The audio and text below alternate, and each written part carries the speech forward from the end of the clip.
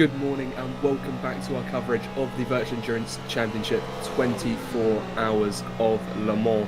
We are just got 4 hours left of this race. When we left you, there were 44 cars running. There are just 35 left now, so the attrition really has set in. For the next 4 hours, you will be joined by myself and Vadir Heatley. After 2 hours, though, I will be replaced by Zach Sweeney. Vadir, welcome. Yes, indeed. Thank you for that lovely introduction. But yes, we only have 35 cars left. Well, of course, yesterday when we were still at the broadcast on, the number 66 Team Shiba car retired. And since then, number 91 NeedRacing.com, which did have some problems at the very beginning of the race. Number 51 Ramada Motorsport.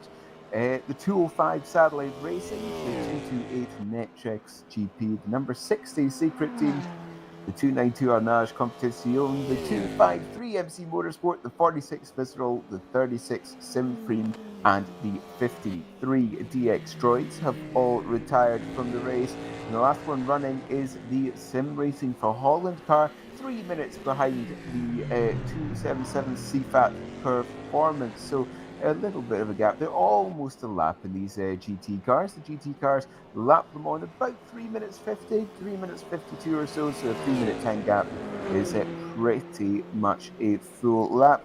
But indeed, we do have some pit stop cycles going on in the LMP2 class. Marco Vincillo in the 241 Arms Cybercar. Who else? You've got Andrei Marek in the 348 for Slovakia, and the number 43 Schubert Motorsport all in the pits at the moment in the LMP2 class. But of course, at this point, after 20 hours of racing, I should say rather, well, at the very beginning of the race, we saw pretty much all the classes coming in the same lap. But obviously, after 20 hours, this is not the case anymore. No, certainly not. And we're currently looking at the race leaders at the moment. Race touch with Tom Latier at the wheel. You can see flashing his lights as he makes his way past some traffic. Now, when we left, they were on a charge to take first. They've done so, and they're now leading their class and the overall race by 2.5 minutes, looking to secure their championship win. Although that can't be the same cannot be said for the leaders of LMP2 when we left. They were that was the Netrex GP car, which has since retired from the race. As well, the second place in LMP2 Championship, the Simframe number 36, they've retired as well. So for the moment, Go Team Racing, the number 37, they're a lap down on the lead, which is also their teammates' car, are looking very strong as well. They're going to be looking to secure their championship.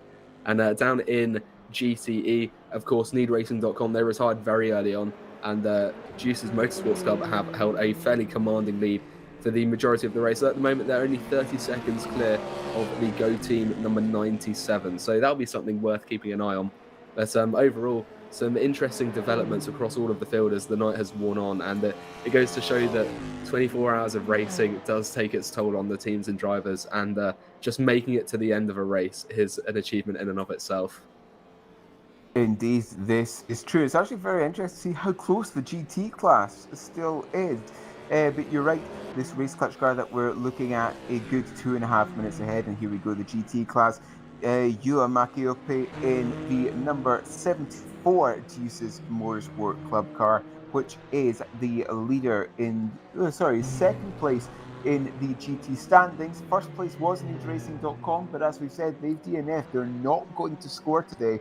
So Juice's Motorsport, that number 74, just needs to keep on going. Their nearest rival is number 81 Blackhawk Racing car, and just having a quick look at the timing, that number 81 is in fourth, and I make that what the Juice Motorsport Club is about a lap on them, just about 2/3 of a lap maybe. So this number 74 car, just take it a little bit easier now in order to protect that provisional championship lead. But yes, the GT class is actually very, very close. If we have a look, slightly further down in this GT class, have a look here at the 93 trying to chase down the number 58, the number 93 being the Scuderia Leone car. Arjen Velton's currently driving that one, the 58 being the GTC Race Centre, Diogo Silva in that car. And after 20 hours of racing, only 3 seconds separating the two of them.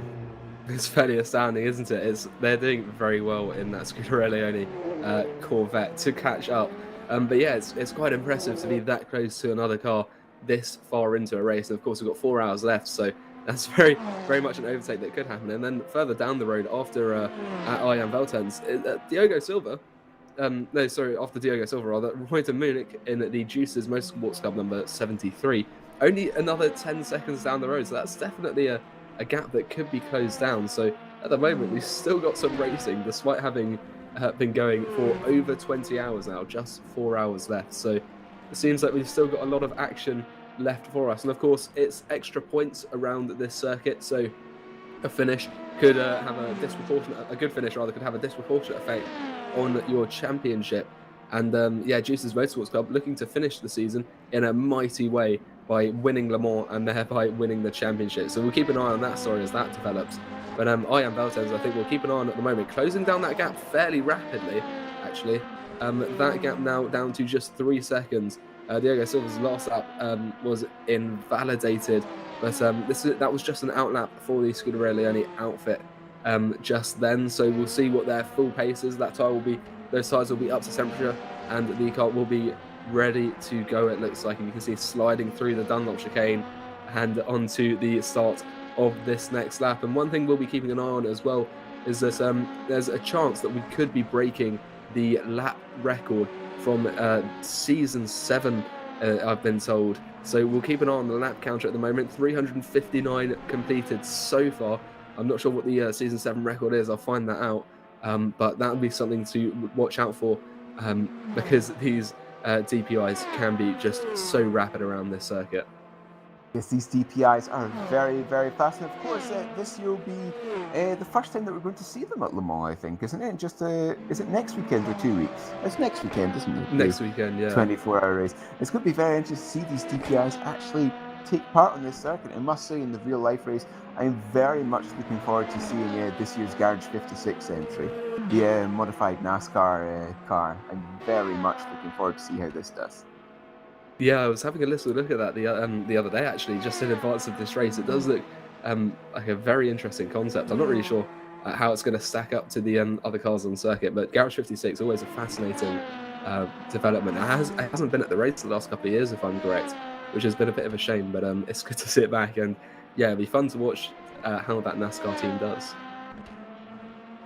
And indeed, it's got some pretty good drivers. It's got 3 legends in that car as well, of course, modified off of one of the Chevrolet Camaros that they race in the NASCAR, I would say Sprint Cup Series, the NASCAR Cup Series it's called now. Now, obviously, it's needed to be changed. It's had to have headlights and wing mirrors added as well. They've also added some more under tray aerodynamics. They've also started to put a wing on it. It looks very good, but it's got some 3 bona fide legends in there: Jenson Button, Jimmy Johnson, and Mike Rockenfeller being the 3 drivers for that car. So certainly no newbies in that car. No, that is an absolutely stacked lineup, so they should be able to do quite well. But yeah, I forgot, NASCAR vehicles, they have their headlights are just stickers, aren't they? When they race in the US, yeah. So that's going to be quite an odd sight, I think, seeing a NASCAR vehicle with actual lights and wing mirrors, as you say. There'll be no spotters for the drivers there, but yeah, no, a good lineup, so no excuses for them, I don't think. We'll see how quickly they can get around the Circuit de la Sarthe in comparison to the vehicles that are used to racing there, I guess. Well, of course, Mike Rockenfeller drove for Audi for many years. I think Button has done a couple of Le Mans 24s, if memory serves me correctly. But this will be Jimmy Johnson's first, proper endurance race. So it's going to be an interesting proposition to see how he deals with these long races. Of course, he was in IndyCar for a couple of years in 2021 and 22, going part-time back to the Cup Series this year after taking a share in Legacy Motorsports, which was the Petty organisation. So yes, some very experienced hands there behind the wheel. But having a look here at Arjan Veltens in this Scuderia Leone car, and that gap now down to 2 seconds. So it does appear that this number 93 is slightly faster than the 58 at this juncture. Yeah, looking fairly quick and looking to close up that gap, take the 8th position, which will be very helpful. And we saw a lot of this team yesterday, so I think they've been keeping their heads down because the cars they were racing earlier on in the race, such as the CFAT Performance number 277. That's in 13th, so they've done very well to just slowly but surely sort of hack away at the grid and find themselves further and further up. So if they can just keep nice and consistent, this is decent pace as well. The last lap they were over a second quicker than the GTC Race Centre vehicle. So looking very strong at the moment, looking to close that gap. Got to be careful though, as of course traffic is something you've always got to be mindful of in these endurance races, and it will be a real shame to crash fairly close to the end. Of course, we've essentially got the length of the previous race left. Yeah. But even so, in comparison, it's only 1/6 of the race left to complete. So not too long to go, and they're going to have to be extra cautious as a result when they're racing each other out there on the track. Yes, and of course it's the same in all endurance series. Pretty much it's always the job of the faster class to make their way around the slower class. So should there be an incident, it's more likely to fall on the head of the prototypes in the case of these GT cars. But yes, Arjen Velten's 1.4 seconds now the gap, so you're going down the central part of the Mulsanne straight, and I think 1.4 seconds is just a little bit too far back to actually gain any of the slipstream from Ferrari. Yeah, I think so. It's just a slightly too great a distance, as you say. And those straights are so long. I mean, we had the debate yesterday about what this straight is actually called. So I think we'll just leave that and try not to bring that back up, because I think David O'Reilly is watching and we don't want to upset him.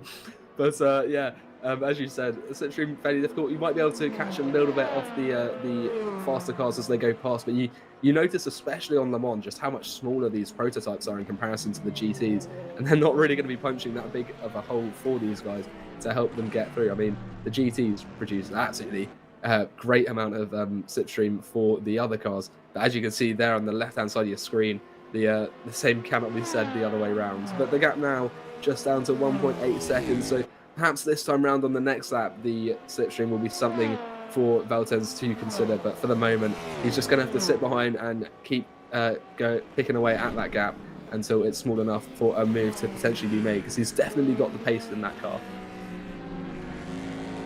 Yes, well, say falling back a little bit, going through the banked Indianapolis corner, a little bit of dust thrown up there by the right-hand wheels on exit, and coming through Arnage. And I actually think Arnage is the slowest corner in the circuit, if memory serves me correctly, which is interesting because you think it would be Mulsanne, but no, Arnage is just a little bit slower as Veltens comes up towards the Porsche curves, and again, just getting into the rhythm. And of course, as the sun comes up, got to think a little bit more about tyre strategy, because you need to almost go into the slightly harder compounds now as the temperature begins to rise.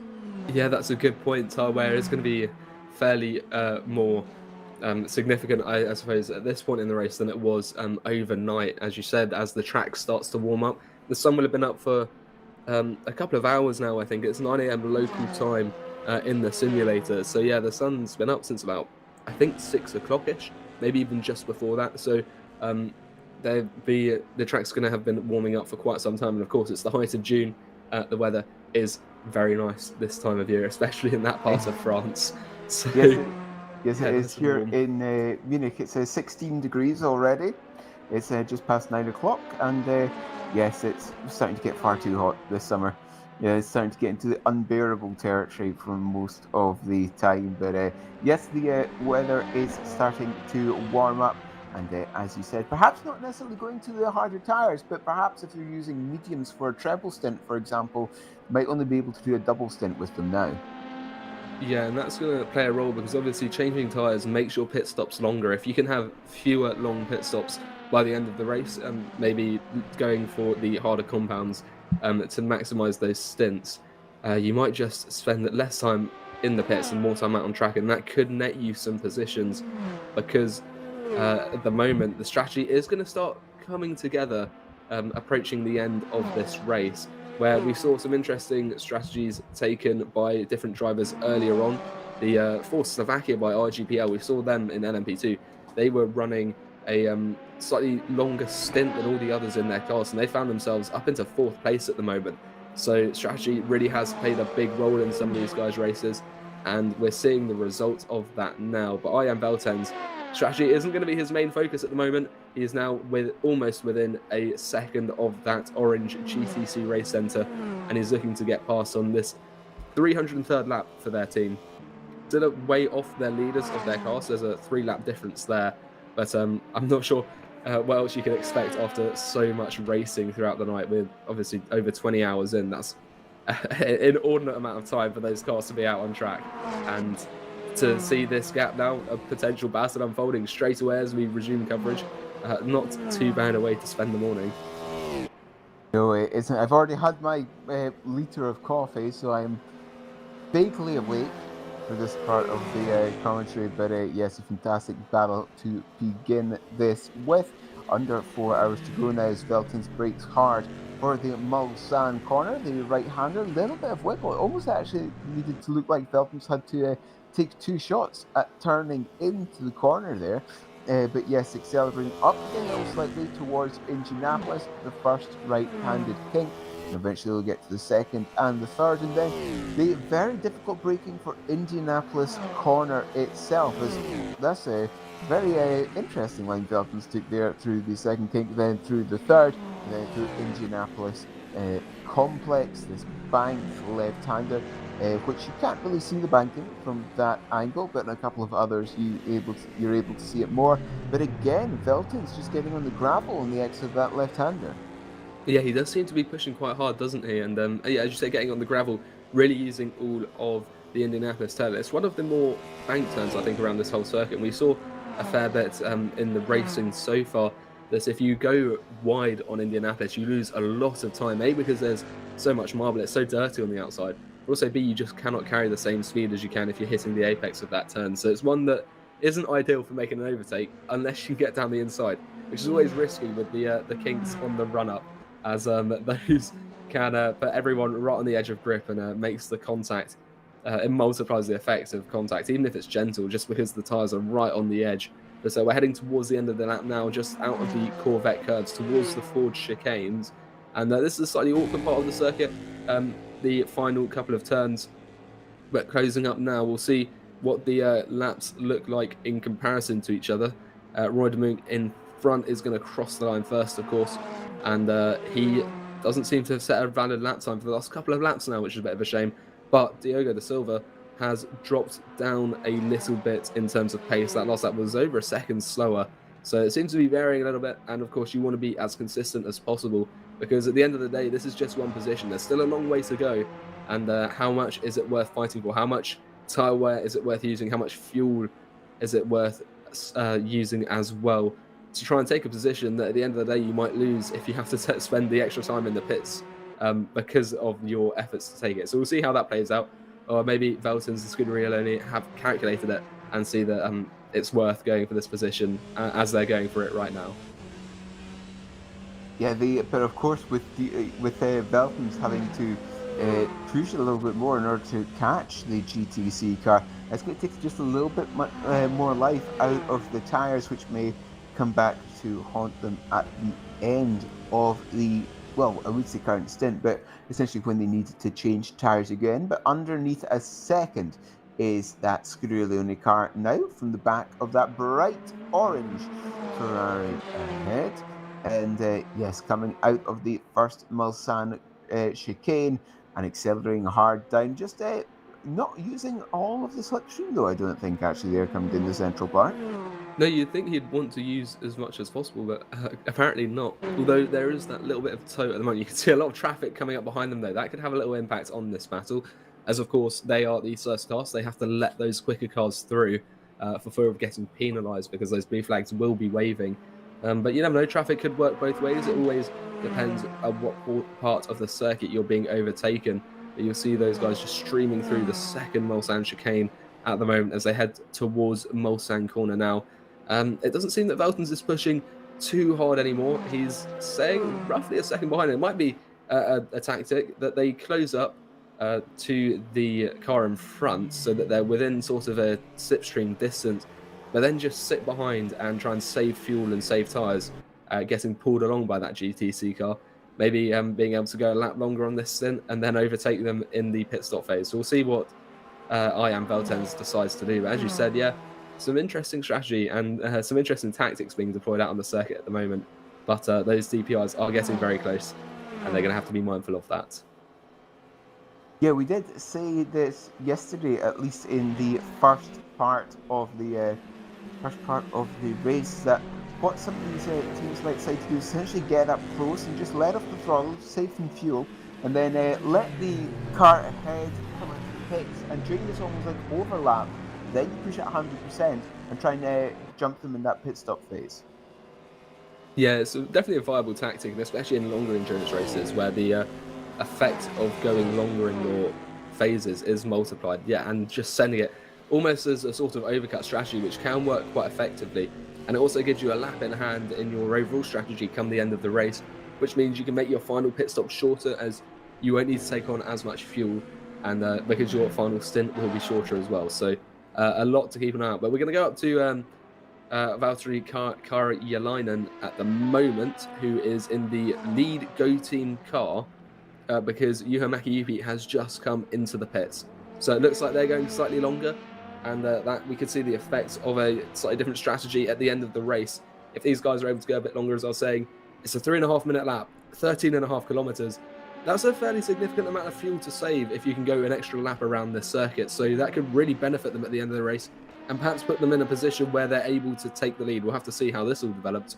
But we will see if this Go Team car, the number 97, decides to pit at the end of this lap, or it can go even further, although I'd be very surprised if they manage that. Yeah, I'm just kind of trying to calculate. The GT cars can do about 53 minutes or so in a tank of fuel.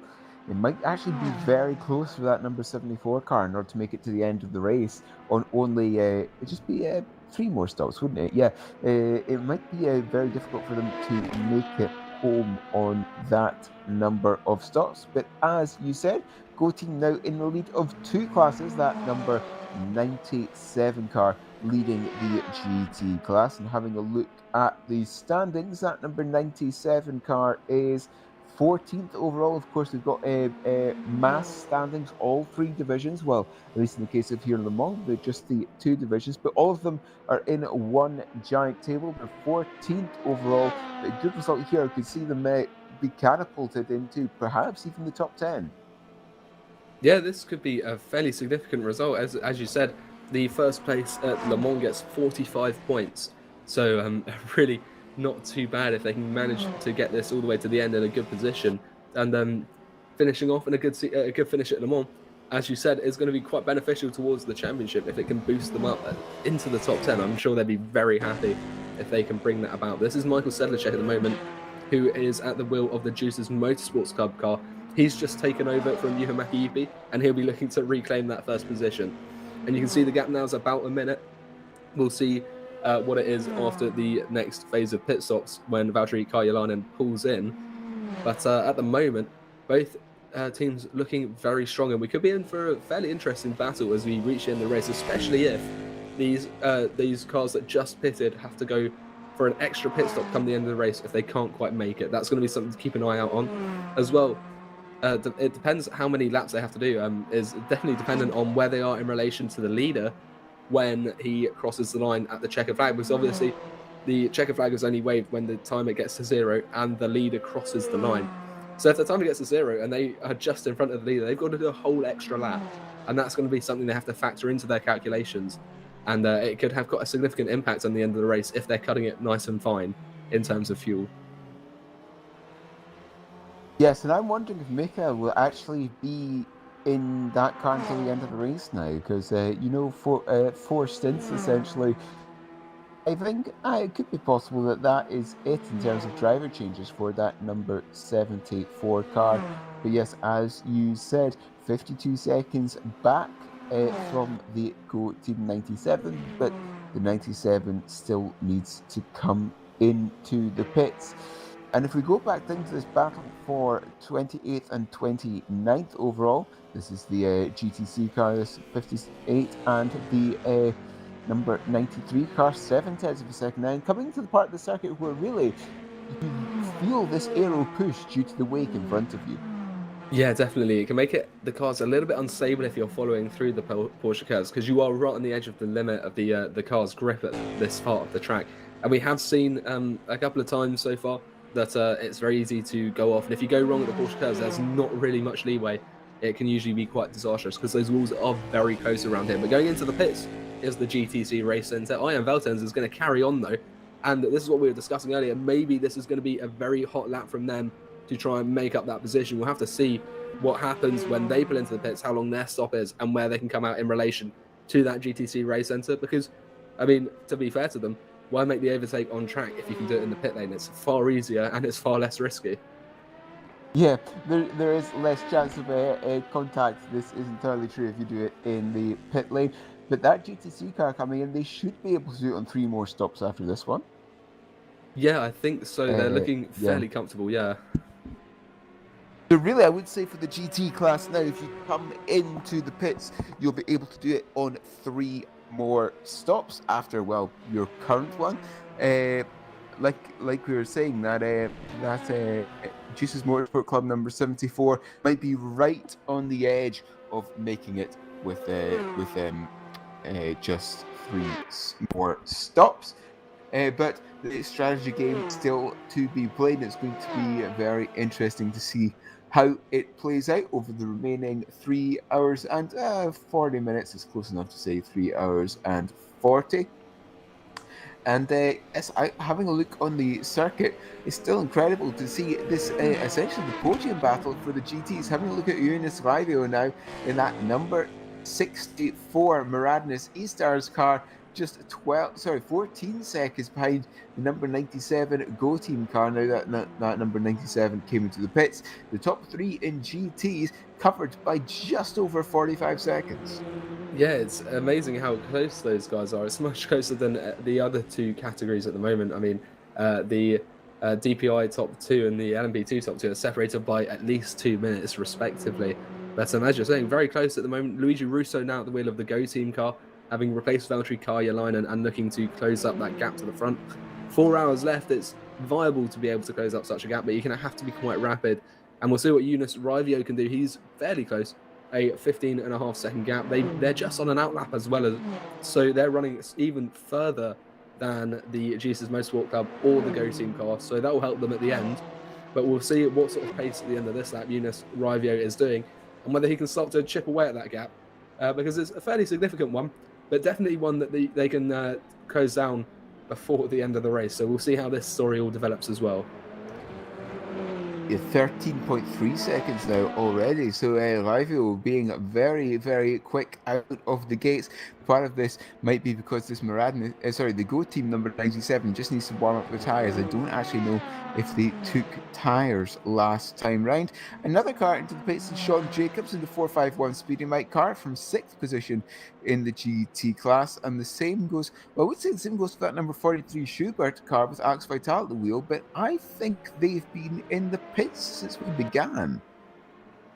You might be right. I'm not entirely sure, actually. I haven't been keeping an eye on those guys too much. There we go. That's Alex Voitler, Schubert Motorsport. As you said, in the pits, they're 17 laps down. Maybe they've retired at some stage. Yeah, I think that might be a retirement by the looks of it, yeah. That's a real shame, adding to the rate of the number of cars that have since retired from the start of the race and up to 12, it looks like. But that's a real shame to get so far into the race and not be able to finish. Indeed, it is. They will still get points. They've completed more than 50% of the leader's distance, but as you said, not being able to finish and gain more of those points. Having a look here at the 237 car, Sven Gilhard in the Team Iris trying to chase down that final podium position place. The for Slovakia by RGPL 347, Nico Barclay driving that one, which is interesting because don't normally see Barclay and the for Slovakia car, at least the RGPL. No, we don't actually. It's an interesting lineup, but it seems to have been quite an effective lineup, given by they didn't start too high up the order, but they've slowly been finding themselves ascending up the order now and in 3rd position at the moment. I'm sure they'll be very happy with that, but they've got to be careful, as you said, to Sven Gerhard behind that Team Iris car, also looking fairly strong. One that as well, I think, has just been keeping out of trouble because earlier on in the race, it was fairly low in the class, but now they found themselves, as you said, up into 4th, looking at potential 3rd place. So yeah, they've just been keeping themselves out of trouble, it seems, and that's really benefited them. And that's sort of the nature of a 24-hour race. It's not really lapping as quickly as possible every lap, because if you find yourself in trouble, then that's going to undo all the hard work you've done. The main idea is being quick, of course, but just keeping it out of trouble and keeping it nice and consistent lap after lap. And if you can avoid the pit lane as much as possible, well, that's just going to benefit you. And if you can avoid the walls as well, save yourself some damage, then you'll be able to lap just at a naturally quicker rate anyway. And that seems to be what Team Iris have been able to get away with so far. And they're looking for on for a fairly strong finish as a result of that. Yeah, it's just 14 seconds to that final podium position. It would be wonderful for them if they could finish off the season on a high. As one of the Go Team LMP2 cars has come into the pits. That is the second one, the 37 car. Guillaume Mas at the wheel of that one. Now, well, we're going to have to wait and see how long that gap is once the 37 comes out. In fact, it could mean the 47 goes a full lap on their own teammates and they continue to lead that class by a lap. So that is a gap that we also just need to keep an eye on. Yeah, definitely. I mean, both Go teams are looking extremely strong. They've looked very, very strong throughout the whole race and finding themselves currently looking on for a 1-2 finish. I'm sure they'll be quite pleased with that. But 37 pitting now doesn't seem to be on kilter with any of the other drivers in their class. So Guillaume Mas making the pit stop now, but it's not. Yeah, it doesn't seem to be on schedule with the rest of the guys. Gabor Hevesy, though, looking fairly strong in the lead at the moment. That 47 could be on, as you said, for having a lap in hand before they reach their next pit stop. And that's quite an astounding lead, and one that I'm sure they'll be very comfortable with, as it gives them a lot of room for just taking it easy and nursing the car to the end. Obviously, you don't want to destroy your engine because still a bit of a way to go, and engine wear is something they have to consider around this track much more than any others, because of course this race is more than double the length rather of the second longest race of the season. So keeping an eye on that is going to be something very important for these teams. So if we're having a look at Roy de Munk in the YouTube chat, just saying he's done with driving for the race and indeed for the season 15 here in the VEC, and the 50th time 24 hours of Le Mans has been held here. If we have a look further down, the 58. Oh, there we go. It'd help if I could actually see properly. The 58 GTC Race Centre car has fallen back behind the 73 Juices Motorsport car. And yes, and because it has come into the pits when compared to the rivals on track, but now 17 seconds between the 73 and the 58. And that makes me think whether that GTC has taken tyres at the last stop, because that's a fairly significant gap to open up in just about 10 minutes. But it does seem that the strategy of the Juices Motorsports Club to just sit out on track a little bit longer, having a driver swap as well, Yao Barbosa now at the wheel, it seems to have worked out for them because they've swapped positions and they're a fairly comfortable lead ahead, although they will have to take tyres at the next stop. It could mean that this next stint isn't as quick as they might like it. So we'll see how this battle develops, because I don't think it's quite over yet, and we could see that swing either way. But looking around, we've got Maximilian Schieder here with the Ace Racing car, just 4 seconds behind Andrej Maricek with the Force Slovakia number 348, currently in 7th place, but getting under a little bit of pressure now. That last lap, though, 5 seconds quicker was Andrej Maricek, but he's now coming under a bit of pressure. Maximilian Schieder has sort of come out of nowhere, maybe as a result of the previous few pit stops. We'll see whether Schieder is able to close up that gap to the Force Slovakia car, or if he starts dropping back. And at the moment, it doesn't seem that the straight line speed of the Ace Racing car is as much as the Force Slovakia, but they might be able to make that up in the latter part of the lap, where it's much more aero dependent through those Porsche curves. Yes, the Ace Racing car accelerating out of the second of the Mulsanne chicanes down towards Mulsanne corner now, over the hump, which is just about here, and where, well, it's been the location of a couple of very famous incidents over the years at Le Mans. The braking hard for the Mulsanne corner and then accelerating out using every centimetre of the track possible before reaching that gravel trap on the outside. And I think that car that you just saw in the foreground is the car that they're chasing down. Yeah, I think you might be right. Just 5 seconds up the road, and as you're saying, using as much of the track as possible. I mean, Mulsanne Corner has some of the more forgiving curves around this circuit, and you're able to use all of them. In fact, sometimes it's better because you get the extra rotation if you hit that inside curb, because they are very flat. But through Indianapolis now and towards Arnage, and you can see the gap is closing down as we get through to the more technical part of the circuit. So I wonder if there's a higher downforce setup on Andrei Marichak's vehicle, and that's allowing Sheila to close up at the more aero-dependent sections of the track. We'll see going right to the left as they go towards the Porsche curves at the moment. We'll see what the gap looks like as we come out of here. It's increasing quite rapidly though, and I wonder if Ace Racing are dropping off rather than being able to catch up to that Force Slovakia vehicle. Yeah, as you said, 6 seconds now, so it could just be that Force Slovakia car has a little bit of pace when compared to the Ace Racing car, or it could be the Ace Racing car is actually coming towards the end of their stint, and the tires are just starting to fall off a little bit. That's very possible as well because we are so far into the race. I think strategy almost goes slightly out the window for a lot of the teams, or at least relative strategy anyway. There's almost no telling what the other cars around you are really doing unless you're keeping a good eye on it. So we'll see what the result of that is. Maybe, as you said, a late stage of those tyres. They may have had them on for a stint or two already, and that's going to have a bad impact, especially as you were saying earlier. It's heating up as well. Those tyres are going to drop off much quicker as the wear increases through the day as the temperatures warm up. And as you can see, it's a very bright and sunny day there in the Pays de la Loire in the heart of France. And oh, it must be very nice for the drivers at least to at least not have to worry about rain for the time being. And I don't think there's any rain forecast. I think they should be on for a nice dry finish in the lovely French sun. As back out onto the Mulsanne straight at the moment, you can see a DPI in the background. This gap is increasing. It looks like Maximilian Schede just doesn't have enough in that car to be able to get that gap to the Force Slovakia car down to anywhere under than 7 seconds. It's going up by about a second or two a lap. And maybe it is just different car conditions that's causing that.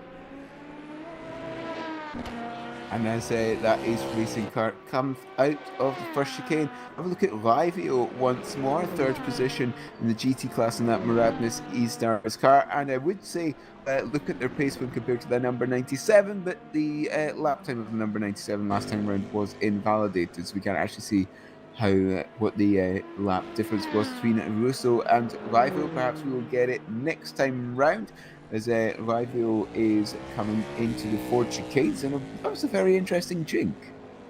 I think the strategy that the drivers seem to be adopting is almost going into the pit lane and just maximising the radius into the Ford chicanes. So almost you got to. It looks like they're going to pull into the pit lane half the time, but they're actually not. They're just going into the chicanes. And it can be a little bit deceptive, but it's quite an aggressive move as well, because there's not that much pit lane to get into if you're just trying to extend the track.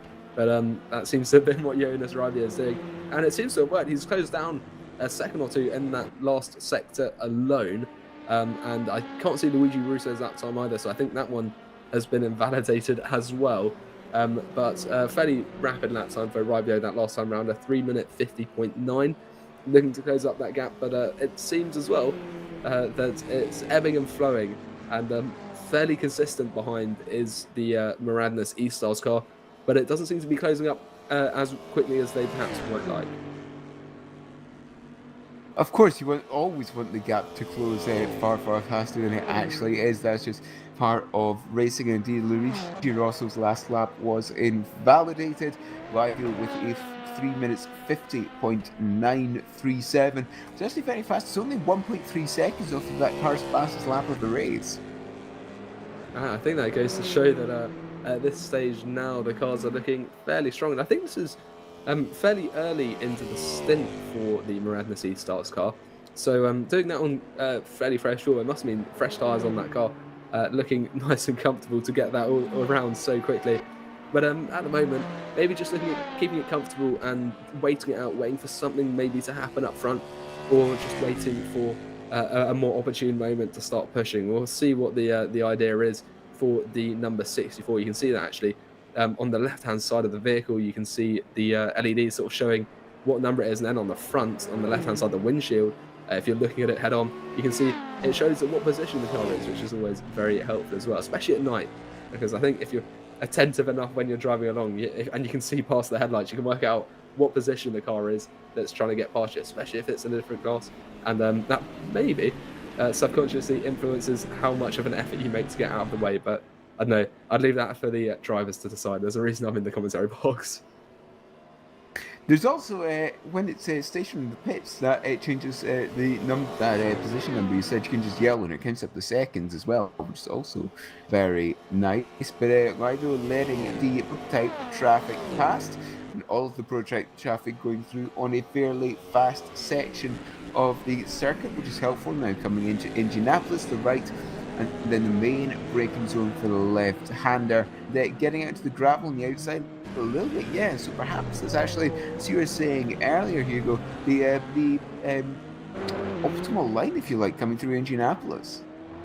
Yeah, it does seem that the maximum width, maybe touching a bit of the grass. We've seen this car actually hit grass in quite a few sections of the track, and I don't think it destabilizes the car too much. It's the way this track works is because it's sort of a street circuit, I guess. I don't think the regular roads have as much grip as might be offered by a proper circuit road, as we have in sort of this section here through the Porsche curves, which is purpose-built track.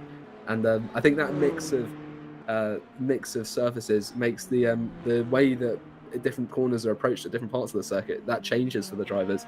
And as a result, sometimes the grass is just a nice little lick of the grass can help you go a little bit quicker. And you can see there using as much of the track and a little bit beyond it as possible. And we'll see again, almost into the pit lane to maximize entrance into the Ford chicanes, because if you mess up the entrance to the first part of the Ford chicane, you're off kilter for the whole rest of it, because there's only really one line through there, and you need to keep it as optimal as possible. And I think that's why we're seeing such aggressive use of the track and literally using it as much as possible. Perhaps a little bit dangerous, a little bit deceptive, but I mean, if the drivers can do it, they're going to do it, aren't they? Yeah, and of course there's a couple of places on the circuit, like the Porsche cars as well, for example. This is very momentum based. If you get the wrong line in the first part, that just ruins your momentum and your line for the rest of that section. The Ford chicanes, is very easy to just outbrake yourself coming into the first section, or just to not have the turning point, and then you easily lose a second and a half, just because you missed the apex by half a meter or so. Yeah, definitely. And also with the second of the Ford chicanes, you've got to be careful of those sausage curbs as well, because if you end up offline and you find yourself running into one of them, you've got to be careful of suspension damage, but also it might upset the car and send you flying into the wall as well. So it's definitely a game of balance that you have to play there. And it seems that different GTs react to the grass differently. Of course, we've seen this Aston Martin quite happily get onto the turf a little bit here and there, maximising their line, but point of saying that the Ferrari isn't quite so kind, quite so forgiving if you take it beyond the limits, and the same for the Corvette C8 as well. So maybe a different machinery reacting to Le Mans in very different ways, and that's affecting the driving style of these drivers, it seems. Yeah, and of course, track has rubbered up since the beginning of the race. Well, it would, considering that these have done almost 21 hours. So that also changes the amount of grip that these cars have. But as always, the pit lane is slightly less grippy than the rest of the circuit, because you only come in there every 12 or 13 laps. And the pit entry here at Le Mans is very tricky, because you've got this chicane as well, where there's no braking boards. No, it's almost like having to navigate the Ford chicanes without all the benefits that come with the Ford chicanes actually being out on track. And I suppose, it slows down the drivers and makes it so that the pit lane isn't as quick to go through. But yeah, as you said, it can be quite difficult. And I'm surprised actually we haven't seen too many cars run a little bit deep and sort of find their way going across the grass into the pit lane, because that tends to be something that happens in these online endurance races, from my experience anyway.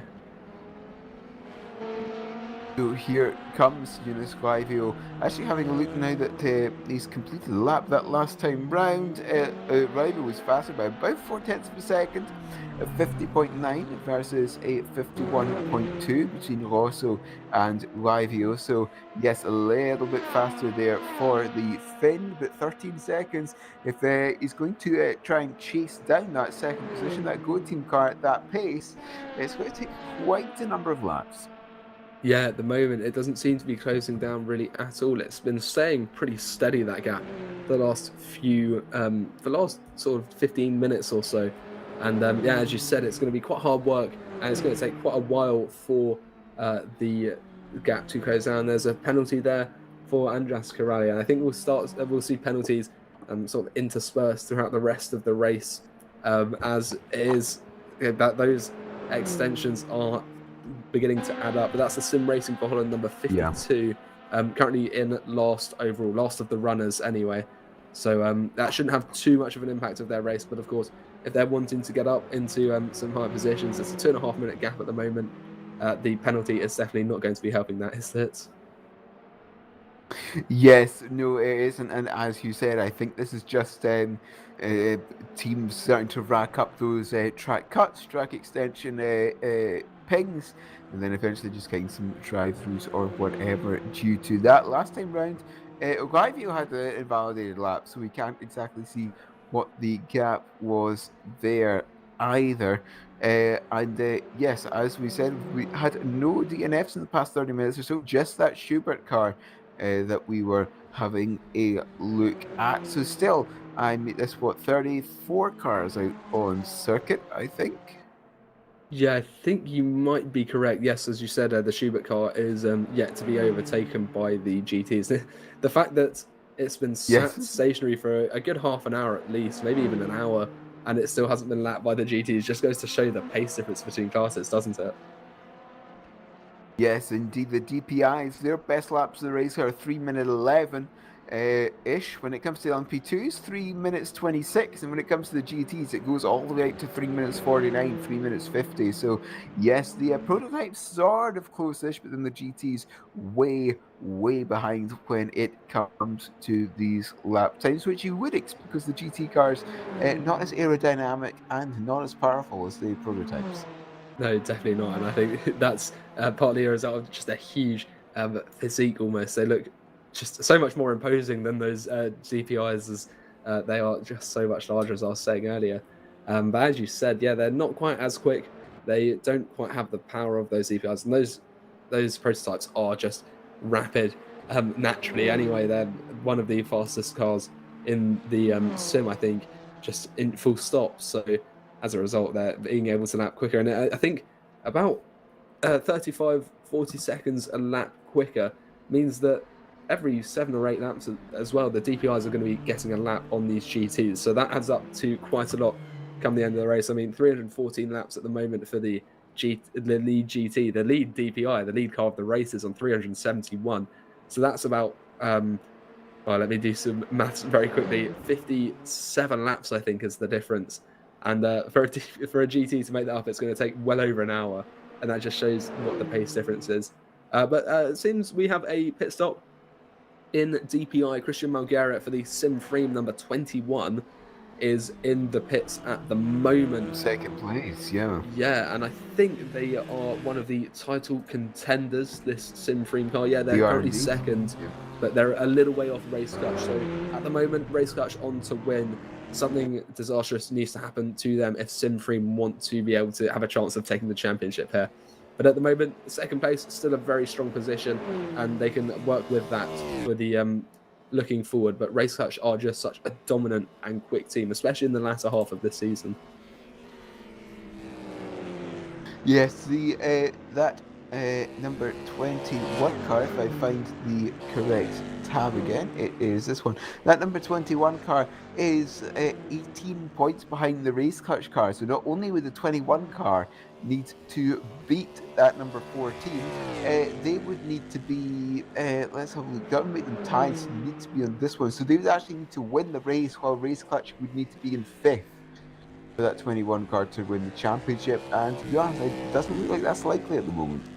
No, it doesn't. I mean, race clutch are just so consistently fast that yeah, I'd be very surprised if that gap, even at the moment, even if Supreme were able to overtake race clutch, let alone overtake race clutch and have race clutch fall to 5th position. So for the time being, at least, that number 14 looking very strong. And they've just got to keep it going for the next 3 hours, 15 minutes till that checkered flag.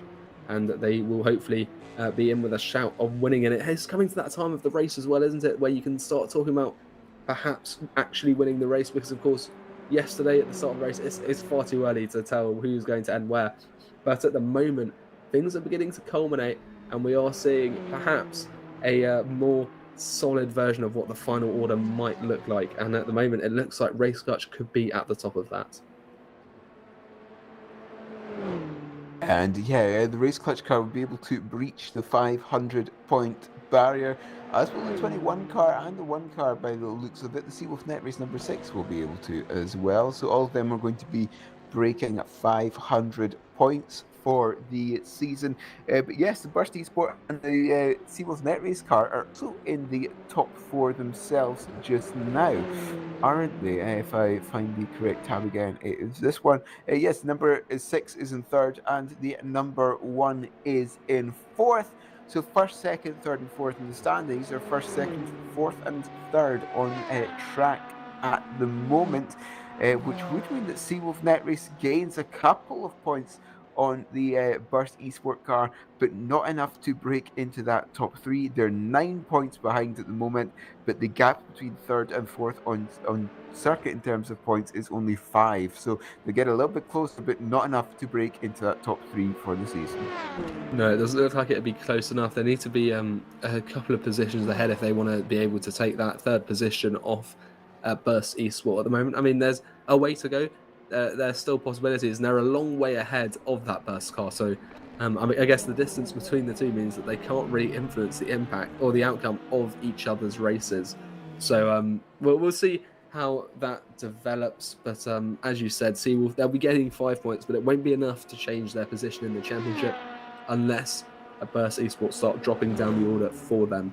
So nothing really going either way there. But also the race leaders now into the pits. Race Clutch with Tom Latier at the wheel. They have just started their pit stop. So they're going a lap longer than Simfreem as well. And they're also incredibly fast at the moment. There you go. You can see them.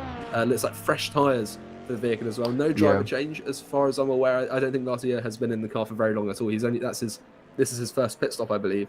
So interesting choice, putting a new driver out on old tyres, but perhaps a little bit risky if they're sort of out of the flow.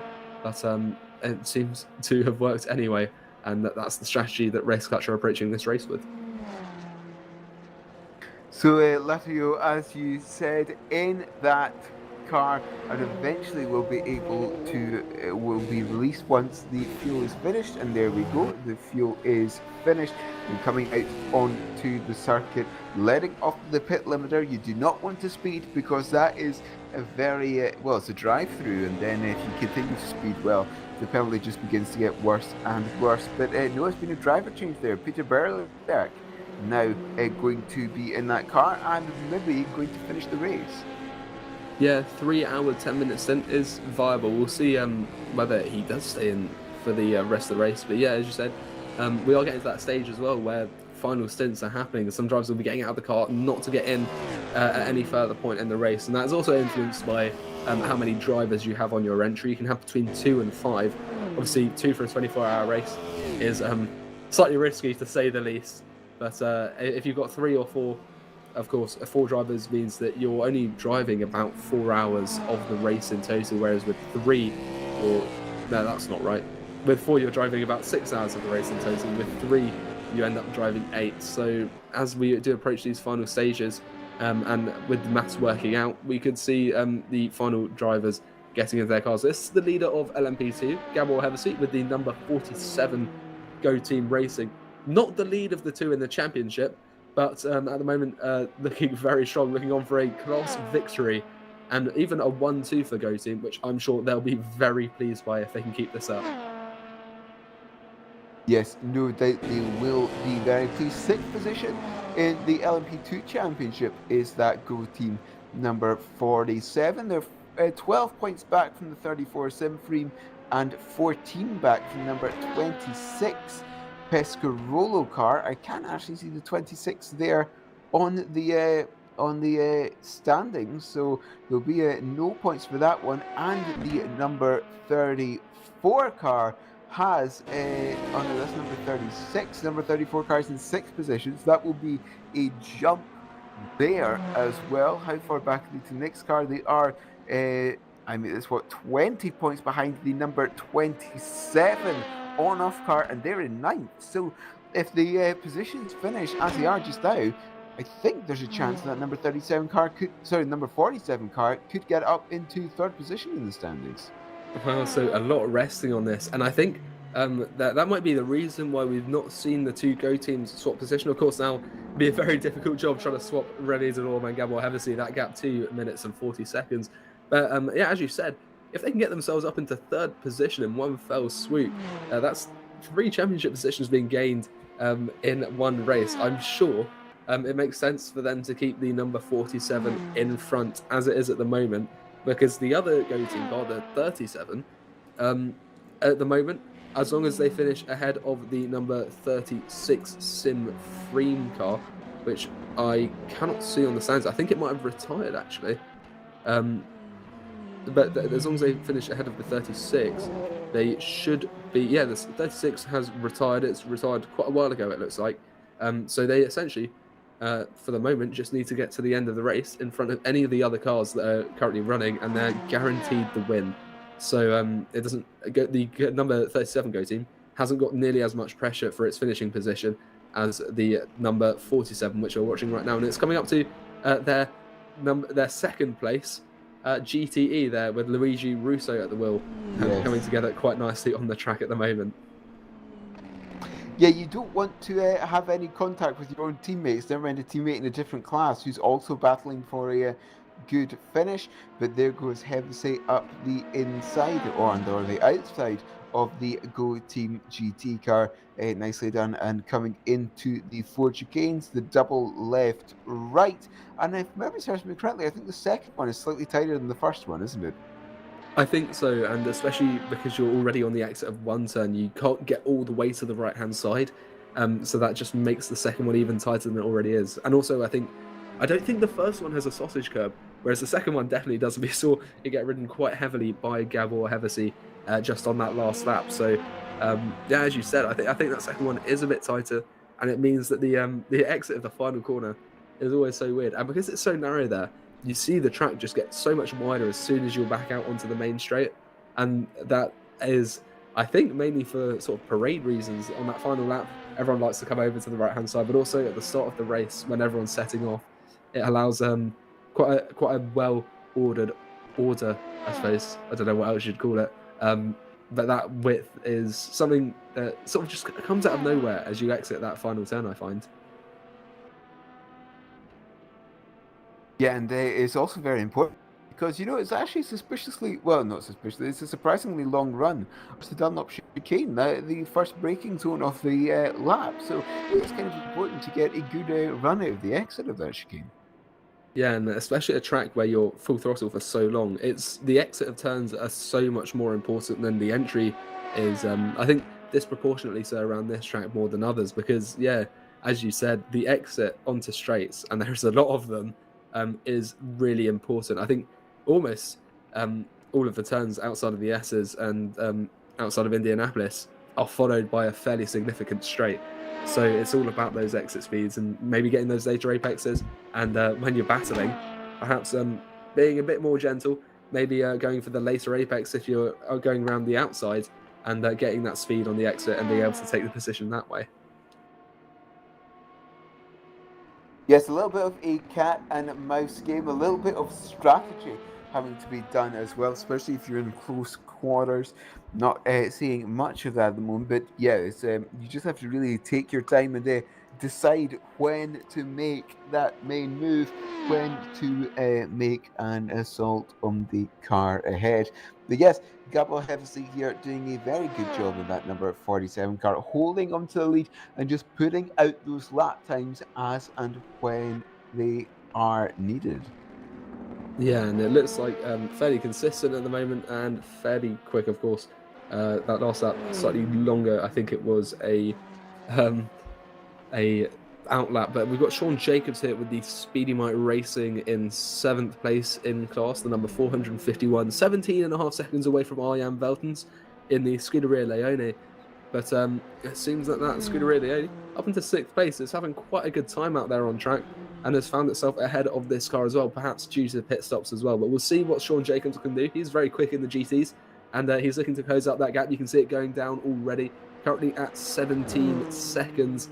And we'll see what the lap time is looking like at the end of this lap as we just go through the forward chicanes now. You can see through the first one, the curves aren't too bad. A bit of a bump there, but going all the way to the right-hand side, over the left, and then using that massive orange curb just to get a little bit of rotation, it seems. But not taking too much of it because it will send you straight into the wall if you're not careful. Across the line there, though, one of the other cars, in fact, the Scuderia Leone into the pits that lap. So that's going to save Sean Jacobs the effort of going through a battle out on track. But we'll see where the Scuderia Leone car comes out in relation to the Justice Motorsports Club with Yao Barbosa at the wheel, because that was something we were looking at earlier.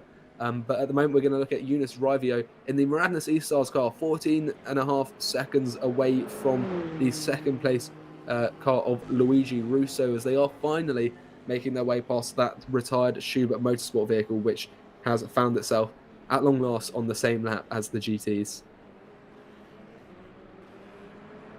Yes, and being on the same lap is always more helpful. It gives you a little bit of an advantage when compared to being a full lap down. But yes, just going to need. Actually, how much of a lap plus is that Speedy Mike car down on the Competizione car ahead? I'm wondering. The 293 of Adam Segivia is a lap plus ahead of that number 451 Speedy Mike car. Let's see if on the track map I can find them. The 451 is just coming its way down the centre part of the Mulsanne Straight, and the 293 Arnage Competition is actually just coming across the start-finish line, so it's about 1.5 laps down is that Speedy Mike car. That's going to be a long distance for them to try and close up. I think more than can be done in the just over 3 hours we have remaining. There's not, in fact, 3 hours pretty much exactly that we have remaining. We've done 21 so far, which is an astonishing amount, but still a fair way to go before the end. But I think some drivers are going to be only able to look backwards now. Some teams, I mean, Sean Jacobs now saying down 2 laps. But yeah, some drivers are going to be more focused looking backwards now than looking forwards, as they might have reached their the potential at this stage of the race where it's not possible to get any more places, but it's definitely possible to lose them. So maybe that will have an impact on the approaches these guys are taking. For example, Sean Jacobs, unlike that Speedy Mike car, is going to be able to get any further forwards, but there is still the potential. The Scuderia Leone is only 40 seconds back. I say only, is 40 seconds back. There's still potential there for those positions to swap round. So might that take have an impact on Sean Jacobs' approach to the next few hours, do you think? Yeah,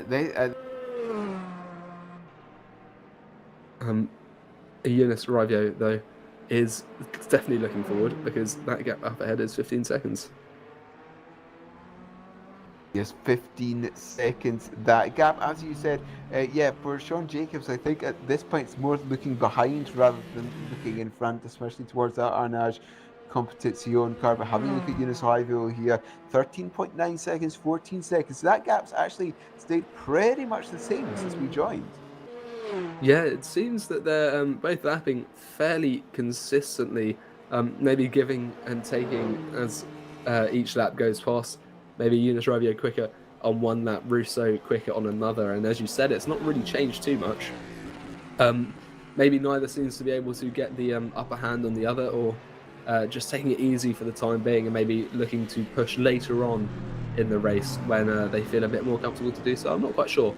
But definitely an interesting approach. Maybe at the moment just managing the car and trying to get some advantage in the strategy for that final pit stop and make a final charge towards the end of the race.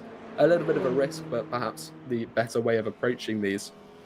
Because, of course, it is now that the strategy starts to culminate and it starts to... The impact of strategy in the in endurance racing only really shows itself in the last hour or two of a race, and that's what we're going to be beginning to see as we are approaching the closing stages of this race.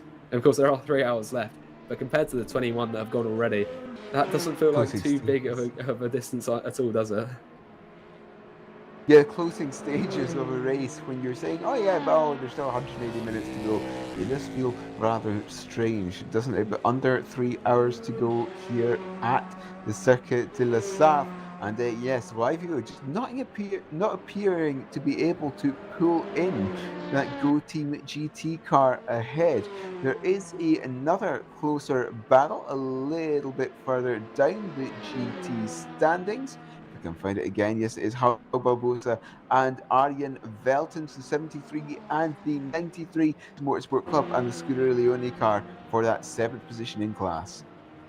Yeah, and we saw these guys battling earlier before the last couple of pit stops. We know that the Scuderia Leone is pitting about 20 minutes later or so than the Juice's Motorsports Club car.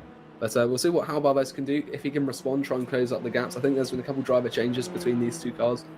Some fresh minds behind the wheels and some fresh rubber on the tyres could bring an interesting dynamic and maybe switch the balance in the favour of Juice's Motorsports Club, who were, before their previous pit stop, getting closed up by the Scuderia Leone. I think they've got fresh tyres. I'm not sure the number 93 has fresh tyres. So that could be advantage to Juice's Motorsport Club, but they're going to have to work hard if they want to close up that gap. Still 10 seconds, it's not insignificant, and there's time left, but they've also got a different strategy at the moment. So whether if they spend too much time batting out on track, that might just hurt them even more in the grand scheme of things. Yes, and of course it's one of these things that you've just almost got to weigh up, isn't it, in endurance racing? But as you get towards the end of the race and you know you're almost a little bit more desperate to make up that time, at this point you might actually just take some of those risks that you wouldn't have towards the start of the race. Yeah, I mean, I guess when you're getting to the end of the race, there's only thing that can be done, I guess, are risks, and especially if that's going to advantage you in the championship, as some of these positions, the difference between the points, especially because the difference in points between positions is greater, because we have the extra points for it being a 24-hour race, means that sometimes it might be worth taking the risk. Although, of course, it's always going to be a balancing game where what you could win by taking a risk and what you could lose, and we'll see what approach Juices take. But they are closing up now. That gap now down to 9.5 seconds. It's below 10. Slowly but surely closing up, it seems, that Yao Barbosa. But also, it seems Rim Correa Alves listening to Gorillas last night during his nights. And I do remember yesterday we were discussing what to do overnight. Sometimes you don't have a race engineer. It's just you left your thoughts, how you keep concentrating. And I think music's a good way of doing that, because it's something varied that takes away from the monotony of lapping the Circuit de la Sarthe for 4 hours straight. It's very easy to lapse into a full sense of security if you haven't got something else to focus on that is changing, where if you're doing the same thing lap after lap, maybe you get complacent, and that's when mistakes can creep in. So Gorillas is one strategy, it seems. I'm not sure. I don't know if that's maybe too relaxing. Maybe you'd want something more intense to keep the blood pumping, but I guess it depends on each driver, doesn't it? Yeah, of course, this is true. Perhaps just a little bit of chill out to almost get you into the zone, get you into the groove might also be a thought process behind that. As yes, Hal Barbosa there got very close to the outside of the safer barrier through the central part of the Porsche cars. He does seem to be getting a nice bit of slip on, doesn't he? And really pushing the edges. And I think that might be evidence maybe of his attempt to close up this gap now as into the... Oh no, not into the pits. So this is what I mean about the use of the pit entry on the way into the Porsche games. Makes it very hard to judge what the cars are actually doing. We've got the race leaders just coming past Yao Barbosa now. And we'll see what that last lap was in comparison. Barbosa setting a 3-minute 50.8. Unfortunately, Veltens hasn't set a valid lap. But in the last lap alone, that gap's closed down by about a second and a half. So it does seem that Juices are making an attack forwards, and they're looking to take that 7th place. Yeah, yeah, it always comes to when we see battles like this. It's like, oh, what are the lap time differences? Oh, one of them's had the lap invalidated. We don't know. Appears to be happening quite often at the moment between us, isn't it? But yes, how Barbosa says 7.7 seconds the gap coming through Tej Cluj, and there's a very difficult right-hander actually because you need to turn in slightly later than it appears to. Yeah, and it's one that if you can get right and it's fine, but if you do get it wrong, it's going to cost you a fair bit of time because you might run wide and you have to give back the time you gain, or if it's really bad, you might end up finding yourself in something a bit more solid than just a track. Those barriers on the edge are fairly close there. There's a bit of gravel as well to slow you down, but it won't do too much. But as you say, you're turning in quite late, and it's fairly blind as well. You can't really see where you're going. And I know in the morning, I think, is when the sun shines on Tetra Rouge. That can make it a little bit, just that little bit more difficult, especially if you're in a bit of traffic, to judge what you are supposed to be doing. And you've sort of got to let your practice, let your instinct take over in those sort of situations, I think. So here comes how Barbosa, 7.5 seconds through the middle chicane. Sorry, the second chicane, I should say, rather, at the Mulsanne Straight, linking the second and third parts, accelerating out and gaining a little bit of time actually there through the chicane.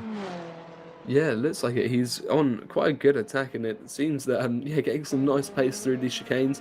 Maybe I think he's on fresher rubber, so that's probably where the corner time is coming from. Obviously, able to take those chicanes a bit quicker, get a bit better exit speed, and through these slower sections of the track, just having that bit more grip is going to continue helping. I'm not sure we can see the. I think we can just see the Scuderia Leone up the road.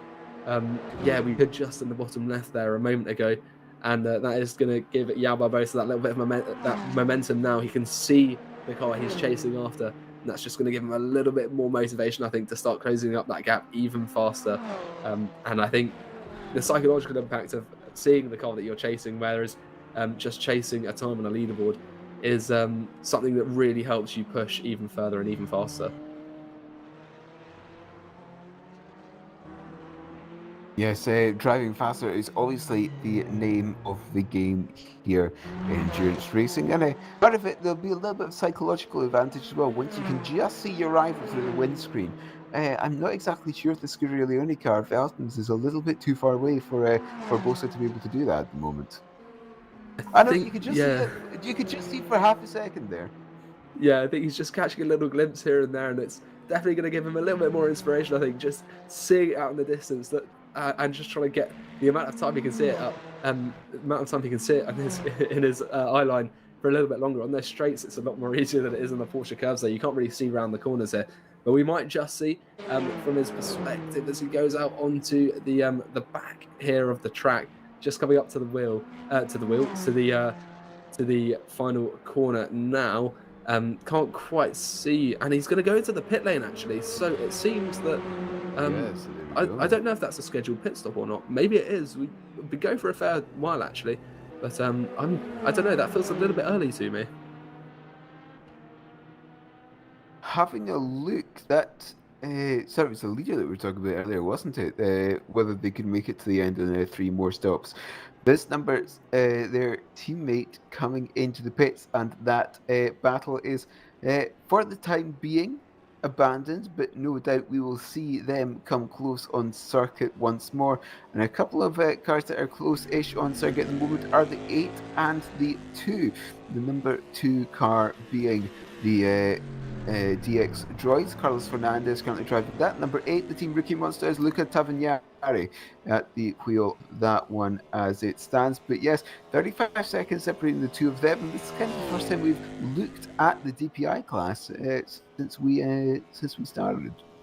That's a good point actually. I think it's because they're the smallest class on the grid that it means that the battles are just less likely to happen. As you're saying, these guys are not too far apart, and Tavagnari, who we're watching at the moment, saying some pretty quick lap times. He's quicker than the previous lap of the 3rd place Seawolf Net race. He did a 3:13. No, he didn't. He did a 3:14.6 that last lap, which is fairly rapid. He's coming up to the line now. We'll see how quick this last lap was, but closing up actually quite quickly. That gap already down to 36 seconds, it looks like, and across the line we go now. We'll see what that lap there was. It was a 1:04.6. So not quite as quick as last time, but still fairly rapid and looking to close up that gap now. He might be able to do that quite quickly. Yeah, but it's always interesting in endurance racing to see what happens, because you can't always say that there's going to be a quick catching up, because you just never know what's going to happen in the future. But no, that is certainly what they will be hoping for. Well, yeah, I suppose so. It's always hoping that you can get up as quickly as possible. But I mean, 35 seconds is still a fairly significant gap. So you're right in saying that it's still a fairly decent way to go. And it's not like that overtake's going to be happening in the immediate future. So it's all a matter of time a matter at the moment of just setting quick and consistent lap times. And speaking of valid lap times, it seems on the last lap, none of the top 5 cars decided to set valid lap times, which makes this comparison a little bit annoying. But I think we are reaching that stage in the race. Fatigue setting in a little bit. These guys have been going for 20 hours now, 21 in fact. Those little slips every now and then creeping in means that it's making our job a lot harder, I think, to judge the pace of the cars in relation to each other. Yeah, just a little bit harder. Here comes Tavanari through that second chicane, and yeah, that gap is certainly coming down. 32 seconds now, so for 8 cars, slightly faster than number 2 at this point in the race, but still quite a bit of a gap between them. In the GT class, I do believe, just having a quick look, I believe that Jesus Motorsport car of Barbosa's came out the pits. Indeed, they have. And now I think it's about 58 seconds behind Velton, so that's just fuel only, not tyres, doesn't it? Yeah, I think you must be right. And only 20 seconds. They would have lost. Yeah, they would have lost about 50 seconds in the pit lane, which suggests fuel only. Yeah. Yeah, because I think it's closer to 1 minute 10, 1 minute 20 if you're doing tyres as well. If I'm correct. Yeah. Mm-hmm. Yeah, so yeah, tires is like 25 seconds, but you can't do this at the same time as fuel. These are sequential events rather than concurrent events. So yeah. Yeah, I mean, I suppose just like the Real Endurance Championship, where you can only do, you can't work on the car until it's fueled anyway. So that makes those pit stops extra long.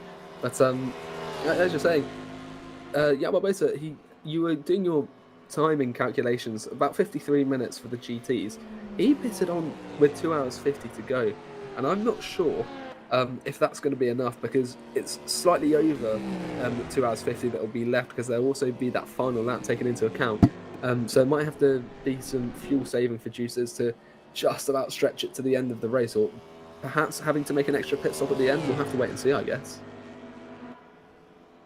Yeah, it might be very close. They might need to do a splash and dash at the end of the race. They might not be close enough. And speaking of a splash and dash, the car that is coming to the pits is this number 8 Team Rookie Monsters. Yeah, and that's going to, unfortunately, postpone the battle that we were hoping was going to involve between them and DX Droids for a position in the top 5. But hopefully that reignites later on. We've got Michael Sedlacek at the moment, only 8 seconds off the leader of the category with the Go team of Luigi Russo, not too far up the road. So that's an interesting development. In fact, the top 3 of GTE only separated by less than 20 seconds. Yeah. So Michael Sedlacek, Luigi Russo, and Jonas Raivio all seem to be striving for that first place. And sort of out of nowhere, seemingly, they've all sort of come together, and we could be in for quite an interesting next few minutes as these guys push to close up to each other, and a battle for top 3 in GTE begins to emerge. Yeah, but of course it comes to this pit stop cycle, as you were saying. Sedlacek here, well, might need to do a splash and dash at the end of the race. We've got to wait and see, but they're all on different pit stop cycles, and I do believe that the Go Team car and the Maradness car will both come into the pits soon. I think they should be fine. 2 more stops to go. 3 more stops to go now, 2 stops after the next one. Whereas Sedlacek may have completed their third to last stop, but it might be close. Yeah, I think you might be correct. So we'll keep an eye out on all of that. But as you're saying, yeah, it looks to be now, if you're pitting from here on out and sort of the next 20 minutes, you should be all right for having quite a safe strategy at the end of the race. You won't have to do any unscheduled and unfortunate pit stops where you just need to get that little bit of extra fuel just to push you right to the end. But at the moment, a bit of traffic navigating its way through, and Sedlacek is going to be looking to close up this gap because may as well have a little bit of fun while you're out on track at this stage of the race, because to be fair to them, it's not going to be that often now that you're coming up to drivers on the same lap as you, especially this late into the race. This is entirely true. We've got to wait maybe a couple of laps for Sedlacek to be able to get out and set some hot laps, if you like, to see what the pace difference at the moment is between the top three in the GTs. But 15 seconds separate the top after 21 hours and 15 minutes of racing here at Le Mans. And here comes that 74 car through Maison Blanche and coming up towards the end of the lap. And I must say, just having a little bit of an eyeball at the times, I actually think that this Morales car, the number 64, is slightly faster than the well, coming to the pits, so that doesn't matter.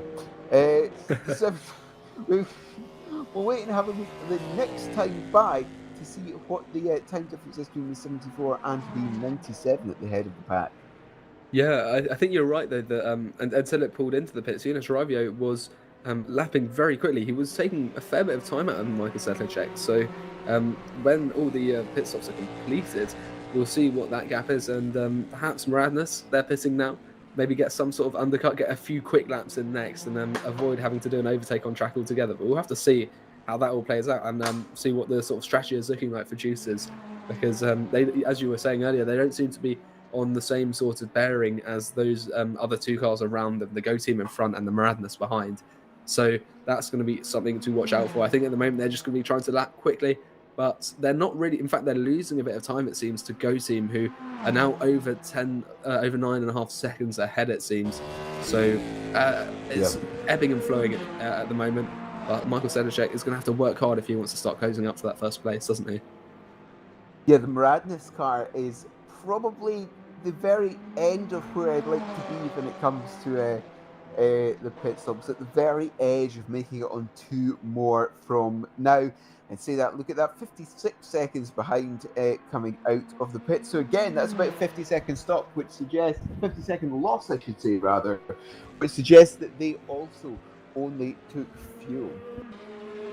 Yeah, I think you're right. And it's interesting that fuel is seeming to be the main thing that people are changing. No tyres. And I suppose that the next tyre change for a lot of these cars will be their last one. So they'll probably stick on some hards and try and go to the end of the race when it's nice and toasty on track, and that tyre wear is going to be quite high, and just stay out of the pits for as long as possible for these last few phases, because that's where the most time is going to be gained. If you can just stay out, not have to get those extra pit a lap early, get that extra fuel in that pit stop, and just stay out and keep going on track, because that's where you're going to save the most time at this stage, and maybe gain a position or two if the other teams around you aren't able to do the same.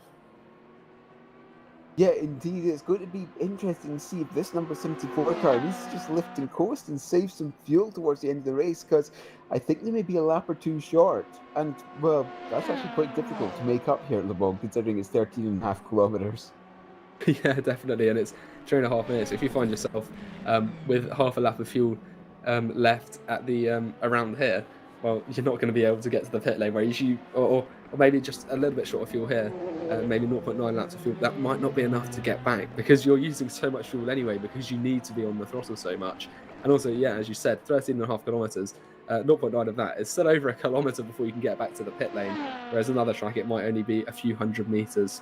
So we'll see what the impact of that is, and maybe that's why Sedlacek doesn't seem to be pushing too hard, mindful of the fact that maybe losing a couple of seconds here by lifting and coasting, doing some fuel saving, will pay off in the long run, because it will save an extra pit stop and an extra 30 seconds or so lost if they have to do one at the end of the race.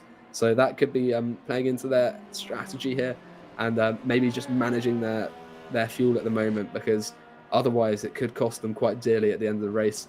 Not just staying in second position, but perhaps even dropping down to third if they have to make that extra pit stop that's unscheduled. So we'll see how that all plays out. And I mean, the championship at the moment, Juicers are fairly comfortable with looking to win. I mean, they're 30 points clear of Moradnes E-Stars, who are fourth in the championship at the moment. They're the biggest threat. Blackhawk are 4th in the race, whereas Moranis are 3rd as Goatee put into the pits. Luigi Russo there, yes. So that gives Sedlacek a bit of leeway, and we'll see when he pits, because yeah, they are just on a very peculiar strategy, it seems, and that's going to be a big deciding factor, I think, in the outcome of the top 3 or so for GT, because that looks to be far from decided as yet.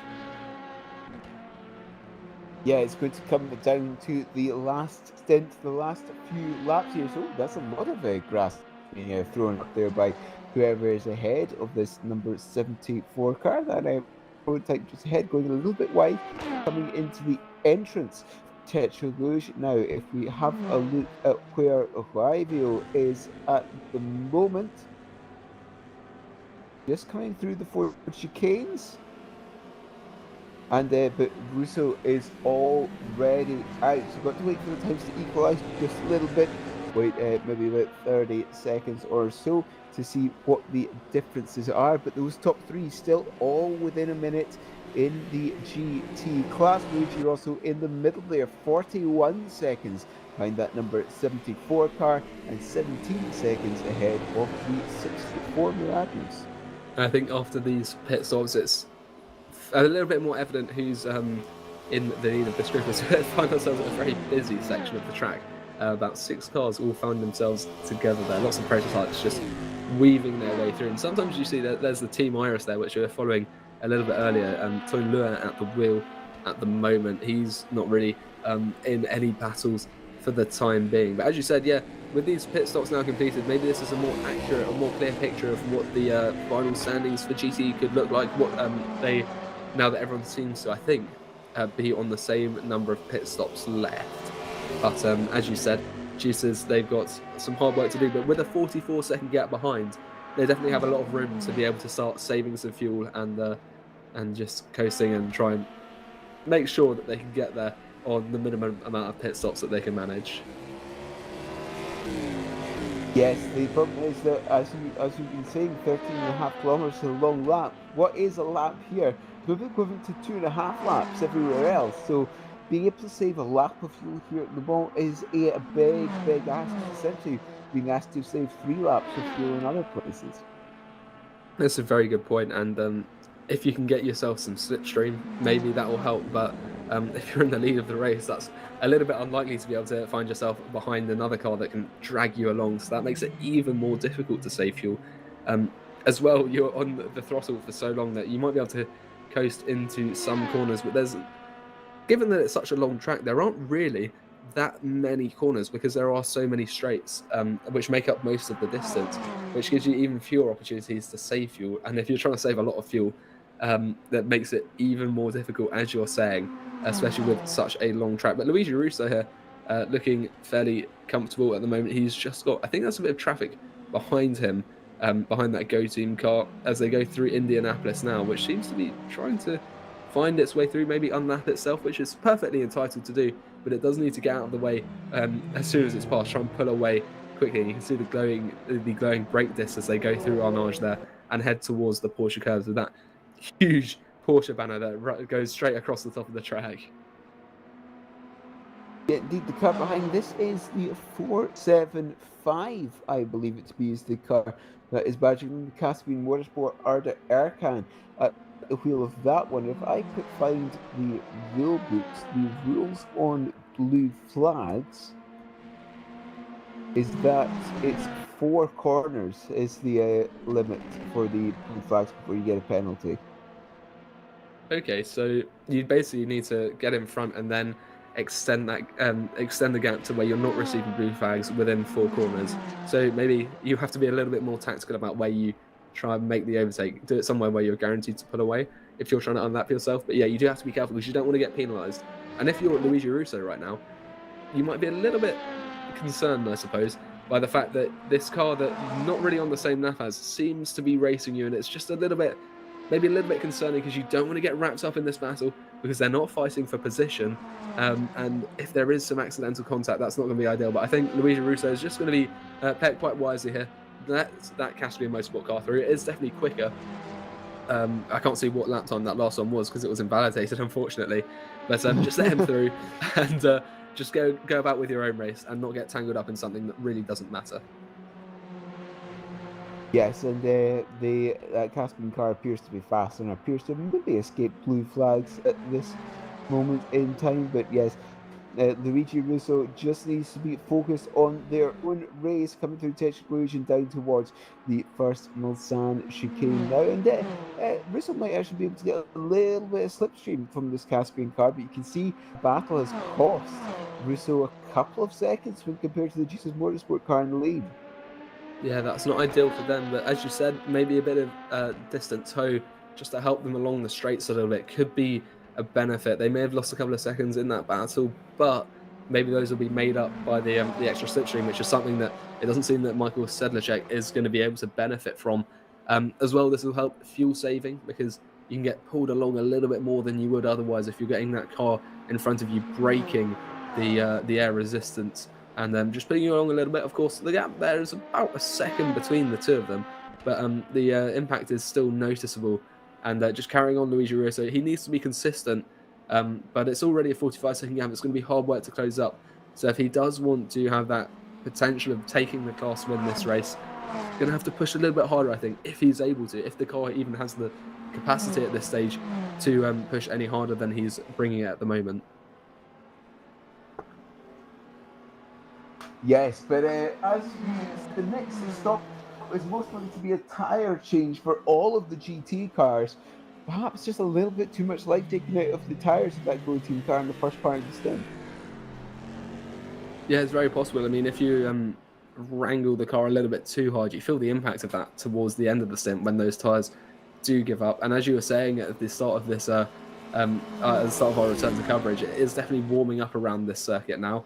That's going to have an even greater impact on the rate of tyre wear for these cars. So maybe that's what's the limiting factor at the moment, and just trying to get it to the end of this stint, which is going to be a little bit further, but into that final pit stop and get those fresh tyres on that will take them to the end. We've got Eunice Rivio here, third place at the moment with the Maradnas E-Stars car, looking to close up that gap, 18.5 seconds. So Luigi Russo, we were looking forward with him, but he might have to start looking backwards and see this Aston Martin, quite an imposing presence, start getting a little bit larger in his rearview mirrors, although the gap is at the moment such that he won't be able to be seen at all, will Eunice Rivio, but he'll be hoping to change that state of affairs as he sets some fairly fast lap times and attempts to close up this gap.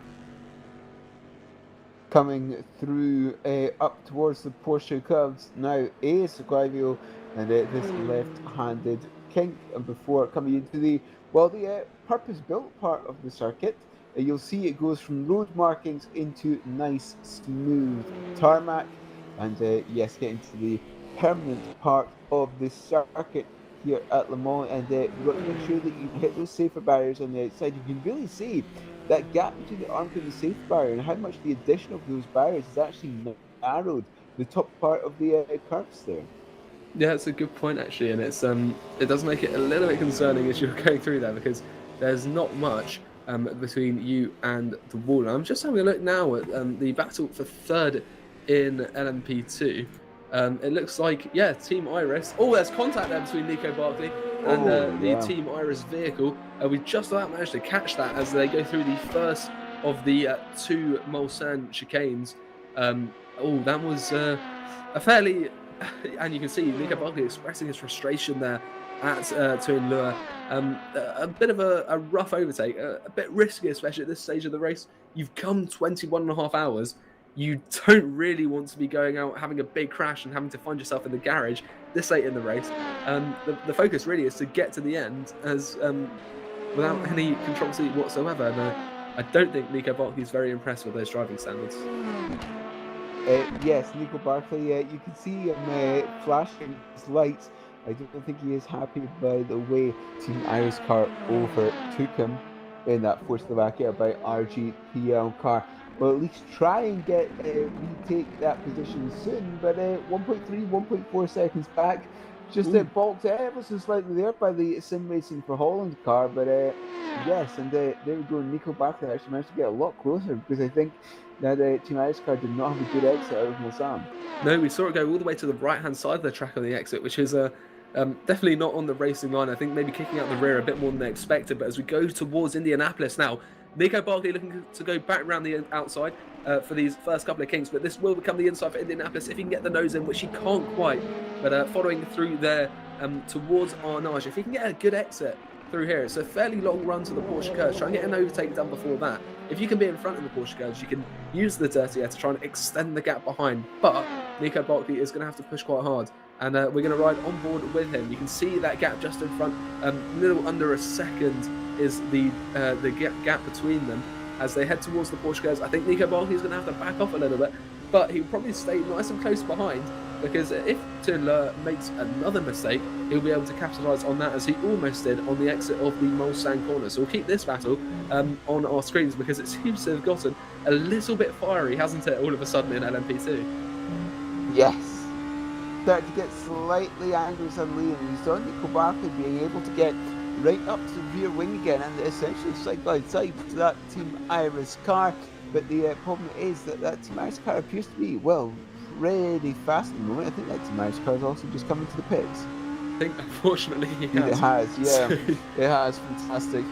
Well, that's our excitement over for the moment, I suppose. There's definitely some interesting on-track action, and that is going to elevate the Force Slovakia, the RGPL Force Slovakia, to the podium positions for the time being. I'm not sure what their overall standing is looking like, but there are yellow flags in Sector 1. They've been out for longer than they usually are, but seem to have been cleared away quite quickly. So maybe someone just running a little bit wide somewhere. Of course, Sector 1's a big sector as well. I mean, every sector is. They're about 4 kilometers long each, so it could literally be any part of that. That's about the length of a regular track, in fact, even longer sometimes. But yeah, that Team Iris got pulled into the pits, and we'll keep an eye out on the battles elsewhere. Eunice Rivio is still 18 or so seconds behind Luigi Russo, so not able to close up, it doesn't seem. Only 3/10 quicker on the previous lap. We've got Nico Barkley now making his way past a Corvette, or sitting behind a little bit longer. Not quite an opportunity at that first chicane. Going to be looking to get past. Maybe use a little bit of slipstream as well to help pull him along. But there he goes. And that shows you the difference in acceleration between those LMP2s and those GTs. It's always incredible to see the difference, isn't it? As Team Iris cars came out the pits, 56 seconds, that gap now. And again, that suggests fuel only, doesn't it? Yeah, I think you might be right. So a nice quick splash and dash there.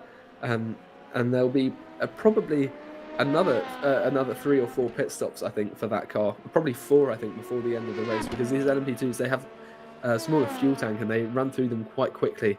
So especially at Le Mans, and that means that those pit stops will be, the stints are far shorter. So we'll keep an eye out on that. In fact, the fuel, I don't know actually, the fuel tank's the same size, but the P2s are quicker, so they burn through them faster. I'm not quite sure actually. Yeah, that's something that I'm also not sure about. Yes, the gap there now, 55 seconds to the Team Iris car. Obviously got to wait a few minutes to see what the lap time difference is between this Force Slovakia car and the Team Iris car, and see if there'll be any other more interesting moves soon between these two for that final position on the podium here at the 24 Hours of Le Mans. 2 hours 25 to go here, as the sun is well and truly up, as Nico Barkley comes under the Porsche banner and coming up towards the Porsche cars once again, as a DPI goes around the outside of him, and then Barkley comes across to driver's right, trying to gain as much slipstream as possible, that overtaking DPI. Yes, and sorry. Yeah, making his way through, and that was the race leader, Peter Borojak, going through, as you said, and he's looking fairly comfortable at the moment with almost a 3-minute lead. That's almost a lap now on the Sim Freedom Esports car in second.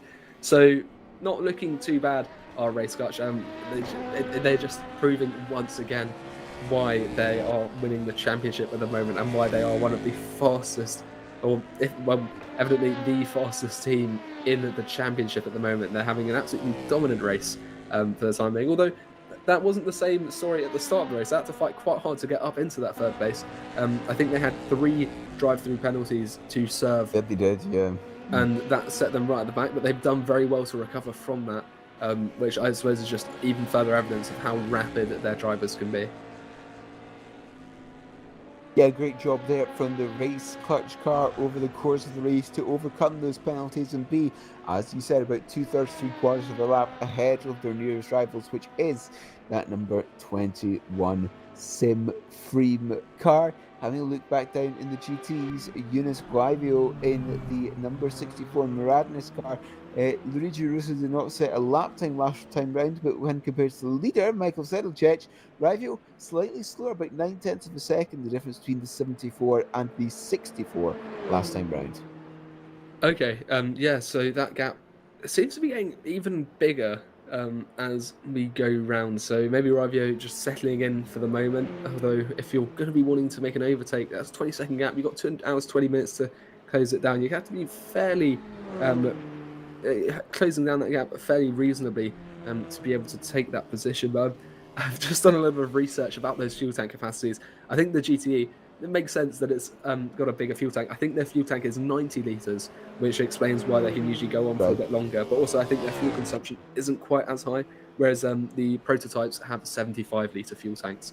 So that probably explains the timing difference. But 75 litres might sound like a lot of fuel, but it does not last very long around Le Mans, just because there's so much fuel being used. You're going max speed for so much of the lap that it gets burnt through rapidly, meaning the stints, whereas it's usually about 40-45 minutes for the prototypes at other circuits, it's brought down to maybe as low as 35 minutes around this track as a result of the way it works and how you must drive it. Yeah, indeed, and of course managing that fuel is very important, as it appears to be perhaps one of the deciding factors in this GT battle at the end of the race. That reminds me, did you see how many laps that season that record was? Because Peter Berliak, now in that number 14 race clutch car, has completed 387 laps, and we've still got over 2 hours to go. I haven't. I keep searching. I haven't quite found it yet. I'll keep looking for it. 427. Jurgen van Belgen is messaged on TeamSpeak. 427 is the record so far, and they're planning race clutch for 432. So yes, it could well be a new distance record here in the VEC for Le Mans. Oh, that's altogether possible. If they're doing, shall we say, 3 minutes 15 lap, or 3:18 if we factor in fuel refueling and pit stops, it could be a bit of a scuff. With the amount of time remaining, we're on 388. It's very, very possible that they could break the record, which would be a first for the championship. First time, I think. They said since the record in season 7. So that it's taken another 8 years, I think, for that record to be matched, and perhaps, well, that hasn't been beaten yet, likely to be beaten today. And it goes to show as well just how rapid the DPIs are as a class, and how dominant they are. So we'll keep an eye out on that potential record being broken. And also it goes to show just how rapid these drivers are, because if they're able to break the record by more than a few laps, it's very impressive. Yeah, they are incredibly quick, these DPIs, as we've seen all season, but really here at Le Mans it goes to show what sort of top line speed they have. But yes, 427 is the record so far, the 388 laps completed by the leader, that number 14 car.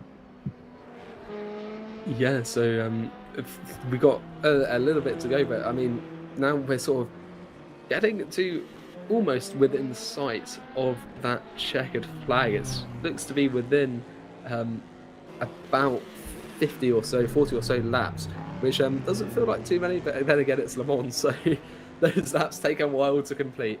But we're going to go back to Jan Barbosa now, who's in 8th position overall, or rather in the GTE, 28th overall. Looking to try and catch up to Jeremy Talbot in the 451 Speed and Wet Racing. He's replaced Adam Baldwin, it seems, probably for the end of the race now. That gap at 20 seconds, it's not too big, but Barbosa's going to have to push quite hard to close up. Although last lap he was 2.5 seconds quicker than Talbot, so if he manages to keep up a similar sort of rate, he's going to pose a fairly big threat. But we'll see what happens now as João Barbosa comes towards the forward chicanes at the moment. You can see just how quick the DPIs are able to fling out of the Corvette curves in comparison to the GTs there. But through the last couple of turns now, that right-hander followed by the left-hander, keeping it nice and tight to the right, and then going through the last two. You can see how quickly the DPIs close up as well. Across the line, though, we'll see what that last lap time there was. Barbosa doing a 3:52.3, but Talbot invalidating, so we don't have any point of comparison. A quick lap time nonetheless. Wonderful. Yeah. So it's still the same. It's like, oh, interesting battle. Oh, one of the laps has been invalidated. Yeah. And we're going to have to wait another 4 minutes before we're able to hopefully get a lap time that's valid for both of them. Although, that being said, chances are Barbosa will invalidate this lap and we won't have a point of comparison. But you can see him getting a little bit out of shape there through the S's. So that car not looking entirely comfortable. Maybe a bit of evidence, though, of Barbosa pushing quite hard as he works to close up the gap to Jeremy Talbot. But the gap doesn't seem to be changing too much. There's a bit of a way to go, though. So obviously, it's far from over. But we'll see what Barbosa is able to achieve as we enter into the last 2 hours and 20 minutes of this race. We've come a long way since the start, and we've got only 34 cars left out on track, so we've lost 12 from the start of this race. A fairly high rate of attrition, but I think that's what everyone expects when they come to the Mon. It's never going to be an easy race, and as a result, it's going to be disappointment for some, but it does mean that those who make it to the end, they feel all the more ecstatic in having been able to get there. Yeah, and of course it is a great achievement to actually just be able to finish a 24-hour race. Yes, having a look here, João Barbosa in that number 73 car. Of course, the championship leaders, the GT class, I do believe, where's that number 74? Come on, not actually remembering which one is which. It is the 74, sorry, is the one that is most likely going to win. The 73 cars in 6th in the championship. So they maybe want a couple extra positions to help gain perhaps a couple of positions in the standings, but no, in 8th position, at least a top 8 to finish the season, especially with this enlarged GT field, is certainly something to be proud of. Yeah, most certainly. And also, it's just an enlarged field in general because we merged the categories, I think, for this race. And as a result, it was a very big grid. And it's made it an extra difficult fight for all of these drivers to be where they are at the moment. So I think anyone would be proud of a finish here, and especially a decent finish at that, because 8 is not bad considering how many GTs have been involved in this race. I think we had 16 to begin with, so doing very well there. We've got Ryan Walker just telling us what happened with the Satellite Racing DPI, the 206, currently last in class. It's 10 laps down on the next up, and it looks like they're going to continue anyway, regardless of their issues, and make it to the end. That's very noble, because you've got to keep trying to push to the end, I think, because you've come here, you put so much practice into the race. And yeah, it might not go your way, but just getting to the checkered flag, it's an achievement in and of itself, especially if you've had to go through difficulties to get there. It just makes that ending, it'll be a bit bittersweet, but it's much better if you're able to keep going, to try and keep going, just make it to the end, because you never know what can happen. Maybe issues will strike those in front of you, and you might come out actually benefiting something from sticking it out. But we'll have to wait and see. And but yeah, very, very brave to just keep going, regardless of what falls into your hands. Yeah, the thing is that anything can happen in endurance racing, and it normally does. Yeah, again, it's just getting to the end and just seeing what will happen when the checkered flag falls, as the 451 is very slow at the Dunlop chicane. Well, I can't see the... It's not there. Yeah. I think it might be a disconnect there, actually. I think that would be the explanation, I think, unless it's over the crest, but no, I can't see that speedy mic. It's stationary somewhere, So yeah, I presume that's a disconnect, although it looks like it's spun out. And maybe waiting for an opportune moment is Jeremy Talbot to go back through. I'm not sure. Maybe an engine issue. I don't really know. But that's whatever that is. That's a disaster has struck the Speedy Mite Aston Martin, and that's very unfortunate. They got going again though, at least. But yeah, I'm not sure what's happened to them there. And that car doesn't look to be very happy. Look at that; it's wiggling all over the place. It looks like maybe front suspension damage. That might even be the first code 80 of the race. Very possible. It's all the way at the start of the. Oh, look at that! It's Jeremy Talbot. They're really struggling to get control. This is quite dangerous. In fact, if he rejoins the track here, there's definitely quite bad suspension damage to that vehicle. I wouldn't be surprised if we see a code 80. Yeah, you can see into the wall. Yeah, code 80 coming into effect in 10 seconds. But look at these drivers. It's very worrying. You think Talbot should maybe just hold off a little bit. But code 80 into effect, and you might be right in saying that this is the first code 80 of the race. I'm not entirely sure about that.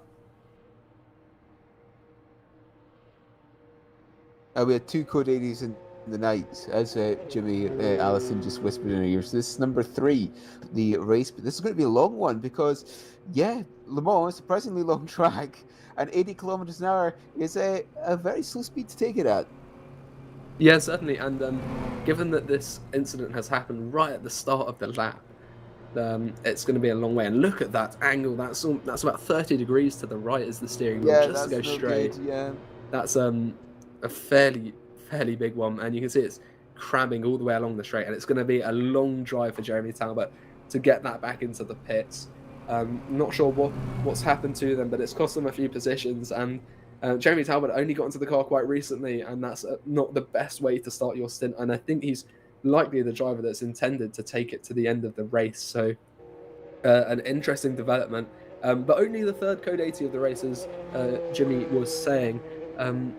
Fairly clean, I think, for a 24-hour race, especially with such a big grid. Yeah, indeed. And well, the night's always a little bit more treacherous because you just simply don't have the same visibility, do you? No, especially not at Le Mans, where the actual track lighting only really exists around the stadium area through the Porsche cars onto the Dunlop Straight. But yeah, as you're saying, the night very treacherous. We're going to get a replay. Here we go. Yeah, here. So going up towards the Dunlop curve to start a lap onto that left-hand curve, go straight on. Oh wow, very. I wonder if that's a hardware failure. Yeah, it must be some sort of steering failure, it looks like. And that's probably why he was stationary for so long, because he was just trying to reconnect. But yeah, we'll see a replay here. So it looks like the car just disobeys him, goes straight over, and it looks like full throttle still engaged it was. And oh, that's a really big hit. I'm surprised they managed to get that going again, to be fair. Yeah, that's as you're correct, a fairly big hit. I think they must have hit the wall there about 140-ish miles an hour. That's where that is in kilometers an hour. I'm not quite sure, but a big hit regardless. Well, I don't think we're having the there we go, the current standings here. You can see those who have not finished. So we've got Peter Brillak in the lead with Race Clutch, Sim Freem in second, with Seawolf Net Race in third, Mitchy Hoyer and Burst Esports in fourth. Fifth are DX Droids, sixth are Rookie Monsters, seventh Sim Freem Esports, eighth Netrix Grand Prix, and ninth are Satellite Racing, who are keeping going despite their incidents. Go Team hold the first 2 positions in LMP2, followed by Force Slovakia by RGPL, Team Iris in fourth, Arms Cyber in fifth, sixth are Sim Freem, seventh are Ace Racing, eighth are Force Slovakia, ninth are On-Off Racing, 10th the other Arms Cyber, the number 242, and 11th are the Undercover Ryzen vehicles. Then in GTE, Juices Motorsports hold the lead. Then Go Team Racing with Luigi Russo at the wheel, Eunice Ravia and Moradnes trying to close up the gap in third. Camel Nui and Black Hawk Racing in fourth. Arnage Competition in fifth. Scuderia Leone in sixth, having quite a good race so far. Juices Motorsport Club, the 73 in seventh. GTC Race Centre 8th, 9th are Speedy Mite Racing, and 10th are Fusion Hispana, a car that we really haven't seen that much of so far in the broadcast. No, we haven't, no. Then Caspian Motorsports are in 11th, Seawolf Net Race in 12th, CFAT Performance in 13th, not having the best time out there. Then Sim Racing for Holland in 14th. And the DNFs so far are the Schubert Motorsport LMP2, DX Troyes GTE, Simfream and Visceral LMP2s, MC Motorsport Arnage Competition, and Secret Team GTEs. Netrex GP, the LMP2. The only DPI out of the race so far, the Satellite Racing, which had Andrew Holland at the wheel at the time of their retirement. Then Ramada, NeedRacing.com, and Team Shiba are also out. So Netrex at one point were leading the race, but apparently no long. They've retired since, and yeah, some interesting twists of fortune as this race has gone on. Yeah, indeed, as you were saying, they did a very good job at being essentially right there for the battle for the win earlier, and now, yeah, it's not gone as well. Well, it's not gone as well for them because they're in the position not finishing this race. Yeah, no, and it's the sort of the story. Yeah, so Need Racing, they're the championship leaders. They're sort of only able to sit as helpless spectators as Juice's Motorsport Club look to take the lead. And you can see a few pit stops emerging here and there. May as well under the code 80 for it's almost a free pit stop. You're not losing nearly as much time as you would be otherwise, so it makes sense if you're near the pits. Only problem is being near the pits is one thing around Le Mans because you could be literally anywhere on the circuit, and we're seeing now that Jeremy Talbot is still on the Mulsanne Straight, I think, or maybe just beyond it, but he's only about halfway around the lap. Indianapolis. It's the run up to Indianapolis, this, isn't it? Yeah. Oh, right. So he's slightly further than I thought, but it's still got a fair way to go, and it's going to be a bit of a struggle, I think, for that car to get navigated around the Porsche curves, given how horrible it looks to be controlling, to control rather.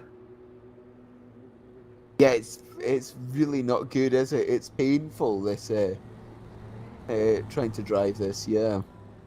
Well, I certainly do not envy his position right now, trying to nurse that back. Although he's doing a fairly decent job at the moment, just trying to keep it in a fairly straight line. Magnus and Go Team further up the order in GT, though, both pitting at the same time. Timothy Andonovsky taking over the 97, and that he will be taking that to the end of the race. But the Juice Motorsport Club with Michael Sedlacek deciding not to pit yet. So that's interesting. We'll see what the impact of that is, because that's thrown strategy sort of into the air once again, as we are approaching the 2 hours remaining mark. But we'll see what the results of all these different strategies are, and you can see now the lap times are going up to more than double at the moment as a result of this code 80, and hopefully he'll be able to get in as soon as Jeremy Talbot gets back into the pit lane and starts getting that vehicle repaired. But this is the leader, Michael Sedlacek, just not able to be just not near the pit lane. That doesn't seem. He's on the Mulsanne Straight at the moment, so staying out. But what will be the consequences of that? We'll have to wait and see. Yeah, it's going to take a long time for them to actually still come into the pits. Although I must say, we're about 2/3 of the way through the code 80 now, aren't we? Yes, we should be. Yeah. Hopefully, yeah, I think Jeremy Talbot should be approaching the Porsche curves at the moment, and hopefully we'll see him get into the pit. So, and Paul was saying he did pit, so I must have missed that. Yeah, there we go. There's a replay. It looks like tyres as well for Michael Sedlacek. So that Juice Motorsport Club now got 45 seconds in hand over Timotej Andonovsky, and that's probably why I didn't realise he'd pitted, because he's quite far ahead already. So that's that. But here we go. Jeremy Talbot just coming through the Corvette curves now, which means this code 80 will be being removed in just a moment. As soon as he's into the pit lane, essentially, we should be able to get going once again and get this race back underway. But a lot of people pitting now. It does mean, I think, that those who are pitting now, though, will have to do a splash and dash in the last 20 or so minutes of the race, because they will not get to the end otherwise. Yeah, but this actually might help the number 74 Jesus car that's in the lead of the race. Well, yeah, I suppose, so, yeah. We were saying that they were pretty close on fuel, but this might be okay now. But back to green now, and the third area of the race is now over.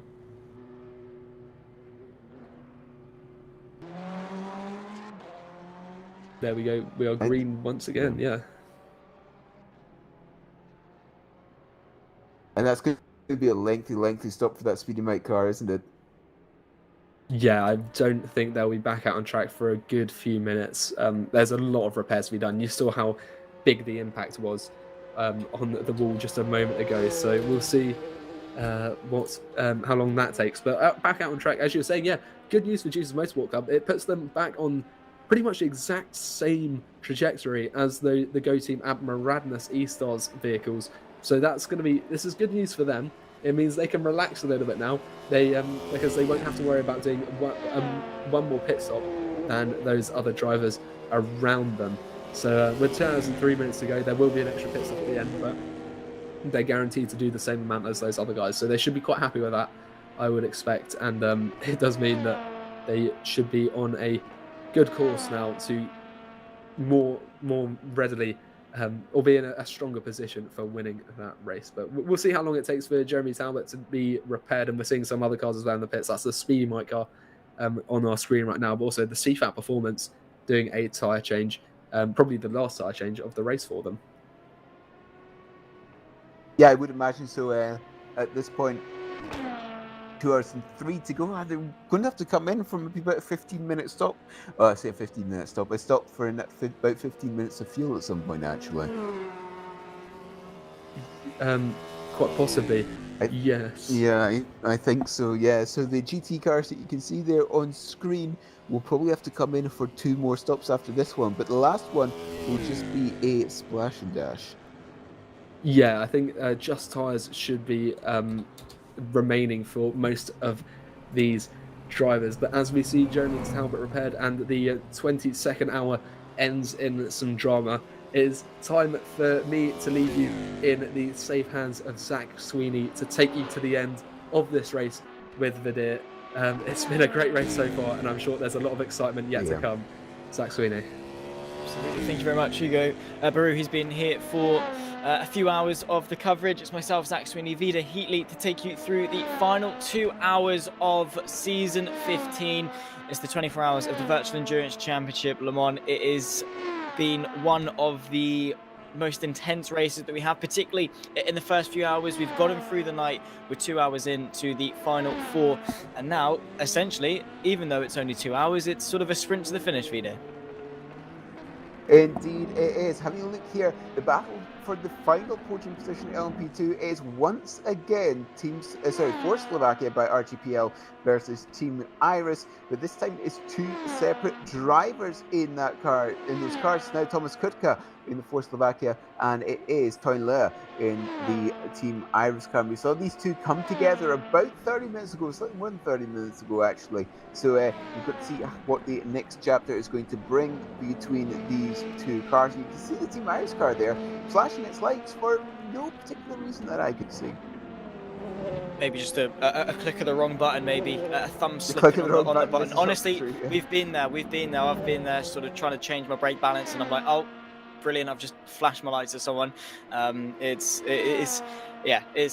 easily done from Toyn Lea, or maybe it's an intentional one, maybe to start flashing at Thomas Kutka just to say, yeah, you know, I'm closing the gap bit by bit. Who knows what's going through the head? Probably not that deep as we're trying to make it out. I'm sure Toyn Lea is not that horrible. But through the Porsche curves, the gap stabilizing around about 2.5 seconds.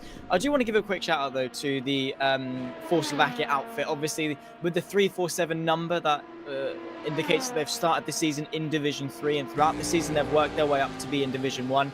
At some point, both teams, we also have the 348 as well down here in P8 overall. We have 2 for Slovakia outfits. Both of them at some point or other have been in a podium position, and now it's the for Slovakia by RGPL who are in the frontal position P3 now, and quite possibly could get themselves a Division 1 podium here to round off the season at the 24 hours. Obviously, not looking too stable going into the Dunlop chicane, but with each hour that ticks by, with each pit stop that they take, with each apex that they reach, it's another step closer to maybe ending the season off well.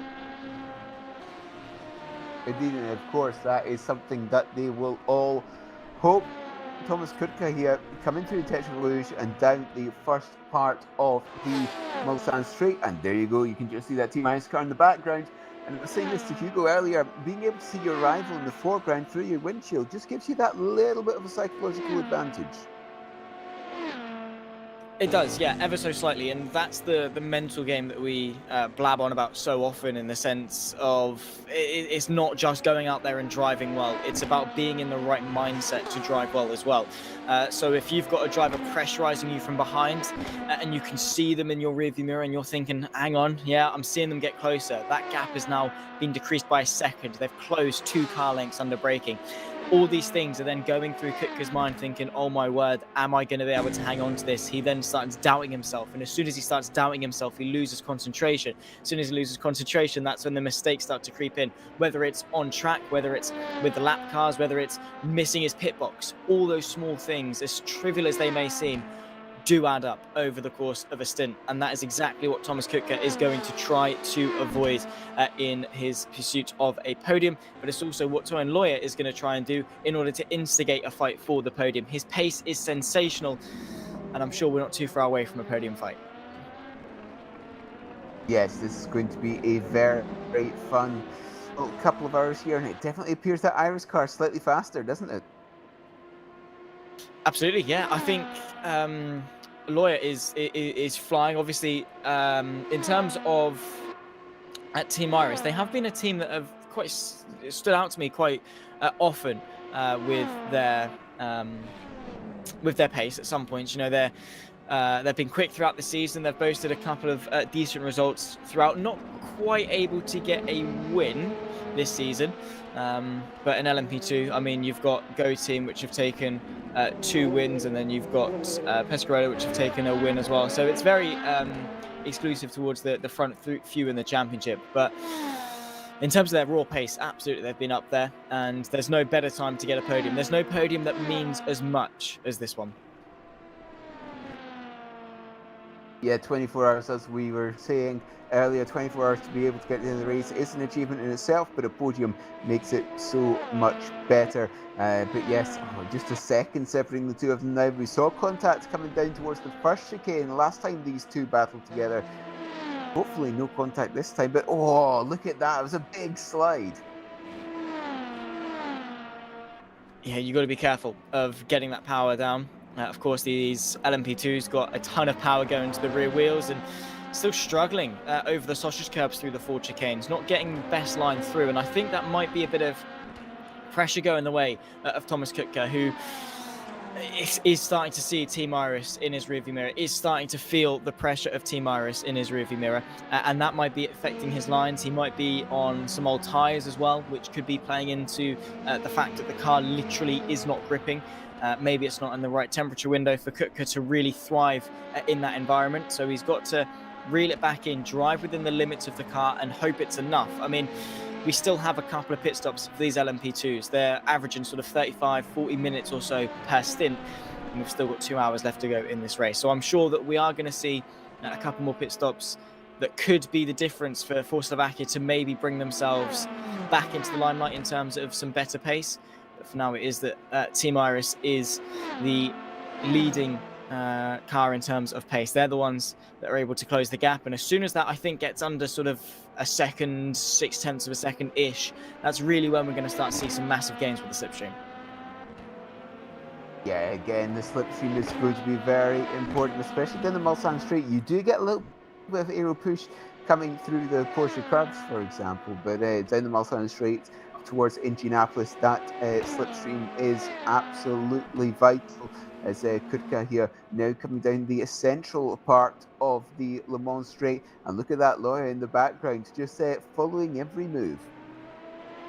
Absolutely, he is just trying to find each and every avenue of a way through. I mean, it's in pursuit, and you can see it's Hunter versus Hunted, and the Hunted is Tomasz Kutka, who is trying his utmost to keep that podium place, as opposed to the Team Iris car of Toyin Loya just in behind is trying to hunt that podium place. Both of them will want it dearly. Only one of them can come out on top. They're stuck in a bit of a no man's land, because up in front you've got the 2 Go Team cars, the 47 and the 37, and then about 2 minutes or so behind, just shy of 2 minutes behind, you got Andrea Martino. So stuck in their own little bubble in this little fight for third, if you will, which is both a good thing and a bad thing. I think for Tomasz Kutka, he's going to be hoping that another car could come in and maybe spoil the fun for Toy and Lawyer, maybe distract him a little bit, maybe put him under some pressure and battle with him. But I'm sure Lawyer is loving the fact that it's a 1v1 and Kutka is all by himself. So here we go once again, but the gap actually between the Irish and the Czechoslovakia car came down quite quickly, but as you said, it's just stabilised out at a second. The Lawyer can't really appear to get closer at this moment in time. And another battle that is getting close at this moment in time is slightly further down. It's the 348 and the 247, Patrick Rusinak and Fabian Youngblood. Absolutely. The other Czechoslovakia car. Absolutely, yeah, no, indeed, yeah. The gap between them at 3.3 seconds, the fight for 7th. So it seems that all the action is in LMP2 at the moment. Just taking a scan through the rest of the field, we've got a potential fight for 2nd in the GTEs between Go Team and Miranda Sea Stars, but that's 15 seconds. That's not going to change too much in the near future. DPIs is an absolute no-go in terms of everyone just so spread out. And I think DPIs throughout the night and throughout the race as a whole, they've really had it rough. Yeah, you can see the gaps. They can just tell there's been some incidents between some of the DPI cars then, of course, in the fastest class, which means their speed differences are going to be the greatest, and that can just cause a little bit of consternation, cause a little bit of anxiety sometimes, the fact that these speed differences are so large. Absolutely, yeah. It's again the nature of the beast when it comes to the endurance racing. It sounds like such a cliche answer, but it really is. You've got to make sure you're not lapsing any concentration. You've got to make sure you're making the most of the machine that you're in and doing the role of the machine that you're in. If you're a DPI, making sure that you don't smack into all the GTEs. If you're a GTE, making sure you don't accidentally destroy a DPI's race or something or other. But yeah, absolutely. It's been a tough race for all, I think, and that can be shown from the extensive amount of DNFs that we have had throughout the race. The likes of the 228 Netrex GP car, Jake Denahan was at the wheel when that happened. That is a shame because they were doing so incredibly well in the LMP2s, was actually tipped to win it in the early stages. Also the 91 NeedRacing.com car, the championship leaders coming into today, which almost hands the torch over to the 74 Juices car, Michael Sedlacek, who is leading the way in that 74 Ferrari and will be taking the championship win, provided everything goes nice and smoothly for the next hour and 51 minutes or so. But yeah, it's been a race of attrition for sure, and well, that's exactly what we expected. Yeah, it's the same always for a 24-hour race. You will lose some of the cars, but we've lost a surprisingly few number of cars at the moment. But Sedlacek doing a good well there as the battle is getting closer for that final position now. 0.4 of a second separate for Slovakia and Team Iris. Nothing between them apart from half a second, basically. About a car length or so between the fight for the podium. So what can Toyn Lewin do in terms of finding a way through? You can see the armed Cyber car coming into the pit lane, Andrea Martino in for what will be one of the final few stops in the 24 hours of the Dutch Endurance Championship Le Mans.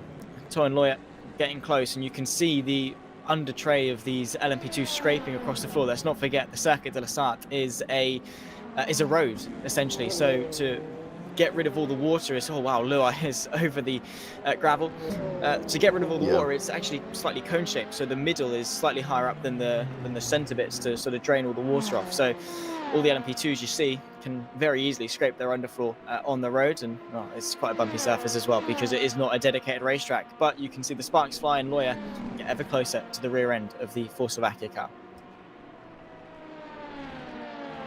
0.8 of a second separating the two of them, making their way up the hill through the Porsche curves, and you can see just the air wash off of these cars, shaking that camera a little bit on the safer barrier at the top of the hill. Now coming through Corvette and then through Maison Blanche, you've got to be very careful with those strips because, of course, that is what happened at the very beginning of the race, if you remember, with Mitchie Hoy in that first Esport number 1.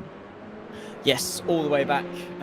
Cast your minds almost a day ago, and yeah, it was a very easy mistake to make, in all fairness. It did seem quite exaggerated because we've seen other cars take similar lines throughout the race so far and not really suffer the same consequences. But yeah, for Mitchie Hoyer, just took too much curb. The car then bottomed out on the curbs, got too bumpy, raised the car, it bounced back down, it raised the car, bounced back down, and then the rear end was way too destabilized as Lawyer getting the rear end destabilized on exit, on throttle, not encouraged by the curbs, and Michi Hoy just sent the rear end round and sent it careering to the barrier and started their race in probably the worst fashion possible. They have been able to claw themselves up back to 4th place, though it's nowhere near where they would want to be in terms of sealing their 2nd championship and their 2nd Le Mans victory in a row. Unfortunately, they might have to settle for 3rd place in the championship, which is by no means a mean feat either. It's been a very close fight in that DPI category, and they kept each other honest for the entirety of the season. All the way back in August of last year did we kickstart the 6 hours of Monza, and since battled our way around the globe. It's been a fantastic season, it must be said, and well, I think many a different team at some points have shown glimmers of championship potential. Yeah, again, but it's been several teams have shown these glimmers so far this season, as you've been saying, but it looks like it's the race clutch car that is going to be taking the honours in DPI. But yes, Burst Esports was one of the contenders for the championship at the beginning of the season, one of the ones to be tipped, mainly because they were the reigning champions, because they did such a good job in season 14, but not being able to string together all of the results that they needed. Having a look at their races, and they've done a pretty good job during all of them, but the thing is, there really was a couple of races, and make it race 1 and race 2, Monza for example, in August of last year, as you said, it's been their worst result so far, and then round 2 also was not too good for them, that being the 8 hours of Spa, and really those two, I would say, bad results, but that isn't quite true. Those two slightly worse results than normal, the ones that have really taken them out of the championship battle when they come to Le Mans.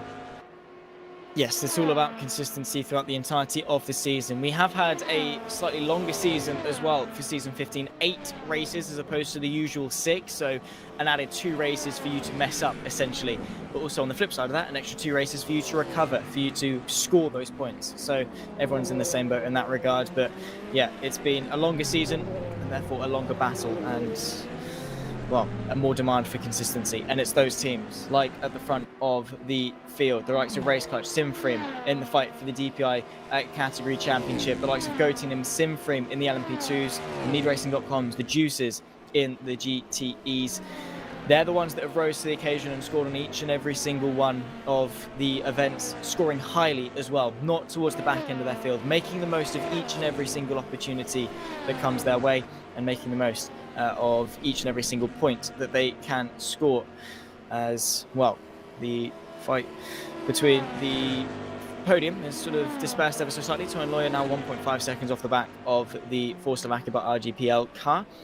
But yeah, it's been a season-long battle, and it's been a fantastic one at that. It's just been a very big demand on making sure that each and every single one of your drivers are available and ready to deliver on each and every single race. Yeah, and as you said, 8 races, which means you can have one bad race and you'd still be in the championship.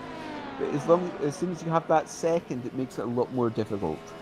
Especially when you come to a series such as the VEC with teams as high a caliber as there are here, you need to be on top form every single round. Yes, absolutely. And my apologies on my Virtual Endurance Championship inexperience coming in. I only came in for last season, so I've only seen a 6 race calendar compared to an 8 race calendar. It is usually 8 races. Last season was 6, so that that flip from a shorter calendar to a longer calendar between the 2 seasons. They are more accustomed to an 8 race championship, but they got used to the 6 race championship over the course of last year. But yeah, it doesn't change the fact that 8 races does increase the workload and the stress and the mental fatigue on each and every single one of these drivers and teams to make sure they are delivering. But it is always so tricky no matter what discipline of racing you're in. But I think it's always exaggerated when it comes to endurance racing because you are on track for so many more hours than any other. And the fact that endurance racing by itself, because it takes so long, means you can't have as many races as you do in other series.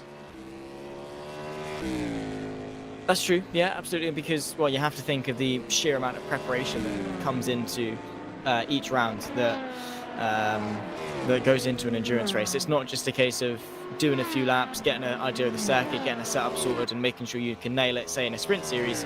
You've got to do hours and hours and hours, almost even a race distance or more of preparation for endurance races, making sure the setup not only is good for one driver, but it's good for 2, 3, maybe even the 4th driver that you field when you get to 24-hour races, making sure that they're comfortable and you can compromise and make sacrifices in the pursuit of consistency, making sure that all your drivers are up to speed with the circuit, they're able to lap at a decent pace and consistently. You're only as good as your weakest link in endurance racing. It's very much a team-based sport.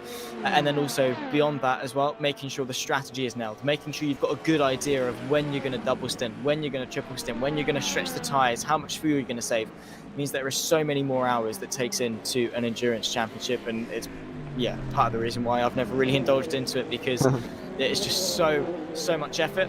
But talking of effort, Toyin Lowe is putting an incredible amount of effort in trying to make an advancement onto the podium, and he's managed to halve the gap back to P3. And well, I think once again we might have the opportunity to have a podium fight.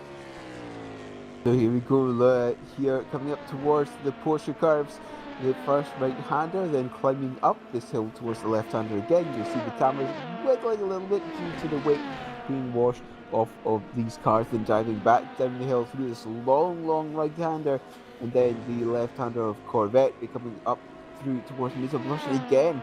Very wide there actually by Laura. Yeah, not taking a tighter line to be more cautious. He's really pushing the limits of that Team Iris car. Is, oh my word, round. Was that coming into it? No, it was round. Goes the Slovakia car. We've seen time and time again how much they've struggled in order to try and keep the car pointing the right way. You can see rejoining it right there, Thomas Kutka off the podium and 7.5 seconds back off where they would want to be. That hands the podium to Toyin Lowe and to Team Iris. And Thomas Kutka, we time and time again, over the last few laps, we've seen how much he struggled through the Ford chicane, and I think during that one he's just stepped a little bit too far over the line. Yeah, just pushing a little bit too much perhaps in order to try and maintain that 3rd position, and now look at that, 8 seconds behind the Team Iris. Yeah, wow. It is a huge gap, and one that is going to be very difficult to try and close for Thomas Kutka. Well, I don't know, maybe we can see him close it back up. Maybe we can see it with strategy. Obviously, the strategy is still wide open. We have still got pit stops left to go. Maybe we can see something done from Slovakia and from Thomas Kutka to re-close the gap. But yeah, well, only time will tell, I suppose. But it's not a case of, if you did this 12 hours ago, it's it's fine. You've still got 14 hours of the race left to go. It'll be absolutely perfect. Minutes, yeah. You've only got 2 hours, well, less than 2 hours now to get the recovery done. Yeah, just 100 minutes to go here in the VEC season 15, and yeah, 8 seconds doesn't sound like a lot, but how close these cars are, how close these teams have been, that might be just a little bit too much. Yeah, it is stretching on the limit ever so slightly. I mean, for Kutka, particularly if obviously his confidence has been tarnished ever so slightly from the incident, and his tyres are overheated, and there's so many things that can spiral into a positive feedback loop in a negative sense for Slovakia. So your tyres get hot, therefore you're more prone to spinning. And then you spin, and then your tyres get hot, and then your tyres are hot, so you're prone to spinning, and then it's that snowball effect. And then also the mental capacity as well. If you spin again before you've recovered, you then have a worse mental state, and then the worse mental state leads to more mistakes, then more mistakes leads to a more worse mental state. So a lot that goes on in the mind of a driver. So Thomas Kutka, I think, just has to really recompose himself, get back going again, and try and nail in some lap times, because to throw away a podium like that is going to be the last thing that he would have wanted in the dying moments of this race. And that does, as a topic, really separate the good from the great. Being able to mentally wipe yourself and reset and go again is really telling of a fantastic driver.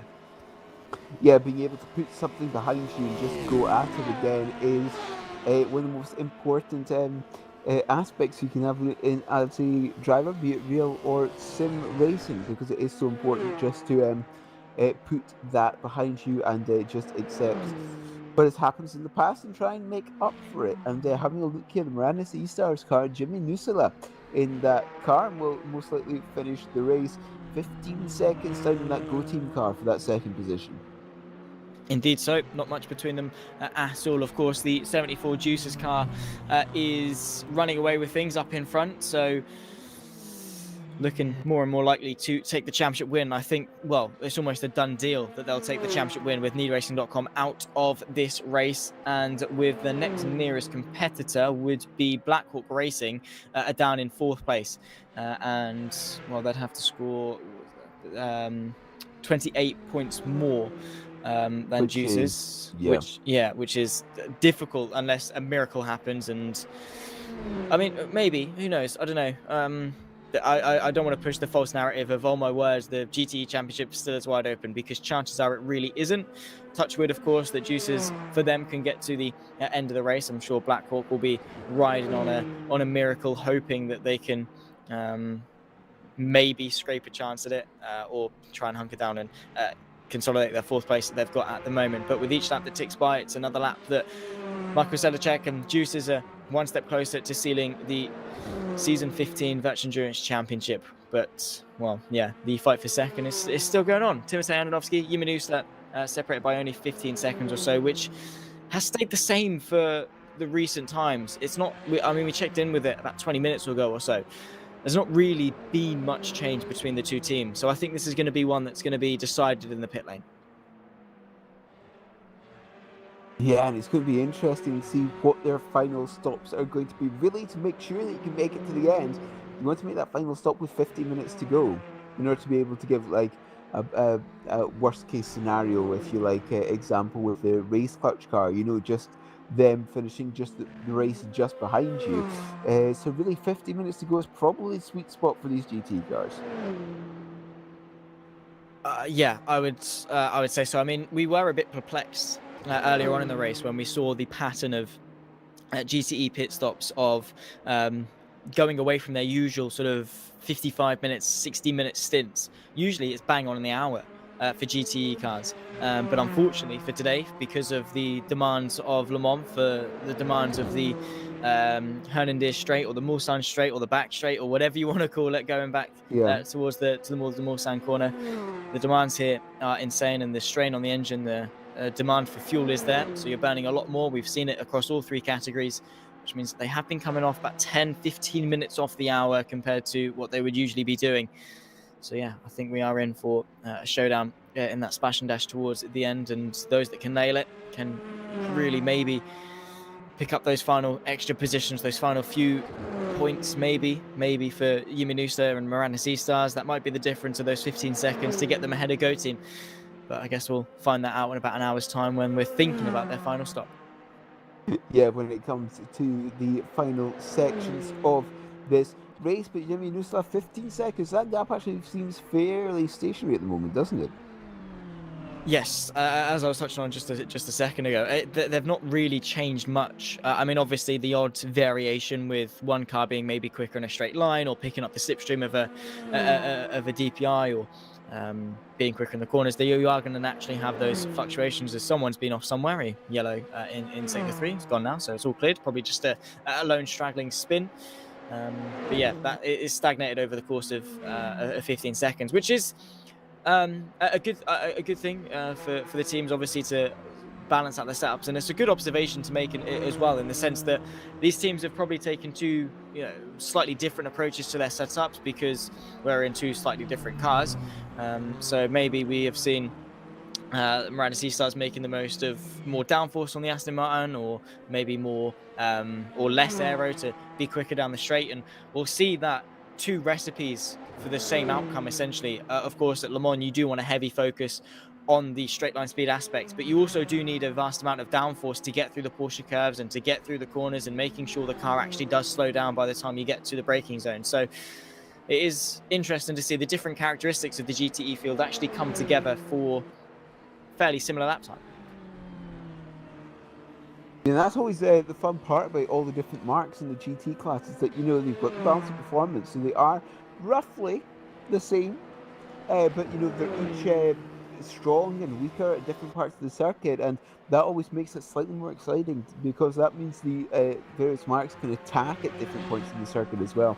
And that's just one of the wonderful things about GT racing. Jimmy Nusela there actually taking a large part of the sausage curb in the second Ford chicane. Absolutely, I think that is something that you can do in these GTE cars relative to the prototypes. So obviously they've got a less, they've got slightly softer suspension. The hypercars are almost completely rigid. So too are the GTE cars relative to your normal road cars, but compared to the prototypes, they'll all be slightly softer, more leniency, more tolerance over sausage curbs, and more able to go for it. So maybe Yamanusa is trying to extract each and every single bit of the curb possible, but you have got to be careful because even the GTs are prone to spinning if you get on the wrong side of a curb, like we saw Michi Hoyer earlier on in the DPIs, obviously. But they're no stranger to spinning if you bottom out the car too heavily.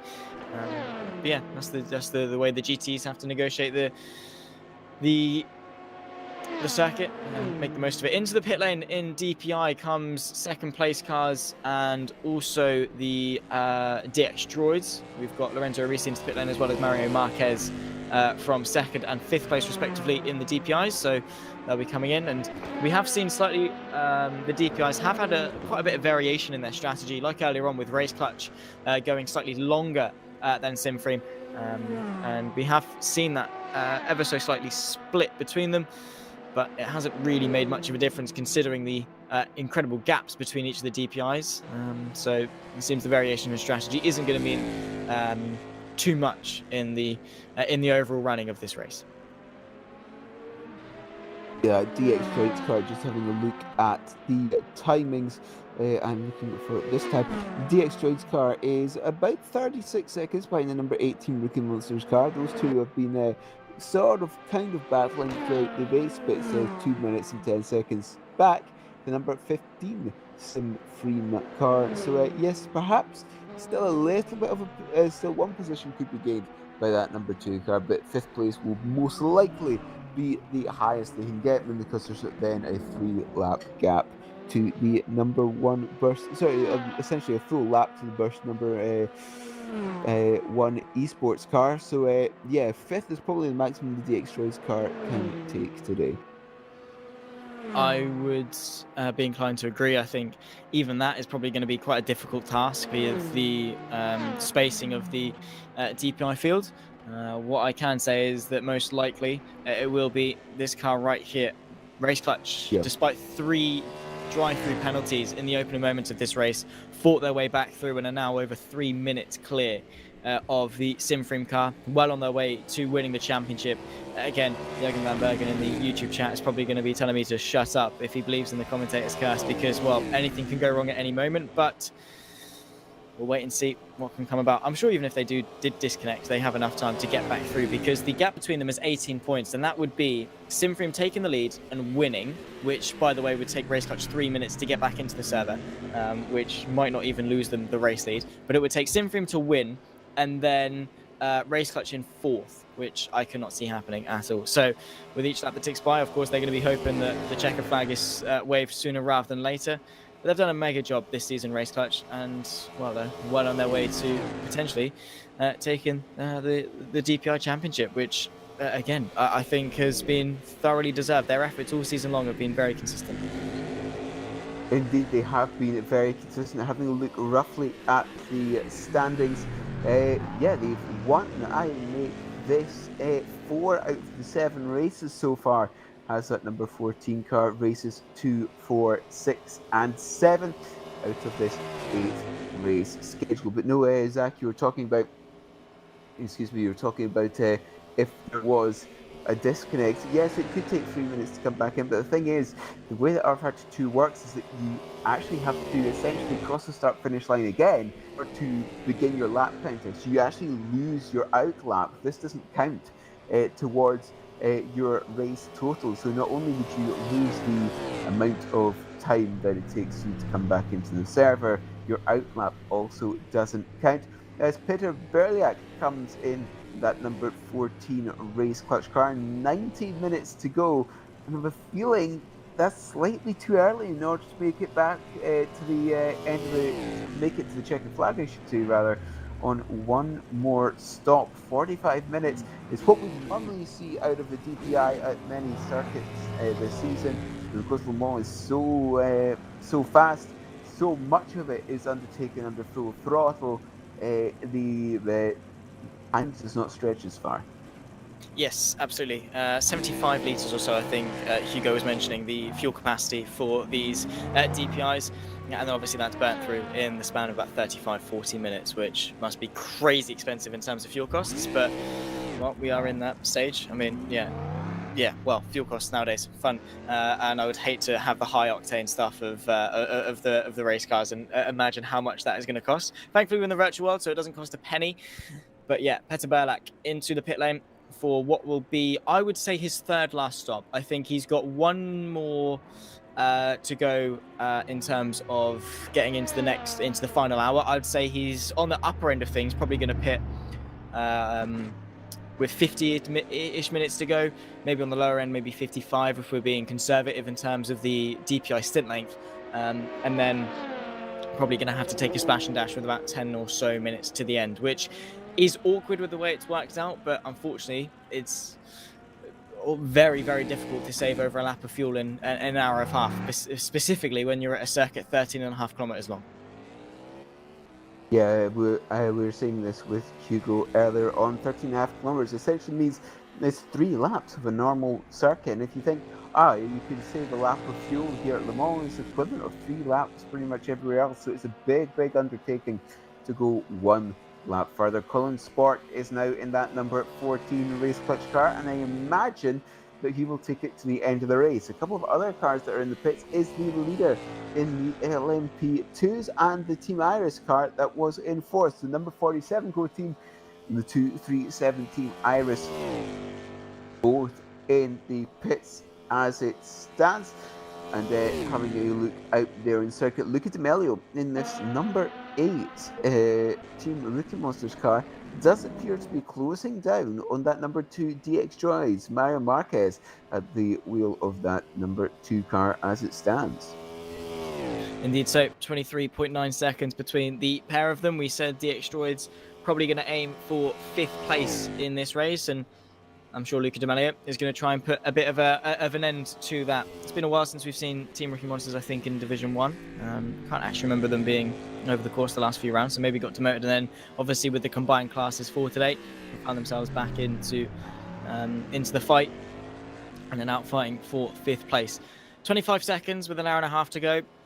I mean, after we've been fighting for the last 22.5 hours, I think that we can be quite grateful that the gap is only 25 seconds between position for the DPIs, considering that when you go to some single-seater racing, 25 seconds is done and dusted with half an hour, 40 minutes into the race. So, yeah, Luca Di Meglio is absolutely flying out in front, and we'll try to close the gap to the car in front of Mario Marquez. But it is going to be a tough ask, particularly with an hour and a half left to go and how close the DPI field has been. It's going to mean that if he wants 5th place, he's going to have to nail each and every single lap from here to the end. Under 90 minutes to go, 86 minutes to go, in fact, here at Le Mans until the checkered flag falls. 24 seconds of gap. Having a look at the lap times last time round, but Marquez's lap was disallowed, so just going to wait for the next time back to see what the difference is between Di Meglio and Marquez. Di Meglio coming underneath Dunlop Bridge and diving down the hill, that left, the right, and then the left again, the Tetra Rouge S, before coming up towards Tetra Rouge itself. And look at this on the left hand side, you can see the various tyre compounds. The number 64 Maragna Sea-Stars car on the hard tyres when compared to everyone else. That's going to be fairly interesting. Yes, indeed so. I think the differences in tyre wear are definitely paramount, of course. And speaking of, we go back to this fight right here because Timotej Andonovski for Go Team Racing is up there in second. but on the medium compound tyre. We said the gap was stagnating between Andonovski and Nussler.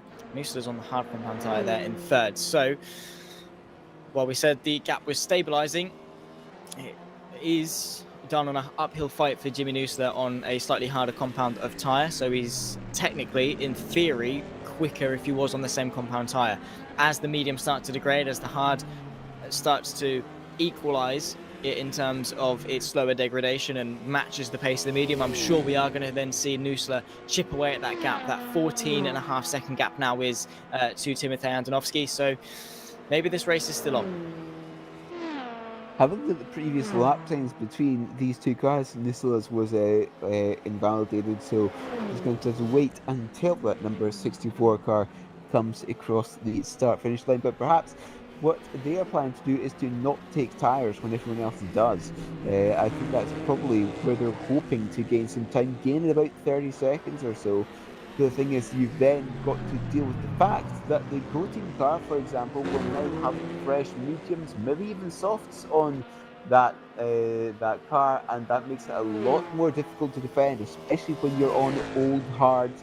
You're going to be a lot slower, you're not going to have as much grip, and yeah, that's going to be a very difficult defence if that is indeed what they're going for. Nussler now coming up the Porsche curves, and eventually you'll see the weight on top of the safer barrier. Here we go, wiggling the camera a little bit, diving back down the hill and through this long right-hander. But yes, 14.3 seconds now. The gap 14.5 between Nussler in the 64 and the Go-Team Racing number 97. That Go-Team car currently piloted by Tianovsky.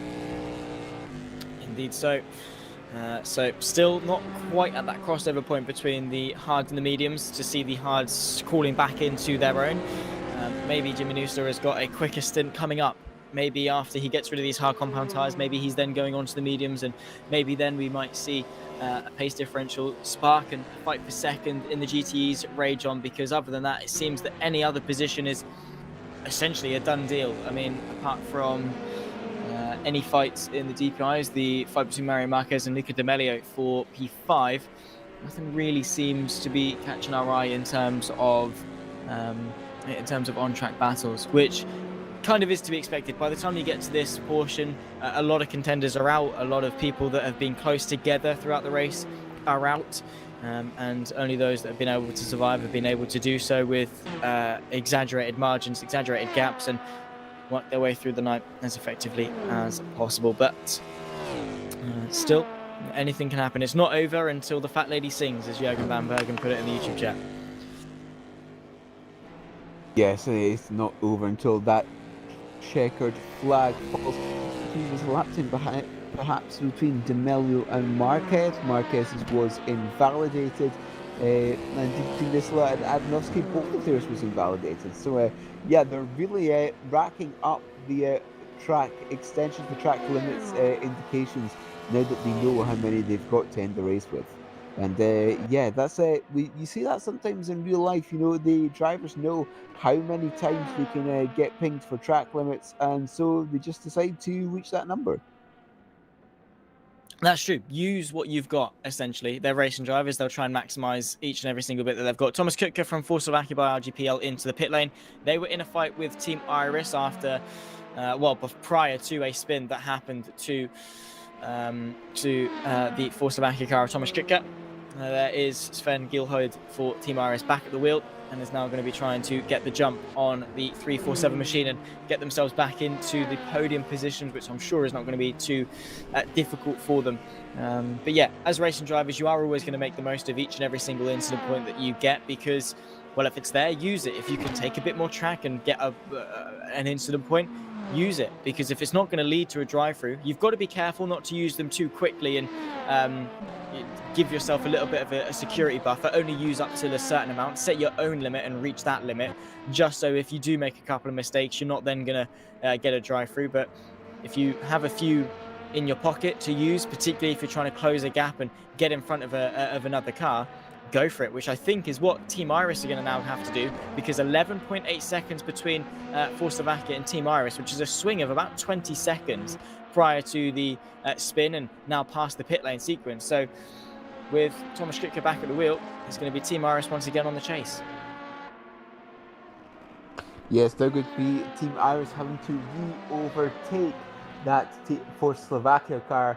And now, hopefully, the for Slovakia car will be able to put up a fight this time, as opposed to, a rather unfortunate spin. The reason that you saw the 2-for-1 car there, the Iron Cyber car, is that while Zach was speaking, you saw the yellow flag in Sector 2, and it was that 2-for-1 car in the second Mulsanne chicane caused that. We only transferred the camera across to them once they started going again, but that 2-for-1 car had an incident somewhere in the region of the second chicane on the Mulsanne straight. But yes, 10 seconds pretty much the gap between Team Iris and that forced Slovakia car.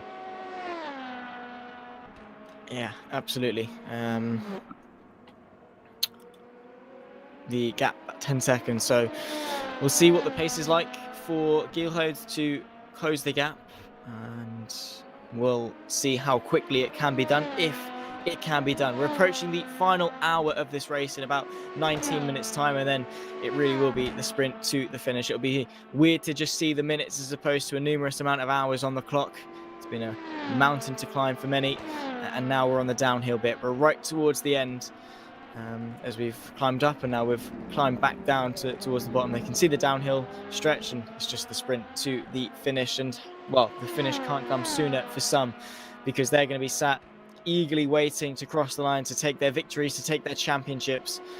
And well, who is going to be the one to do so? I think apart from in LMP2, where it is the 47 Go Team car as opposed to the 37 winning, the championship winners of the DPIs and the GTEs will be, touchwood, quote unquote, might be the race winners come the checkered flag race clutch and the 74 Juices Motorsport Club car, both tipped to win the championship. And well, what a great way to send off a season. Indeed, and that GT battle for the top three is still close, just over a minute. A minute and 8 seconds or so separating the three of them as it stands. So still very close, and Juices runs into a problem. Go Team and Radness there ready to take advantage of that. So here comes Gilhood and that Team Iris car. That gap now 9 seconds. Perhaps that Team Iris car slightly faster than the forced Slovakia at this point of the race. 77 minutes to go here at Le Mans, going out wide there at Corvette, coming from Maison Blanche to the right and the left before it's braking hard for the Ford chicanes.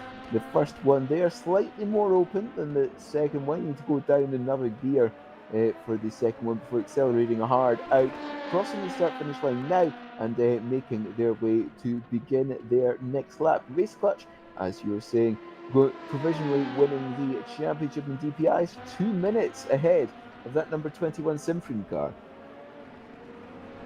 Indeed so.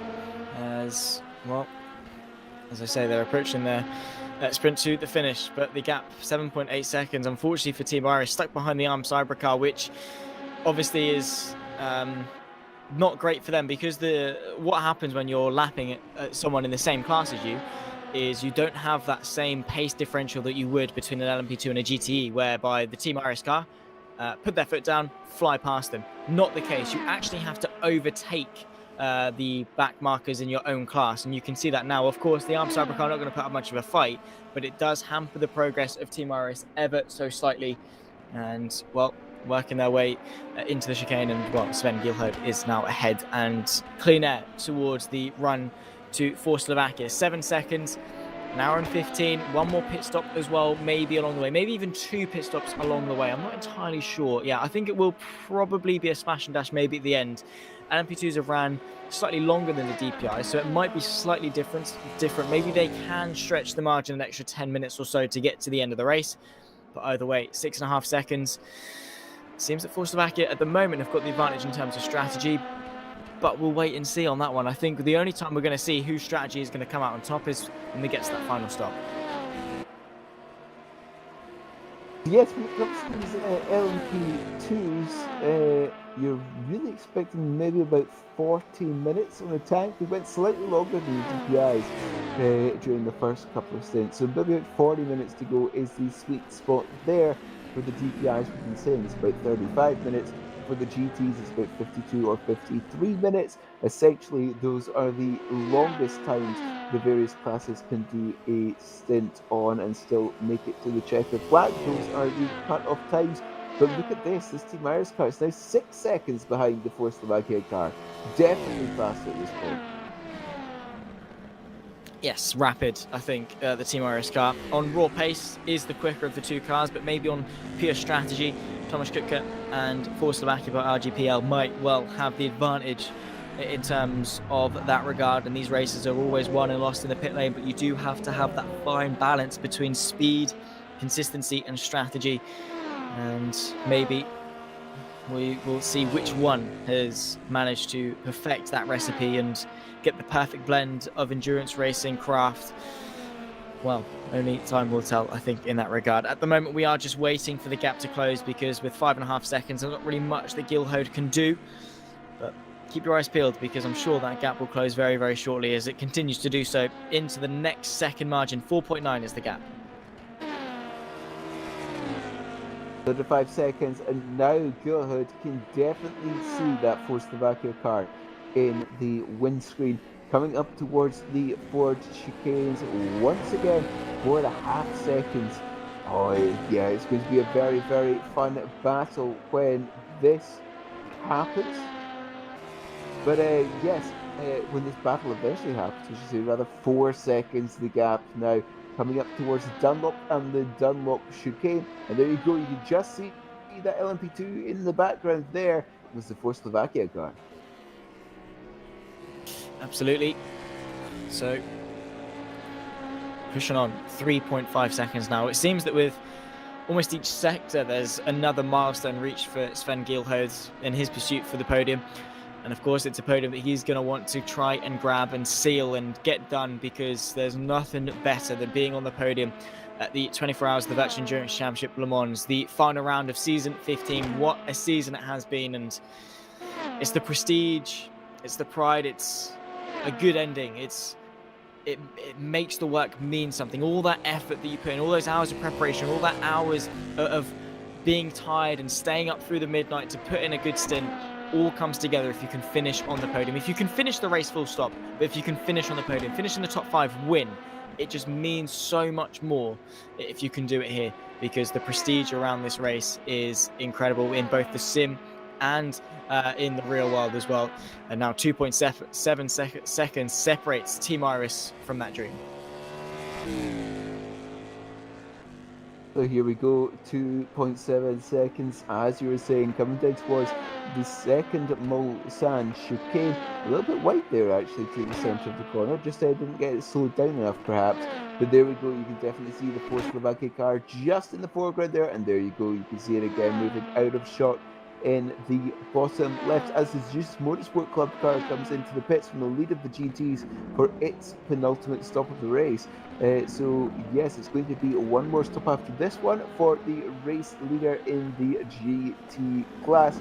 And here comes Sven Gilhode to take away perhaps that final podium position in the LMP2s, moving hard up towards Indianapolis.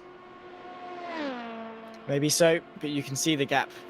It's tangible. You can see how much closer they are. You can see them both in the same shot, and you can see how menacing that Team Iris car looks. It might be a case of when, not even if, he gets past, because it is a rocket ship at the moment. Dust being kicked up on the exit of Indianapolis into Arnage, and the gap now under a second. Oh, a big oversteer moment there for the Iris car on application of the throttle out from Arnage. 1 second gap still. We saw this earlier, Zach, is that these two got together and then the gap just kind of stalled out at a second or so. Team Iris couldn't appear to get closer, but this stint in particular, they appear to have a much more of a disadvantage over the Force Slovakia car than they did previously. Half a second, so coming down through the end of the Porsche cars, through Corvette, left-hander, now Maison Blanche, this flat out right left set of kinks before the Ford chicanes again. Are either them going to come into the pits? No, they're not, but they're using a lot of the entry there actually through the first chicane, through the second chicane. Team Iris car is right there.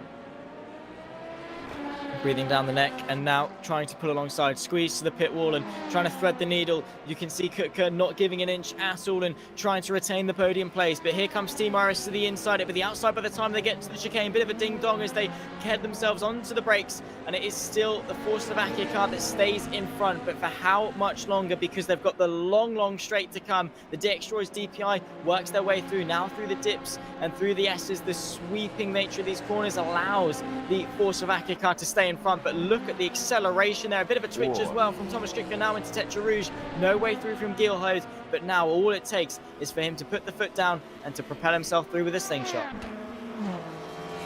Yeah, here we go. There you can see Kutka there flashing lights slightly at the GT car ahead to make sure the GT car knew that they were coming. But yeah, the Team Iris car not able to use the slipstream, particularly this time around. They say that could pull up towards the inside for the braking zone for chicane. No, just trying to stay in line this turn for now. Look at this GT traffic directly ahead. Yeah, they've got to be mindful of it. It might cause a bit of an upset the first chicane, and still Kutka able to stay in front. They've got to negotiate the Ferrari, but it shouldn't be too much of a problem following each other like a conga line. The Team Iris car not letting Kutka breathe at all. Now, the right-hand side, the outside for the chicane. It's going to be a long time for Kutka to defend this. He's got over an hour to do so. The Team Iris car gets the nose ahead. Now he's got to be braver on the brakes, but look at Kutka. So brave, so brilliant. Gilhode now outside line. They're still side by side. There's contact. They come to blows again. Team Iris both pointing the right way. Flash their headlights from Kutka to say what was going on there. Gilhode, despite the spin, is now in front. Indeed, a half spin there from both of them. Contact again between Force Slovakia by RGPL and that Team Iris car. Will hopefully get a replay of that to see what happened, get a couple of extra views there. But again, contact between Iris and Force Slovakia. Big shame, it must be said. But when they're pushing the limits, when they both want the position dearly, those things happen. Those mistakes start to creep in. Those glimpses in judgment start to take over. The lack of rational judgment, and both of them pushing the limits, as have seen these two come to blows before, and remnants of that coming into the limelight again. But Sven Gilhode back in front.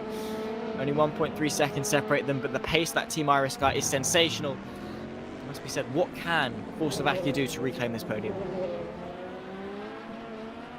It's going to be very difficult. Yeah, no, it is. Coming up a nice wiggle there for the Force Slovakia by RGPL car.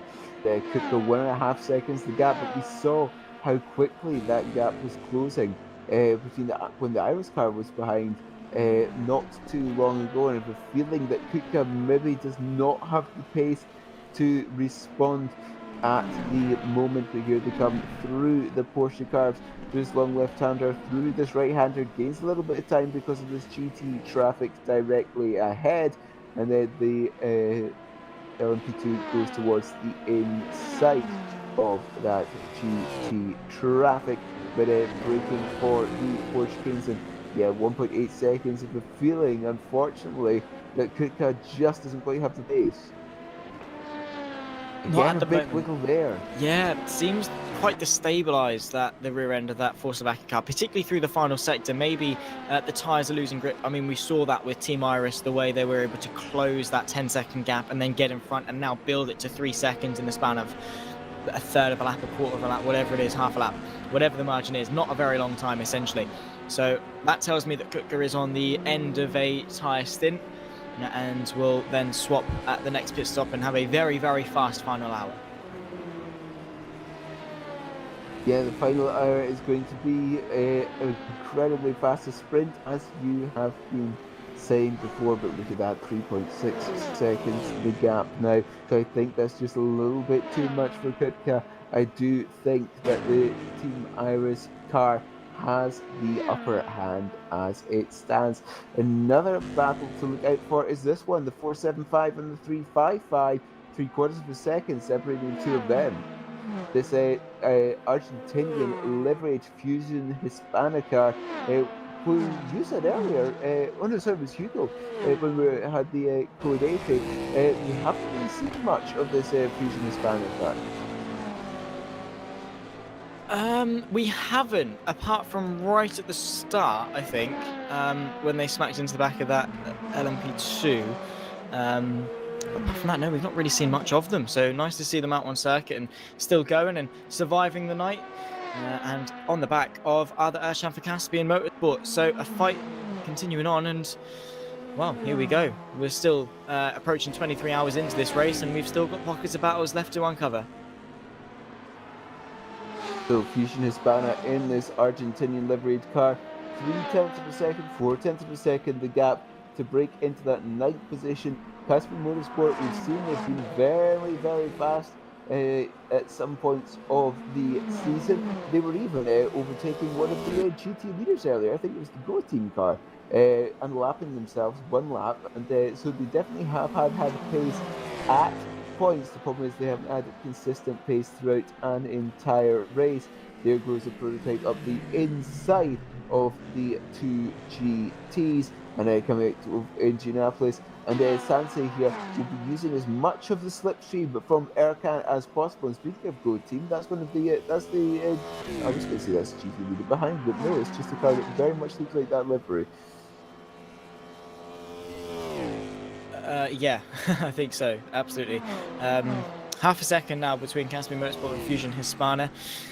Not much in it at all. That's the Scuderia Leone car just in behind. I don't think that is going to be full position. No, it is not. They are quite a way back, unfortunately. But it doesn't change the fact that this fight is still continuing on. And if you're in Matthias Sanzi's position right now, what would you try to do in order to find your way up an extra position? What differences would you be making to your driving to find a way through?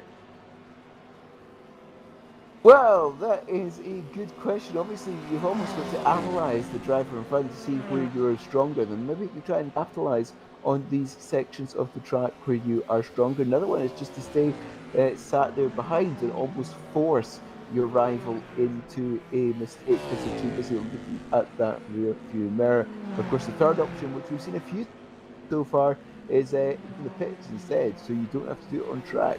So it's going to be interesting to see which one of those options Sansei and that Fusion Hispana car chooses there, just making their way through Corvette and accelerating towards the Ford chicanes, the double left right, and again a lot of teams using as much of that pit entry as possible.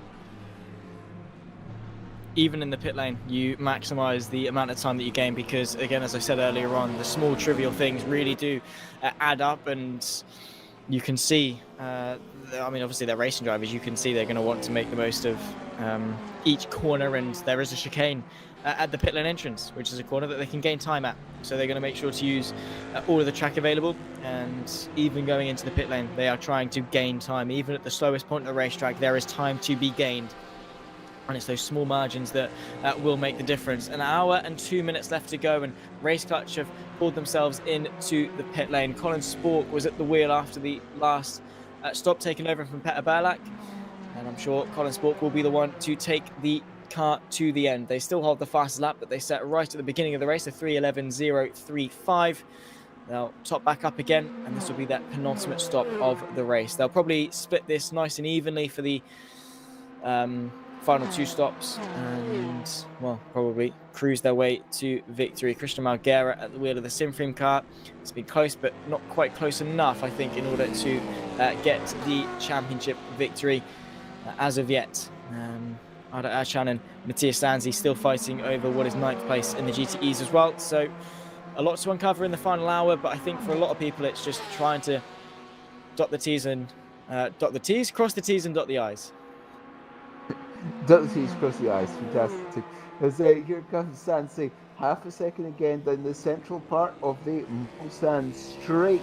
And again, this lapping car, I believe, which is directly behind them, it'll be getting blue flags at some point. Here's João Barbosa, 6th position in the GTs, only 8 seconds ahead of that car in 7th, which of course at the moment is the number 93 Scuderia Leone car. Absolutely. Of course, not for position just in behind, but maybe causing a bit of an upset if the Corvette is slightly quicker than the two in front, which is a little bit awkward. But of course, the fight for position is the priority, and I'm sure the Scuderia Leone car is not going to put up much of a fight for those in front, considering they are fighting for position. Once again, the DX-Droids DPI works their way through one of our focal points. But Adarachan is starting to feel the pressure now. The fellow Ferrari is menacing. We tick down into 1 hour to go, though. 23 hours done and one remain for the 24 hours of the Virtual Endurance Championship Le Mans, the 8th round of season 15. One of the best seasons of recent times, one of the closest we've seen coming into today. All three championships were up for grabs. 18 points between the DPI leaders, 5 between the LMP2s, and 6 between the GTEs. As wow, oh my word, almost flirting with disaster there from the Ferrari just in behind of Mattia Sanzi. That was a close one, but a nice impressive drift nonetheless.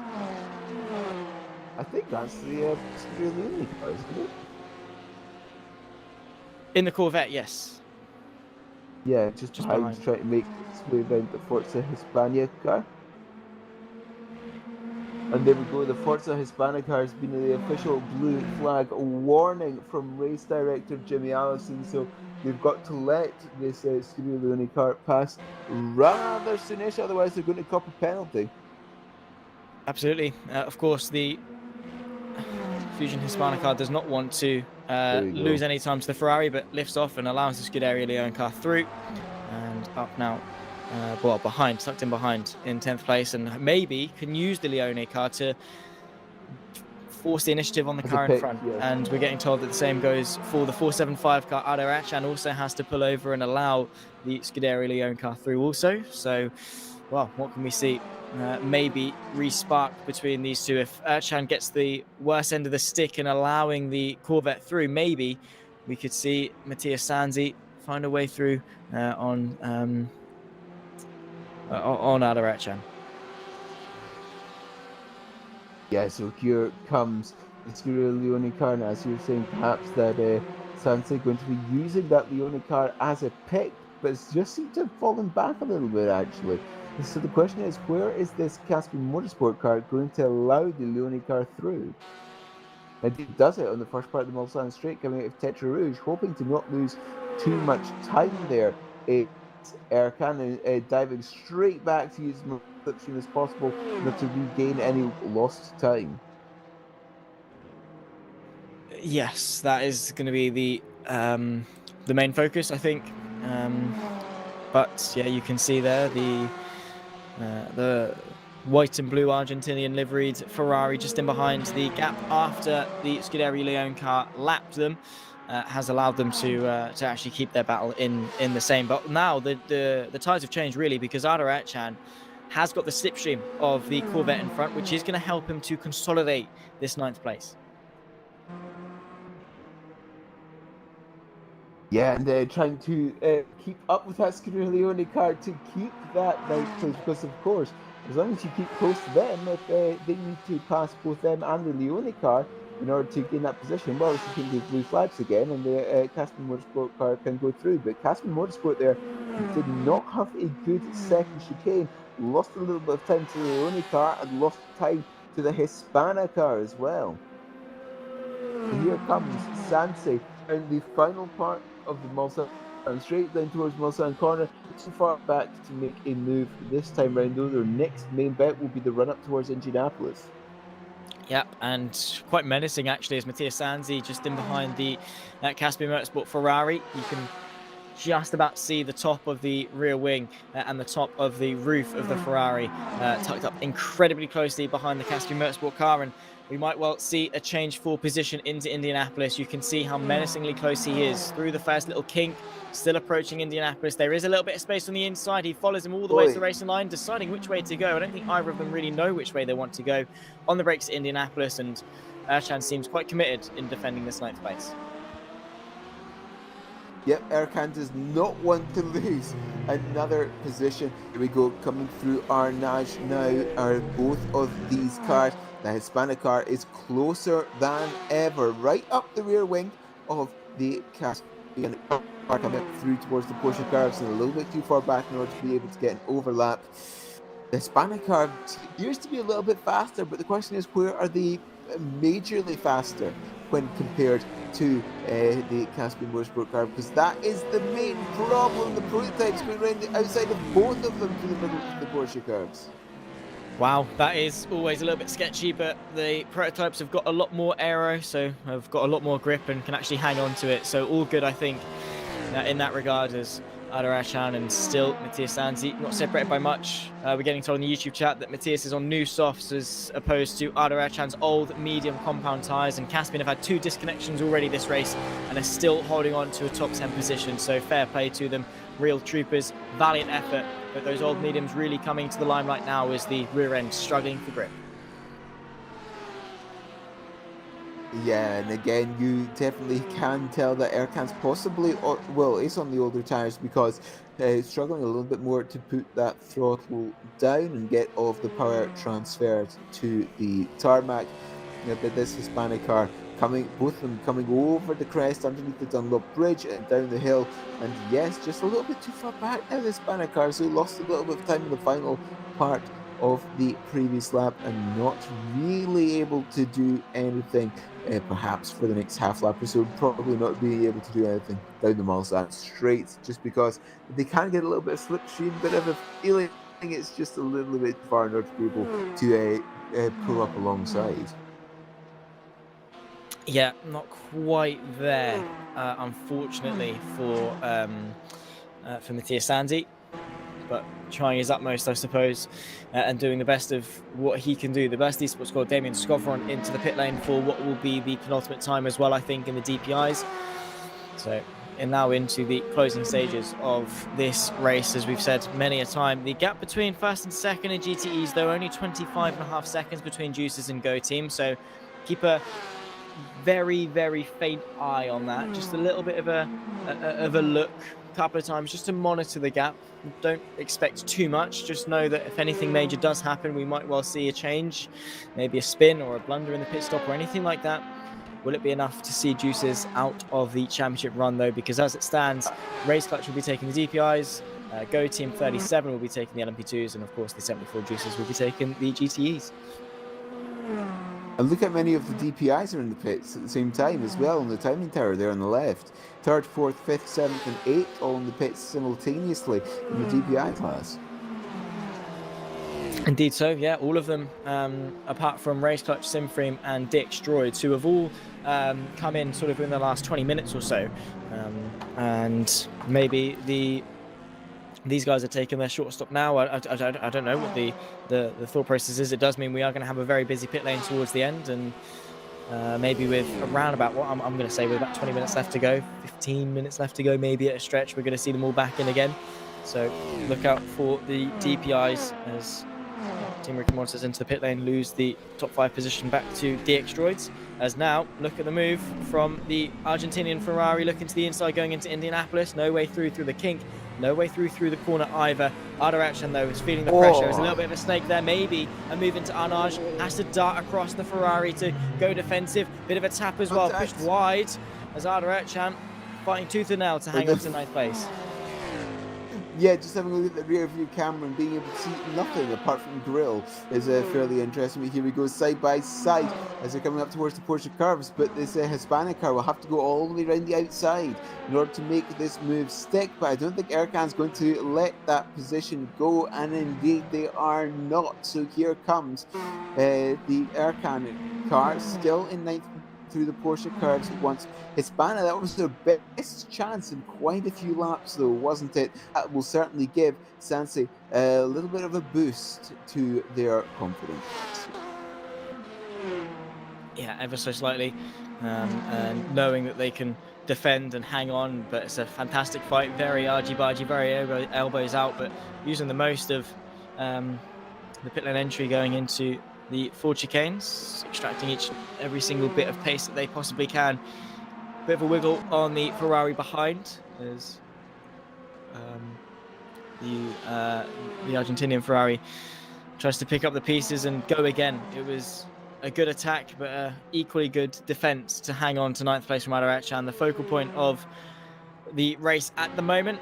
Also look out for Scuderia Leon. They're in 7th place, only 5 seconds off the 73 Juices car for 6th. Yeah, it's another battle in the GTs that unfortunately we don't have 3 sets of simultaneous screens to show you. But yes, here we go. That is a battle possibly going to happen for 6th soon. This battle for 9th. Once again, the Hispanic car with a good run out of Tetra Rouge will once again get a nice amount of slipstream. We saw them essentially come side by side into Indianapolis and into Arnage last time round. I imagine we may see the same thing again this lap, and accelerating down, picking your braking point for the not the Ford chicane, the first Mulsanne chicane is incredibly important. And look how much Sansi gains under braking. That'll be the addition of the new soft compound tyres, allowing them to brake more committedly and a little bit better as well. Just more composed and not as close to the limit, but still later than Adarachan, and still got the pace advantage, especially in the slipstream, riding backwards on board with the Caspian Motorsport Ferrari, and the Ferrari in behind is still trying to pick his pieces and find a way through. The top 3 in LMP2 are all in, both Go teams and the Team RS machine also in, but no major discrepancies there in terms of position swapping and things, apart from the fact that Force Slovakia will get themselves back ahead of Team Iris and maybe go for that overcut like we saw at the last pit stop phase as well. 48 minutes and 48 seconds left of this 24-hour running of the Virtual Endurance Championship finale. Adarachan still hanging on, but for how much longer really? Because I honestly thought this was going to be a done dispatch deal for the Forza Hispania car, but no way through at the moment. Yeah, indeed, that is true. It seemed to be, well, almost a given at some point, but now, it seems that Sansi appears to be having a lot more trouble than we originally thought, but that does also mean it's a little bit more exciting for us, isn't it? So here comes Sansi in that Hispanic car, not close enough this time round to make a move into Indianapolis, perhaps a move into Arnage if Arkan is a little bit squirrely on the throttle, but not actually this time round. Braking hard for Arnage. Will Erkan be able to put on the throttle this time round? Indeed they do.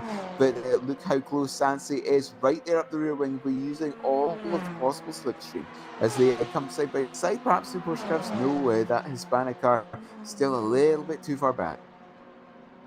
Yeah, ever so slightly unable to find a way through, as has been the theme for quite some time. In all fairness, the Caspian Motorsport car has put up such a great defense, despite the fact on being on old mediums, still able to push the car to the limit and still able to run the car to such a pace that is able to stay competitive. As I see a couple of stragglers in the LMP2 field as well coming into the pit lane. Andrzej Mareczek in 7th place in the LMP2s, now coming in for what might be their final stop. I doubt it is. I think there is going to be a slight small splash and dash towards the end. But look at how close these two are. Honestly, how they haven't continued to go side by side, I do not know. But Ercan, I think, is just quick enough in the right places in order to stay in front.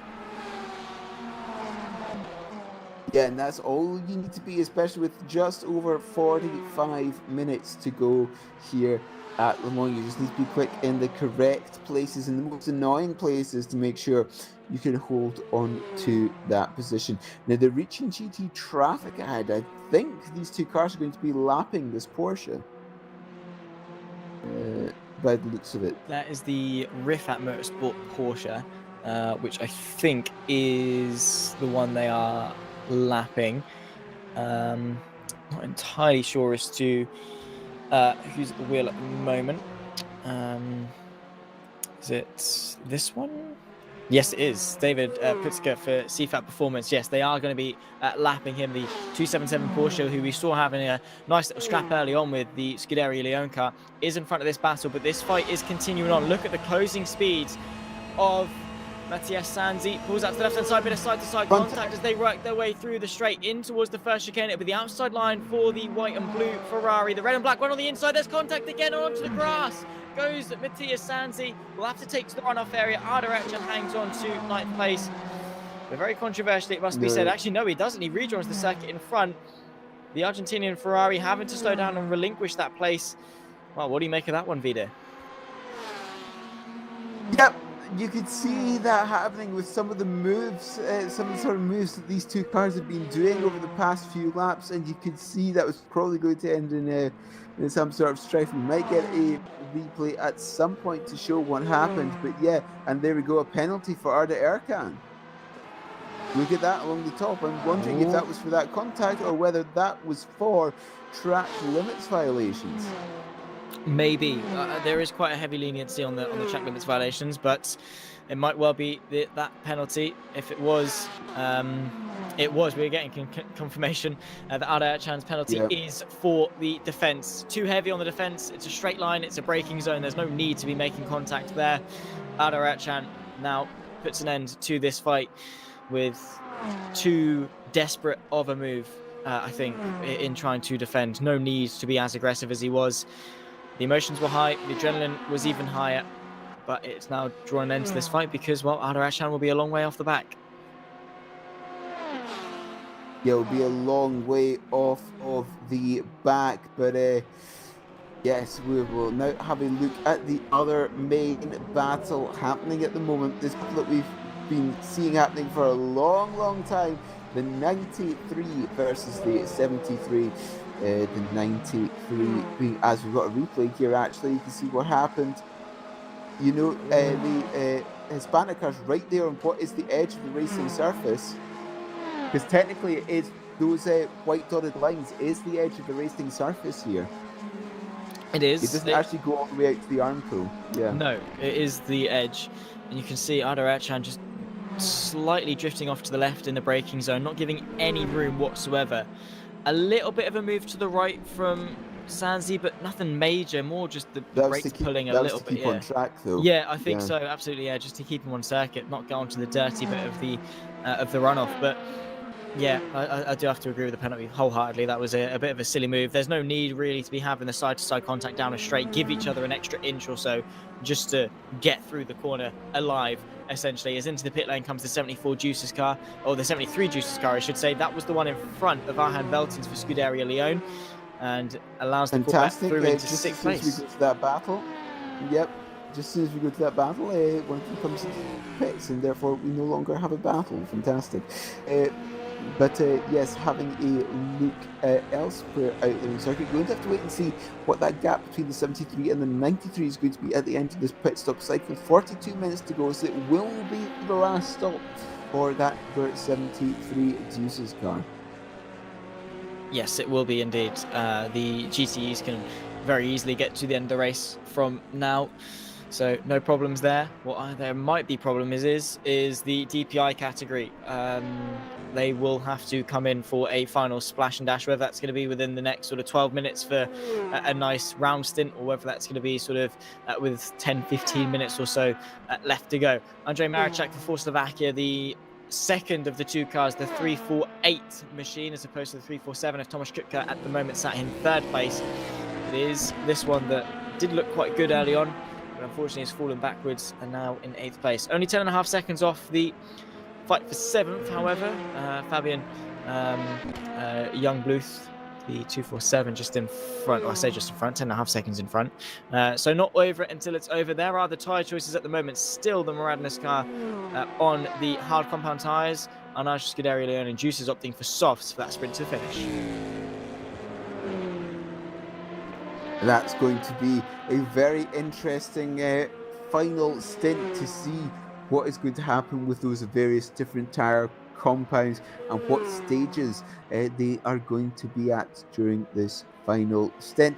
But yes, Andrej Maricek in this for Slovakia car, 10.6 seconds they need to find in order to be able to move into 7th placing class, which was that 247 Ace Racing car, which we were talking about earlier, weren't we? We were indeed. Follow on at the moment with Andrej Maricek, who has been able to close the gap ever so slightly to the car in front. Of course, this car right here, the Ace Racing Fabian Youngbluth. at the wheel. Yeah. The car that we've been mentioning throughout the broadcast in periodic stages, 9.8 seconds between the two of them. Not much, but with only 40 minutes left to go, the final stretch, they can practically taste victory for some, the likes of Race Clutch, Go Team and Juices. Well, what a perfect day it has been in the office, touching on LMP2 and the leaders. You've got Gabba Hevesi and Guillaume Mas now, the 47 and 37 leaders. Of course, the 37 is going to be the one taking the championship. The 47 is going to be the one taking the win. I don't think Go Team really could have asked for more coming out today. No, this is a almost perfect day for Go Team. Of course, to make it more perfect, would be that GT car to gain one position, but that's not happening as we've got a battle here for 12th and 13th in the GTs. We do indeed. Bertnops in the Sim Racing for Holland Corvette gets the move done to the inside of the Porsche curves and well into 12th place. So continuing to fight now in the GTEs, and plenty of battles to dissect, plenty of narratives to close, and the big chapter of season 15 in the very long novel of the Virtual Endurance Championship, spanning the last decade and a half, the last 15 years since its inception, its first step into sim racing, and with each step it's taken one step closer to being the absolute best endurance championship in the industry. As to the day it is today. There into the pit lane comes the rFactor Performance Porsche for what will be their final pit stop of the race. So indeed, 39 minutes to go. Just waiting for the... we saw a lot of DPIs actually coming. We said about 35 minutes was their boundary for the LMP2s. If you come in now, that will be your last stop.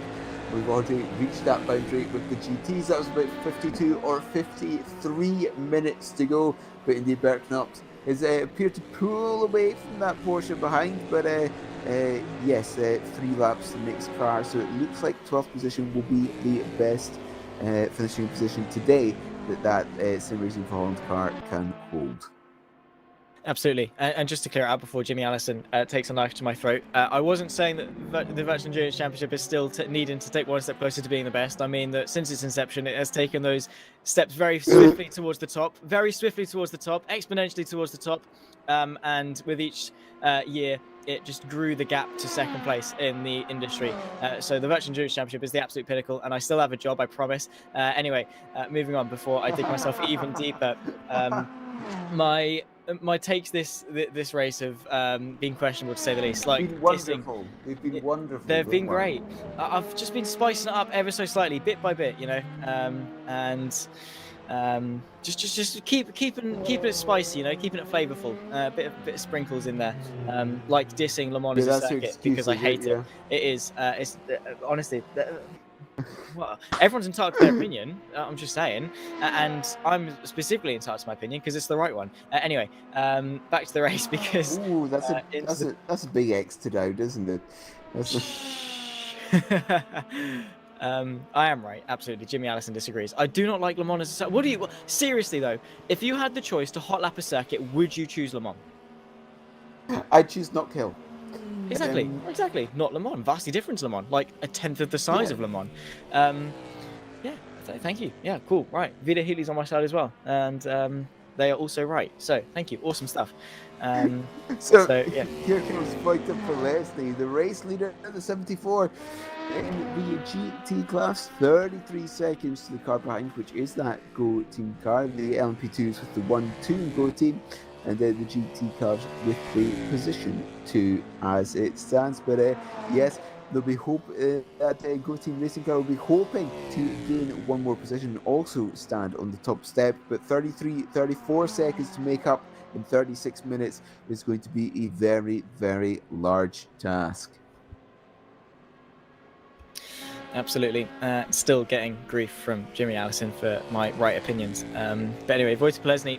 36 minutes left to go between them and victory and championship victory as well for Juices Motorsport Club. They have driven a near on perfect season with wins left, right and centre. NeedRacing.com opened the season up well in Monza and Spa with 2 victories, but since then have struggled to take back to the top step. Juices Motorsport Club have taken 4 of the last 5 victories, and they're trying to make it 5 of the last 6 of these races. Race 3, race 4, race 6, race 7, and maybe even race 8 as well. Not much at all. NeedRacing.com got off to the most poorest of starts with a disconnect early on, but unfortunately it's not been the race for NeedRacing.com, despite their efforts, despite their consistency. Juice's Motorsport Club 35 minutes away from their first championship since season 11, where they took the GTE championship, and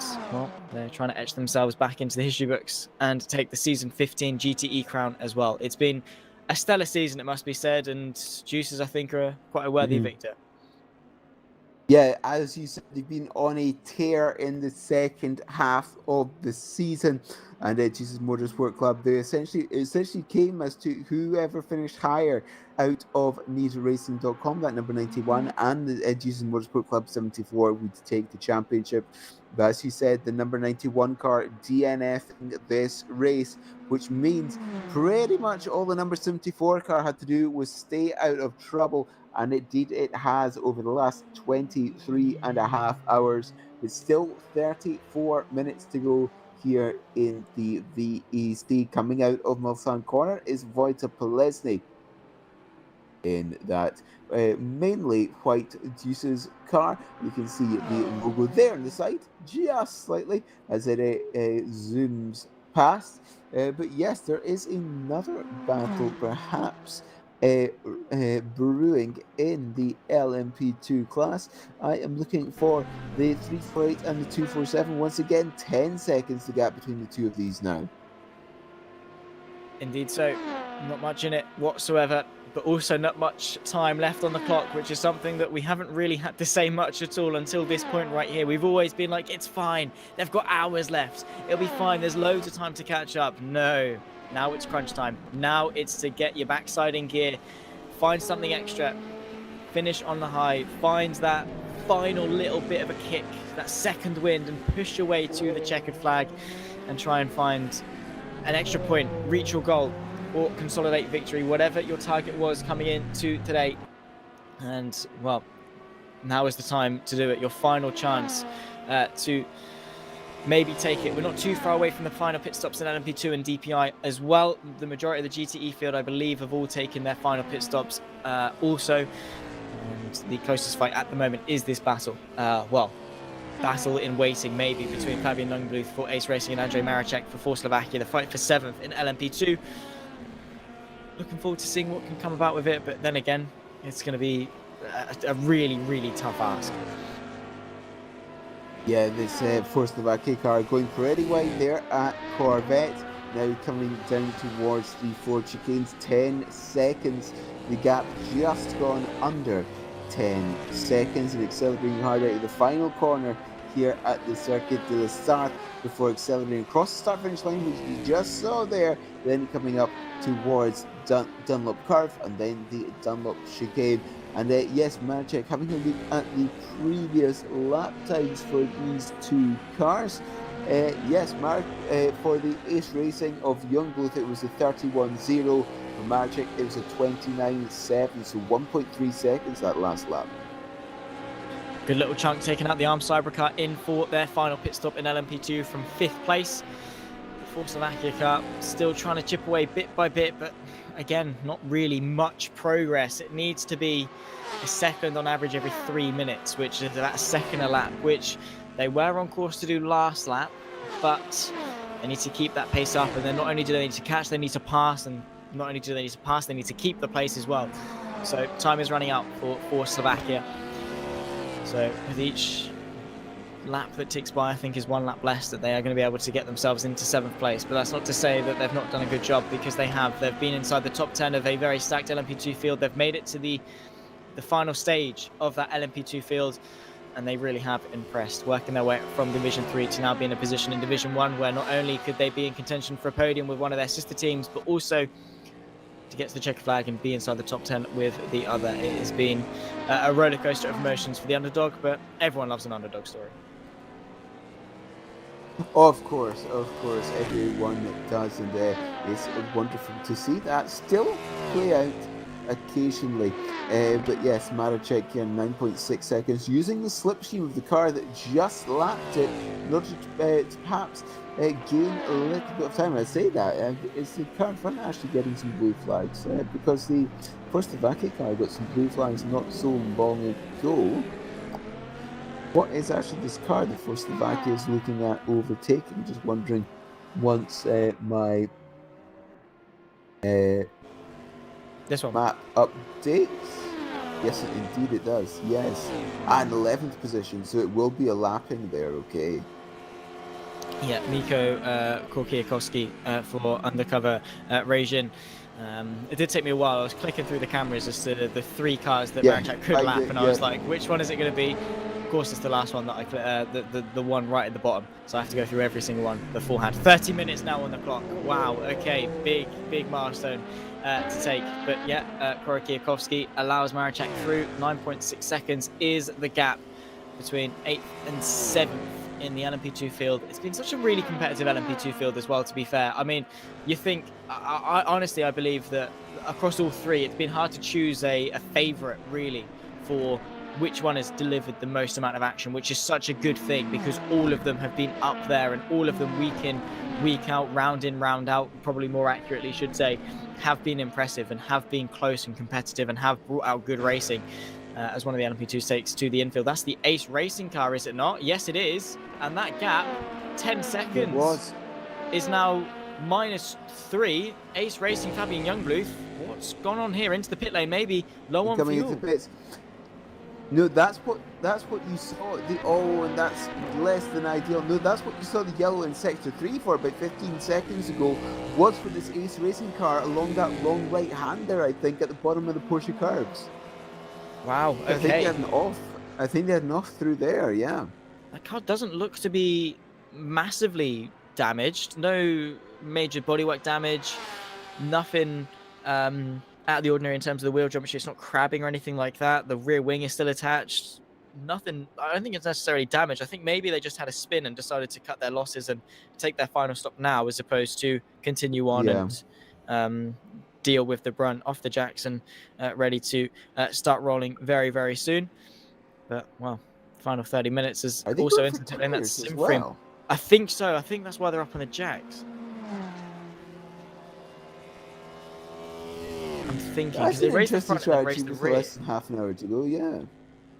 I mean, the end strong, I suppose. I mean, after the spin as well, they probably don't want to stay on the same tyres and risk spinning again, so it might be worth just taking the tyres and going again. Simfream as well, we're coming into the pit lane from 5th place in the LMP2 field. We're awaiting the rest of the prototypes to come in for their final stop as well. It shouldn't make too much of a mix-up in terms of the overall running order, and we're going to take a look, actually, as to how it happened, and I think you were right. Through the left, unstable, and spinning backwards. Doesn't touch a wall, but will definitely have destroyed the tyres. Oh yeah, those tyres are no use anymore, they're squares. But yes, here we go, the Ace Racing car, 92 seconds, 93 seconds, I think. They have pretty much lost that position to the 348 Slovakia car, because the Slovakia car will need to come into the pits again, but I imagine they will take fuel only. Yeah, yeah, surely. I can't really see any advantages to taking tyres anyway. David Clock site for Simframe back out on circuit. Just about 13 seconds off the back of the Arm Cyber car. There's the Team Iris car that they are just knocking on the door of, who is a lap ahead at the moment. Nice camaraderie in the YouTube chat as well between different teams, congratulating each other for the final race of the season, getting through the 24 hours. And, well, fantastic stuff from all involved. Into the pit lane comes Christian Marguerre from Simframe. 2nd place in this race, likely to be 2nd place in the championship as well. And they take their final stop of the 24 hours. Yeah, pretty much everyone who comes into the pits now will be taking their final stops, bar anything horrific happening to their respective cars. And yes, Mulgera into the pits. Coloxai here, 13 seconds, as you said, between themselves and the car in 5th position at 241 Arms Cybercar. And yes, just Cybercar actually still need to come into the pits as well. I'm not exactly sure about that one. I think no, Cyber came in not too long ago. I'm So they fairly should be sure. okay, yeah. Yeah, I think they are going to be okay. Race Clutch and DX Droids both in for their final stops in the DPIs as well. But yeah, I think the Cyber car is going to be okay. So that means we're going to have to make up that 13 seconds on track, which is, not easy, especially with as little time as we have left. 25 minutes only to go here at Le Mans. But yes, another battle perhaps for that 7th position in the DPI class is Rob van Starkenburg in the 208 car. Who we're looking at just now, the Netrix GP trying to chase down the 15 Simfreen car for that 7th position. But as you can see, 10 seconds the gap there. Yes, 10.5 seconds, 25 minutes. Again, it's tough. If they can nail the smash and dash, then maybe. Or if Starkenbach can put in some electric laps. I mean, on that last lap, Federico Suave was 3:17.0. Starkenberg was 3:13.3. If you can keep that pace differential up, if you can keep that delta to a standard like that, then it should be a no-brainer. However, doing it is, in theory, is one thing. Actually doing it in practice is another. Into the pit lane, Black Hawk and Juices from the lead of the race in GTE. Does Go Team owe us a pit stop is my question, because Timothy Antonovsky is perilously close. Out here, left the pit lane has Wojtek Plesny. Go Team is 1.1 seconds back. Now, is that for position, or does that Ferrari need to come into the pit lane? I have a feeling they still need to come into the pits. I have a feeling they've gone slightly longer than the other two cars previously, but I think they still owe us a pit stop. Quite an anti-climax then. Got a bit excited then. I was like, oh my god, we've got to fight for the race lead here. If Go Team have got another stop, then that would be obviously great for Wojtek Plesny. Not great for us in the commentary booth, because we'd love to see Indeed. a standout finale, particularly between these two. Wouldn't make any difference in the championship, but it would make a difference for the champions really of the Le Mans, because it's a fight in of itself, and to conquer this is to walk out of here a champion in your own right. Burst Esports in for their final pit stop as well from 4th place in the DPIs. I think it will be Michu Hoyt to take the car to the end of this race. 1 second between Go Team and Juices. The gap stationary, really. Stalemate between the pair of them, 9.5 tenths of a second. I don't know. I'm still sort of hoping for a miracle that Go Team don't owe us a pit stop yet, because that would be awesome. But I think that I'm getting my hopes up a little bit, and I shouldn't get so excited for a fight for the lead, because it probably won't be happening. And it will probably be the Juices car rolling their way to victory come the end of this race. Also, Seawolf Net Race into the pit lane for their final stop in the DPIs as well. Now, as soon as that's done out of the way, you've got nothing else to worry about. Just get to the checkered flag. Yep, this is what these all of these teams are looking forward to, is that checkered flag. Coming through Mulsanne corner is Wojtek Plesny in that number 70 for Juices Motorsport Club car. And the Go Team racing car, did they still have a stop? I'm not sure. Their response in Something YouTube chat tells me that it's for position, the 1 second after 23.5 hours. That tells me that it's like, it's going to stay that way. I don't know. Do they always stop? I can't remember the last time they came in. I should have been taking notes. I should have been taking notes to see when the last time each of these teams came into the pitch was. But as you said, Wojtek Plesny, looking at them here, 1.1 seconds to lead over that Go Team car. Well, right now we'll enjoy it until our hearts are either delighted or shattered in the final 21 minutes. We'll wait for confirmation, or we'll wait to see what goes on the track. Wojtek Plesny, though, will be feeling the pressure as Timothy Antonovsky is searching for a race victory here, potentially, maybe, hopefully. It'll be a double win for Go Team in LMP2s and GTEs if they can, and also the 1-2 in LMP2 just to sweeten up the day, and the championship as well. If they are able to win, this would be the perfect day in the office for Go Team Racing. It'd be what they want indeed. A championship and that win as well yes, they've got to get past Voitopolesny first, which is not the easiest thing. It is not. The armed cybercar lapping the Ferrari, getting told that Go Team do not intend to pit, but their last pit stop was 1 hour and 3 minutes left to go, so it is going to be tight. The fuel is not there. That's too much. Voitopolesny's got the advantage in the terms of he's not got to stress. But also, Timotej Andonovski, he's got the track position. Maybe he can just get in front and control the pace. Maybe sit in the slipstream for the next 15 minutes and then go for it in the final 5. I don't know. It's close, but have they got the fuel to go, not only get to the end, but also enough fuel to push enough to win? Yeah, 1 hour and 3 is a lot longer than we've seen any other GT car do. I'd be pushing it even at a normal circuit. Yeah, that for would the be. GT class. Well, it wouldn't be as much of a push, but it would be over the normal amount, let alone here at the Le Mans here in France, the final round. And, well, what a finale this would be if it is going to be a stand-up finish like this. Grand slam between Voitopolesny and Timotej Andonovski. 2 brilliant drivers in their own right, and 2 drivers that are carrying the weight of their teammates, the preparation, their engineers, their team owners on their shoulders, ready to hopefully deliver them a Le Mans victory after 23 hours and 41 minutes of racing. It comes down to 3/4 of a second, and also the hope of lifting and coasting, saving that little drizzle of fuel left in the fuel tank.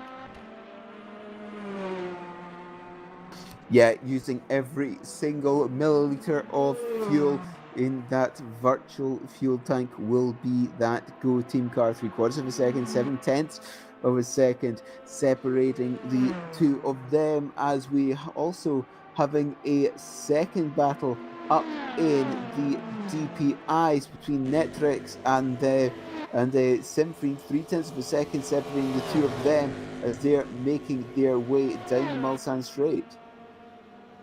They are indeed. Look at that, 3/10 of a second now. He's done it in no time relative to the second Simfree car.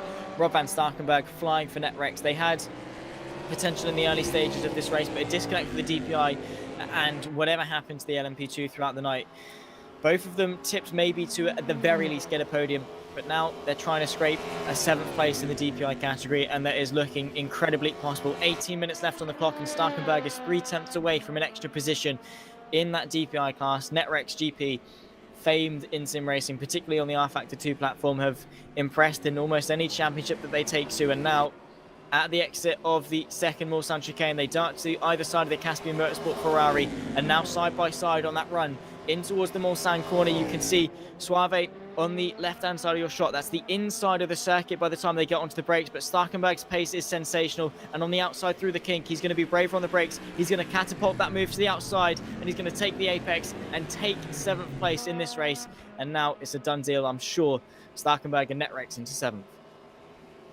Yeah, just we'll wait and see what happens to the run-up to Indianapolis. Half a second, the gap going the other way now, of course, in favour of Netrex.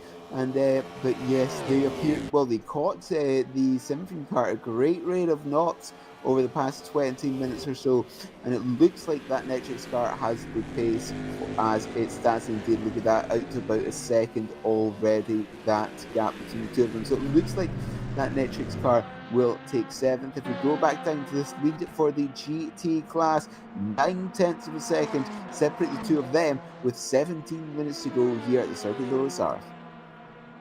Absolutely. Not much in it. Andonovski, what can he do in terms of trying to go for the move? I mean, he's got to save some fuel, but also push, as Mark VEC sets the fastest lap time of the GTE field with a 3-minute 47.750 right at the depth of it. So a nice Putting little... in some qualifying laps now, yeah. Low fuel, fresh tyres maybe as well, and just going for it. So trying to get that award for the fastest lap of the final race of the season. But Andonovski, 7/10 of a second. He is in slipstream range. Is he trying to build up a little bit extra fuel saved, so much so that in the final moments he can just go for that late charge? Perhaps, but like you said, in hour and 3, Maradness comes into the pits for a splash and dash from 3rd position. They can do this because they have essentially enough of a gap behind. Look at that, 3 minutes or so of the gap. But in minute 3, I feel that's too much. Sorry, an hour and 3, I should say, rather. I think that's too much. I mean, they don't look like they're slowing down. And I'm sure if they were in a trouble of fuel, they would slow down and lift off and try to consolidate 2nd place as opposed to going for the win. Or maybe they are just going at it all or nothing. It's the win or nothing, because with all the preparation and the 24 hours of racing, if they can see the win, they're going to go for it. They don't care about anything but the win. So now, what can Andonovski do? Because that gap has closed and he is perfectly poised maybe to go for the win in the GTEs. Wojtek Plesny in the 74 Juices Motorsport Club car are going to take the championship, but they want to do it in style and take the victory along the way as well. And they have fairly dominated the GTE field, it must be said. Quarter of a second as they head onto the brakes from Mulsanne corner. No way through for Andonovski as of yet, but that's not to say his time won't come. So Andonovski accelerating hard out of Mulsanne corner. Will be using all of the slipstream possible. A quarter of a second, the gap just under that now. As here they come through the first Indianapolis, now coming up to the 2nd and the 3rd, about a 10th and a half now. Now Andonovski and that Go team is going to have to go all the way around the outside of Indianapolis. No edge given. Will now have the inside line for the left-hander. They go side by side through here, but now the Juices Motorsport Club car will have the inside line for Arnage for a response. No, Andonovski makes the move stick, but no doubt Juices Motorsport Club will respond immediately to that move. 13 minutes and 45 seconds to go on the clock. 23 hours, 46 and a half minutes have led to this moment. 0.3 of a second between our 2 race leaders in the GTEs. It's taken a split strategy. It's taken a risk from Go Team to put them in this position. And fantastic driving from Timotej Andonovski to take the lead of the race with a handful of laps left to go. It's all dependent on when Race Clutch cross the line to start the final one, really, and that is what they're going to be hoping for. They're going to be hoping they get the least amount of laps possible of the 24 hours, even if it's just a lap. It's an extra few litres of fuel that they don't have to save. It's an extra few litres of fuel they can use in order to try and defend. Wojtek Plesny, though, is going to be heartbroken and is going to be pushing with full motivation, with fire in his heart, with the weight of his teammates on his shoulders and the weight of victory at the 24 hours of the Virtual Endurance Championship Le Mans. Both drivers are putting to their absolute limits, but only one of them can come out on top. So 13 minutes to go. This will be about 4 laps under normal conditions. Well, we've got to wait and see where the leader is going to be as well, that number 14 Race Clutch car. But Plesny will be looking to retake that first position, 0.3 of a second between them. Plesny will no doubt use as much slipstream as possible coming down the Mulsanne straight. Absolutely. Well, it's going to be close, and maybe that is what we were waiting for from the Juicers car. What can they do in a final attempt? Well, probably not even a final attempt, but one of the final attempts. 0.3 of a second. For the lead of the race. 3.5 tenths. Andonovski looks secure, but that slipstream is so powerful. If not the first, surely the second. So here we come. You can see on the timing tower there on the left-hand side the updated gaps between the cars. Plesny a little bit too far back from this Go Team car coming into the first chicane. A bit closing up a lot through the centre of the corner. A bit of a wiggle right there on the apex though for Plesny. We're looking to use that slipstream again in order to try and make a move past that Go Team car. At least step up somewhere near the Go Team car, but that gap out to 0.4 of a second now. Yeah, absolutely. So Timotej Andonovski, despite the fuel problems, has been able to keep that right foot planted and keep that Ferrari on pace and quick enough through the exits. A little bit of a gap closed under braking through the chicane and using each and every single bit of the curb to pin the car and wrap the car around it, use it to rotate and Wojtek Polesny, a quarter of a second between him and the race lead. Is there going to be any movement into the Mulsanne corner right at the end of this very, very long straight where we've seen many, many speed records broken? Could we see the lead change? However, no chance really. He closes the gap under braking, does look quite committed, but I think it is going to be roles reversed from the last time through. Here we go, 0.2 of a second, the gap on less than that now. So you are very correct there, Zach. Roles reversed with just over 10 minutes to go here at Le Mans. Accelerating hard. Is that number 74 car moving to the left or the right? Perhaps got to see what decision Polesny will take. Going to go up the inside for the first part of the Indianapolis complex. They'll go be side by side through here as well. And Adanovsky goes wide through the first part, and a nice little bit of defense right there on the apex. You can see Polesny gets a little bit squirrely on the exit, but the thing was, Adanovsky also got on the gravel. Now they've got to let prototype traffic through, which did not help Polesny last time round. 10 minutes to go on the clock. Not long left to go, and the final pit stops from a few in the LMP2s. Go Team, the 37 in from second place, and Team Iris as well in a direct fight with Force Slovakia. So who's going to come out on top in the podium fight? Who's going to come out on top in the lead fight right here? Both have thrown everything at this race, and it comes down to just 10 minutes, a handful of laps left as well. Does Andonovsky need to save some fuel? Does he need to lift off and control the pace a little bit better, maybe through the winding sections to have enough? One more time. Okay. They'll get lapped one more time by the leader. Yeah. Right. Well, I mean, it's touch and go, really. I'm sure Andonovsky is confident in his ability, and no, he's not. He's into the pit lane for a splash with 9 minutes to go. It's heartbreak for Andonovsky. The Juicers car carries on. He's not got enough to take victory. And a glimmer of hope was shown. A fantastic battle was shared. The Go Team, it's second place at best. Yeah, an hour and 3 is just too much. It's just too much, especially here at Le Mans. Nothing could have been back at this, but having looked back at this DPI Classic battle for the final position in the top 5, Team Rookie Monsters and DX Droids, 0.8 of a second separating the two of them. But yeah, it's just an hour and 3 is just too much at Le Mans.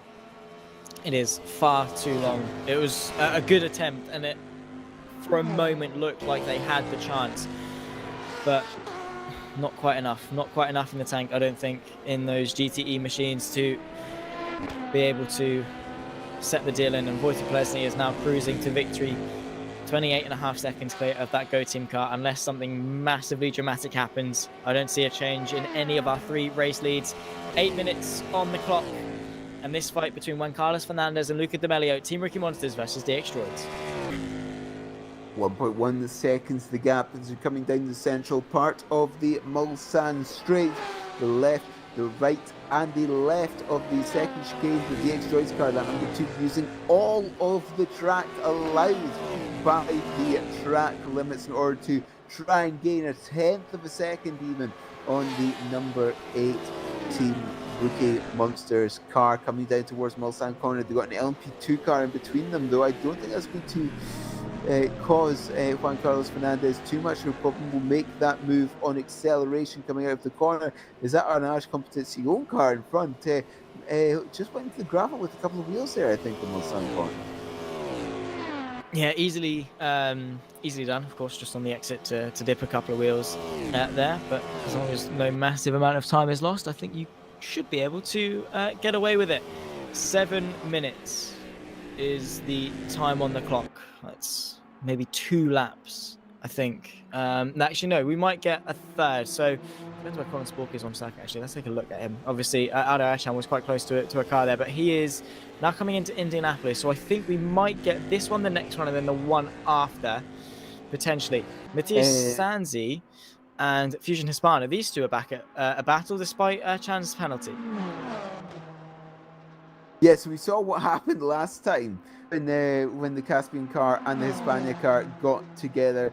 Got to see what will happen this time around. But yes, essentially 2 and a bit laps to go for the race leader here at Le Mans, which means it will be a new distance record, as well as, I believe, having a look at the timing. Yes, 426 laps completed by the race clutch car, so we will see a new distance record here this afternoon at Le Mans. But yes, it's going to be interesting to see what happens. Will be round 3 between these two cars. Here we go. Gloves are off, and it's going to be at it, taking the swings. Who's going to have the glass jaw? Who's going to have the mighty punch to seal the deal in this 9th place fight between two teams that have been down each other's throats since the start of this race? Fusion Hispana versus Caspian Motorsport, and now it comes down to this. 2 Ferraris. So in theory, not major discrepancies between the balance of performance. The only difference will be the setups, and you can see Sansi under pressure, weaving around, trying to limit the amount of air that he's passing for the Caspian Motorsport driver of Ada Achan just in behind, in towards the heaviest braking zone on the circuit of Mulsanne Corner, and no way through for now. But, well, good news for Sansi, he's not got that long to defend. Just a little bit of time left. I think these two have about 1.5 laps to go. That's all that Sansi needs to defend for, if my estimations are correct. They could, of course, be wrong. But yes, here comes Colin Spark through the first Mulsanne chicane on the penultimate lap of the race. Yes, so this one and then the next one to go, and that is it. Done deal for the final race of the Virtual Endurance Championships, 15th season of racing. Also with that, we've got a fight brewing with the DPIs. Luca Di Maio versus Juan Carlos Fernandez for the top 5 spot, which is a spot that these cars are going to want to try and etch their names into, because 5th just sounds better than 6th. Finishing the top 5 as opposed to the top 6. And, well, an extra couple of positions as well. The extra glory, maybe. And just an extra, just a bit of fun to end off the race too. Yeah, a bit of fun to end off the race. You are correct. That's something you always want to see. But here we go. This DX Droids car getting closer and closer. Still 0.8 of a second being the gap.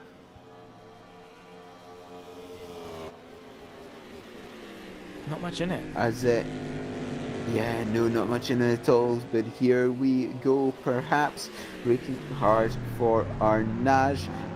Well, the bells go outside for me for 1 o'clock, but we still got time, and that's a penalty for Matthias Sansi for weaving. Oh no. Well, a little bit too excessive in trying to break the toe, and it's flown the way back of Ada Ercan in that fight for 9th place in the GTE. Sansi is going to be heartbroken with that one, and is going to drop to the back end of the top 10. Still a top 10 nonetheless. But, well, yeah, Ada Ercan is going to be delighted with that, considering his penalty a little bit earlier on. Luca Di Maio able to grow the gap to 1.1 seconds, as I believe Colin Spark has started the final go around or is about to start the final go around of the 13.5 kilometers here at Le Mans.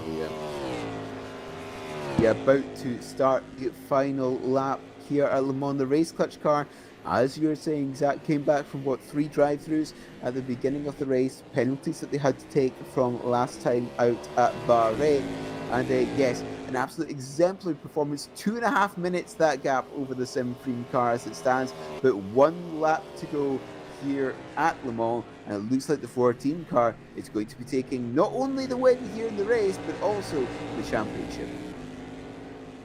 Absolutely, they have been on fire. They've only been off the podium twice, I think, so far this season. The rest of them have been race victories in the form of many a good race result over the course of the season. It's been a mighty, mighty effort from Race Clutch. Yeah, they've been off the podium twice. And apart from that, other one, which was a 2nd place, I believe, at race 5, it's been victory 4 times, and this is looking to be their 5th, with 2/3 of a lap left to go for Race Clutch in their pursuit for their first championship victory since all the way back in season 11, where they took the LMP3 championship victory. It's been a long time coming, and in the top flight category of the Virtual Endurance Championship, They're about a minute and a half away from doing so. Yeah, just half a lap or so away, as Juan Carlos Fernandez had one more go, I believe. I know they still have one more go at D'Amelio. If we just quickly perhaps come across to this, you can see them going nose to tail, essentially coming through the Mulsanne corner. They will get an extra lap. I don't think they're going to get lapped in the race clutch car before the checkered flag falls. I don't think so. I think they might be able to squeeze in an extra one. Yeah, you can see it there in the background. Yeah, you can see 14 there in the background. So they will have an extra lap. We can have a look at this on the, well, for what will be Colin Sparks' cooldown lap. But yes, that might be a very fun battle to see towards the end of the race. The very, very down moments of the battle for 5th position in the DPI class. And yes, D'Amelio still trying to hold on. Doing his utmost to bring the Team Ricky Monsters car to 5th place with seconds left on the clock and one final sector left for Colin Spork. A whole lap left for these two in the fight for 5th. So they're going to get lucky, unlucky. Juan Carlos Fernandez is going to be loving the fact that they get an extra lap. Luca D'Amelio is not. It's an extra lap that he has to worry, an extra lap he has to stress. But I think all eyes, all focus is on this man right here. Colin Spork, Race Clutch. They've been mega throughout the season. A massive, massive team effort with the likes of Jurgen van Berg and Lawrence Keersmakers, the team principal and the head engineer, Nick De Silva, Peter Berlak, Tom Lartelu, and Colin Spork, the drivers that have driven this 14 machine to not 4, but 5 victories of the 8 races. They've been off the podium twice. The other one was a 2nd place, but they sealed the season 15 Virtual Endurance DPI Championship. Colin Spork brings it across the line, victorious in Le Mans, victorious for this year. And wow, oh wow, does he deserve it. 2022 Formula Sim Racing World Champion. That's in single-seaters. He's come over to the endurance world and he's won here as well. What more does this kid have to prove? The young man from the Netherlands, the Flying Dutchman, Colin Spork, brings home Race Clutch victorious, as have the entirety of his team. As I say, Peter Balak, Tom Lartelu, Nick De Silva, the drivers, Jurgen van Bergen, the team principal, and Lawrence Keersmakers, the head engineer, giving him the motivation. But also look at this, Go Team Racing, Gabba Hevesi, not the championship winning car, but the race winning car here in Le Mans. They cross the line 3 minutes clear of their teammates, flash their headlights, and victorious in Le Mans. And indeed, having a look now at Vojta Polesny in that number 74 car, coming down through towards the Porsche cars. Again, the Jesus Motorsport Club car came in 2nd yesterday in the championship, but the win here will promote them to 1st, and they will do something very similar to what the Race Clutch car did by winning the race, also winning the championship. They've had a fantastic run recently as well, winning 4 out of the last 5 races. This will make it 5 out of the last 6 as the Vojta Polesny brings this number 74 car through Maison Blanche, the right, the left, and then the 4 chicanes for one final time. The double left-right here at the very end of the circuit. Vojta Polesny in that number 74 car wins the race and wins the championship in the GT class. Very well done from Vojta Polesny and Guillaume Mas for the 37 Go Team car, flying in formation. Look at them around the 13.5 kilometers here in Le Mans, France, for the 24 hours of the Virtual Endurance Championship. We didn't see them cross the line, but Guillaume Mas and the 37 Go Team Racing car take the victory in the LMP2 Championship. What a season it's been for them, and how close it was. Only 5 points separated them and the 36 Simfream car coming into today. Some of the closest margins that we've seen for so long in the Virtual Endurance Championship across all 3 categories. It's been a season to remember, and it's one that we will never, ever forget for seasons to come. Juan Carlos Fernandez in 6th place was hunting down Luca D'Amelio for 5th, but I think he's just going to fall that little bit short. Yeah, just the 4 chicanes to go, and it's going to be less than a second, the gap at the flag. Yes, Juan Carlos Fernandez in that number 2 DX Droid car, pushing hard at the very end, but not able to do it. So that means DeMello in that Team Rookie Monsters car takes that final position in the top 5, about 0.8 of a second gap as they cross the start-finish line. Congratulations to Race Clutch, Go Team and Deuces, both for winning the race, also winning the championship. So I'll get the results sorted, replay sorted, and then it's time for a break for everyone. Have a nice summer, and enjoy Le Mans next week. Kind words then shown from Jimmy Allison, the race director for the Virtual Endurance Championship. The sheer amount of effort that he's had to put in, and you could tell the tiredness in his voice. He has been awake for far too long. A couple of power naps along the way, but keep an eye on everything that's going on circuit, making sure everything is how it's supposed to be. What a season it has been, and we are going to grab a couple of interviews from those down at Race Clutch, the championship winners in the DPIs. We'll grab in I think Jurgen van Bergen first of everyone. We'll bring him into the broadcast booth. I've actually dragged Michael LaRue with me as well. But Jurgen van Bergen, hello, the boss at the top of Race Clutch. Talk us through your emotions then. It must have been a tough 24 hours. Yes, it was. Like, starting off with, well, pretty much a minute worth of penalties. It's, to be fair, it was quite funny because I was thinking about this race yesterday and I said to myself, every race we'd have penalties, we've been doing pretty good. So I think we're going to have a good race. And, well, we showed it on track today. No, these 24 hours were amazing. Like, looking also at the lap record, I think the car that we have built, it was mad. I'm really happy with everything that we've been able to do. Really happy with the drivers. You guys will be speaking with them shortly. But incredible job from all of them. Colin, Nick, Petar, Tom, thank you very much for this. Like, as a team manager, I'm very proud of you guys. I also want to thank, well, the team of Race Clutch, the partners. Thank you very much for everything. We will keep doing this for you guys, and I hope you guys all enjoyed this beautiful race. Absolutely. And what's to come from Race Clutch then? Because it seems that whatever you do, you win in. So what's to come? We'll have to see. I mean, I do hear some rumors that there's a hypercar coming next year, so maybe let's look into that one. Although I must say the caddy has grown on me. All right. Well, we look forward to seeing your future endeavours. Best of luck for the future, Jurgen. Thank you for talking to us. Thank you. Awesome. Jurgen van Bergen from Race Clutch. We'll bring in then Tom Lartelu, a driver that has seen himself victorious with Colin, Spork, Nick De Silva, Peter Burlak as well. Actually, no, he won't, because for whatever reason, I can't bring him into the broadcast booth, which is a little bit of a shame. Is it broken? It's broken. I think I might have broken it. Actually, no, we're good. I've got him. We've got Lawrence Kearsmakers first. I have. Here he is. Hello. Sorry, did we cut you off mid-conversation there? Very sorry. But welcome in. Obviously, engineer for Race Clutch. I mean, I'm sure the emotions were high. I'm sure the pressure was cooking throughout the last 24 hours. Yeah, for sure.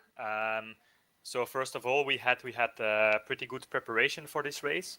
But then the race itself, you always need to see what happens, and then especially with the 3 penalties we've got. So it wasn't an easy one. Yeah, it seems like it was a tough start to the race, but a long race at that. Sort of your role within the team. I'm sure it's not really something that many people are sort of familiar with. Sort of what do you do? What do you do behind the scenes while the drivers are taking to the track? The beginning of the season is always a very important moment for us, especially when we're dealing with a new car that we don't know.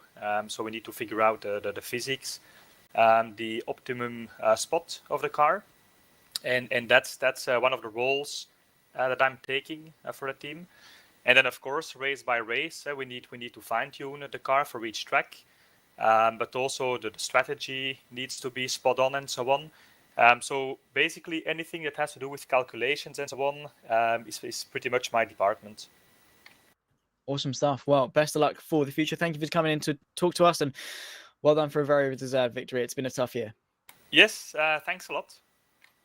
Awesome. Thank you. Lawrence Kearsmakers then for Race Clutch. Next up, we will start with the drivers then. It was Tom Lartalou that took the car to the start line. And he will be the first one to come in terms of the drivers. Tom Lartalou, well, I have to say, very well done. I think you made your endurance racing and single-seater debut over the course of recent months. Obviously, you started with Race Clutch back in Daytona. You really have impressed since. Talk us through your season, because surely it's been quite a big learning curve getting to grips with a new environment. Yeah, I mean, well, first of all, hi everyone. Yeah, I mean, I got used to rFactor after a couple of seasons. Started the game in like 2021 with a more virtual. So yeah, it took a bit of time, but at the moment, I guess it's going pretty well. I've got a very strong team, just making sure that I can push myself as much as I can. We've got amazing drivers, Colin, Petter, they're just absolute beasts. So yeah, it's going very, very well so far. Yeah, you're looking pretty quick. Let's put it that way. Very, very impressive stuff. Thank you. In whatever discipline you do, yeah, it's awesome to see that growth and stuff between you and your teammates, and that team dynamic as well. It's something we always talk about when it comes to endurance racing. How much you in communication with your teammates while you're in the stint? Do you prefer to be left to yourself, or would you rather have someone in your ear trying to keep you awake? I mean, a bit of both. Sometimes you just need to focus, get the laps done, and some other times you just more in cruising mode. So yeah, we just always make sure that there's someone just in case something happens, like at 80 or something worse, like maybe contact, a bit of damage or some stuff like this. But yeah, communication is always quite important, and I think we do that pretty well. Awesome stuff. Well, thank you for coming to talk to us, and best of luck. Thank you very much for having me. Yeah, thank you very much. Tom Lartalou then for Race Clutch, one of the many, many drivers on the team that have driven the car to victory. We'll bring in Nick De Silva next for Race Clutch. And Nick, we've had you in the YouTube chat and obviously feeding us some information throughout the race as well. You must be delighted with the result today. Oh, thrilled. Thanks for having us. Yeah, awesome battle with Simframe all season. I didn't really do much today given I've had COVID the last week and it's smashed me for 6, but the boys did an amazing job all race and all season. Absolutely. They have smashed it, as you all have. Obviously, being from Australia yourself, is that something that you've sort of worked into the scheduling of a 24-hour race? It must be quite beneficial for your European teammates to have someone on the other side of the world to support during the midnight. I mean, usually it is, but with getting COVID this week, poor Colin drove, I think, from 3 a.m. to 7. Instead of me actually letting him get some sleep. So, man deserves a lot of things. How dare you get the pandemic? That's disgraceful. So selfish of you, Nick. Now, very well done in terms of the season as a whole. Really, really impressive stuff. And thank you for coming to talk to us, and best of luck for the future. Cheers. Thank you. Awesome stuff. Nick De Silva for Race Clutch. We've got 2 more to go. We'll bring in Petter Berlak first before we hand it over to Colin Spork, the man that took it over the line. Petter Berlak for Race Clutch as well, the DPI Championship winning team, of course, part of the 4-man driving team for you. Again, the emotions must have been so high. You must still be quite thrilled with the race victory and also the championship. It was a tough ask today going into the race with 3 drive-through penalties. Yeah, indeed. We didn't know what to expect. We thought we had a little bit in hand, a little bit of pace in hand. So, and the race is so long that we could overcome the penalties, but it went a little better than we all expected, I think. And I didn't really have to do that much heavy lifting. I mean, Colin and Tom had mega pace, and really my teammates made up all the time. And I just got in the car to extend the gap a little bit here and there. Also didn't drive through the night, so that was easier for me. But yeah, very proud of everyone. As you should be. I think you've all done a massive job all season long. And has it taken much of a toll on the team? Have you sort of felt the effects of the season, or do you still feel fresh and ready to go? Well, I think we need a couple days rest, but yeah, we're good to go then. Awesome. Wow. Yeah. Awesome stuff. Well done on the championship and best luck for the future. I mean, you've got FSR to focus on and try and consolidate some good points in that. So best of luck. Yeah, thank you. Awesome. Petter Berlak then. We've got one more, and it is, of course, Colin Spork, the man that took the car across the line and the man that seemingly cannot be stopped when it comes to esports. He's on the rise and he's incredibly quick. Colin Spork, well done for your championship. Thank you very much. It took a while, but we're here now. So well, we did a giga job, I think. To put it bluntly, yeah, quite literally, absolutely fantastic job. And obviously, you took the car to the flag. You drove it through that final stint, and of course, you had sort of a 3-minute margin back to Simfreem in second. Did you feel any sort of pressure? Did you feel like if something went wrong, it would be your fault? Did you feel like something would go wrong, or were you perfectly fine all the rest of the way? No, I never think about that. It's just for me, the last few stints, I was seeing if I could get a gap to send it for fastest lap to do it at 3:10. But I just couldn't get a clean traffic run, and then I just looked at the gap to Margera and I tried to put 20 seconds on him in a few stints. I just always put like goals for myself, and I just push as hard as I do in the first stint and in the last stint, because if you start doing different things, that's when the mistakes come in. So you just need to go full send and don't think about anything else than just reaching the goal that you want, which was like 2:15 of a gap, and in the end it was 2:22. So yeah, that went pretty well, I think, especially after how little sleep we had, all of us. And yeah, I unfortunately Nick had COVID, so I needed to pick over his night stint. So I drove from 3 to 7, and so that was pretty pretty tiring. I can imagine. Yeah. Well, go get yourself some sleep, I think, is what you're going to be often doing, not going down to the pub or whatever. You're going to go rest up for a couple of days Yeah. and then celebrate. Yeah, we're gonna do that with the team for sure in Paris, probably. So that's gonna be a wild one. Awesome. Enjoy yourself. And Thank you very well, much, guys. Thank you very much for the season as well, for all the broadcasts and everything. It's always fun. Absolutely. Well, It's a thank you very pleasure. much for bringing the action. Very well done to you, and good luck for the Thank future. you. Thank you very much. Awesome stuff. Well, let's hope that they don't wake up on some random Frenchman's sofa when they go for their night out in Paris. Anyway, myself, Zach Sweeney, Vida Heatley, your final thoughts then of the race as a whole and the season as a whole. It's been a memorable one. Indeed, we had some incredible battles, even with just less than 30 minutes to go here. And the fact that teams could be that close, even after 24 hours of racing, is absolutely incredible. We've seen some of the best racing ever here in the VEC in season 15. And yes, very well done to Race Clutch Go Team and Deuces for once again reaching the top step of the standings in the GT class. But yes, it's been an absolutely fantastic season here in the VEC once again. And of course, we have to thank the person that makes all of this possible, Mr. Jimmy Allison. Absolutely. He's countless amounts of hours taken into making sure this championship is run as best as possible. But unfortunately, ladies and gentlemen, that is going to bring an end to season 15. We started all the way back in Monza of August of last year. We've battled our way around the globe, taking to some brilliant circuits and some brilliant races throughout the way as well. 3 championships crowned. Race Clutch Go Team and the 74 Juices Motorsport Club car. All of them have deserved it. All of them have had their battles. They've all had their struggles. But race 8, the 24 hours of the Virtual Endurance Championship Le Mans, has come to a close. Hopefully, we will see you soon for season 16. It's been myself, Zach Sweeney, Vida Heatley alongside me in the commentary booth to bring you to the end. We've had Hugo Barreau alongside us as well throughout the duration of this race, with Ewan O'Leary, Cameron Roger, Lewis McGlade, and Lorenzo Bonda coming in to help with the commentary services as well throughout this long season. And thank you to you at home as well, because without your support in the YouTube chat, there are some times where, well, we would definitely not enjoy it as much. You keep us honest, you keep the memes flowing, and it's always great to see some familiar faces in the YouTube chat as well. But from ourselves here at the Virtual Endurance Championship, it's goodbye for now.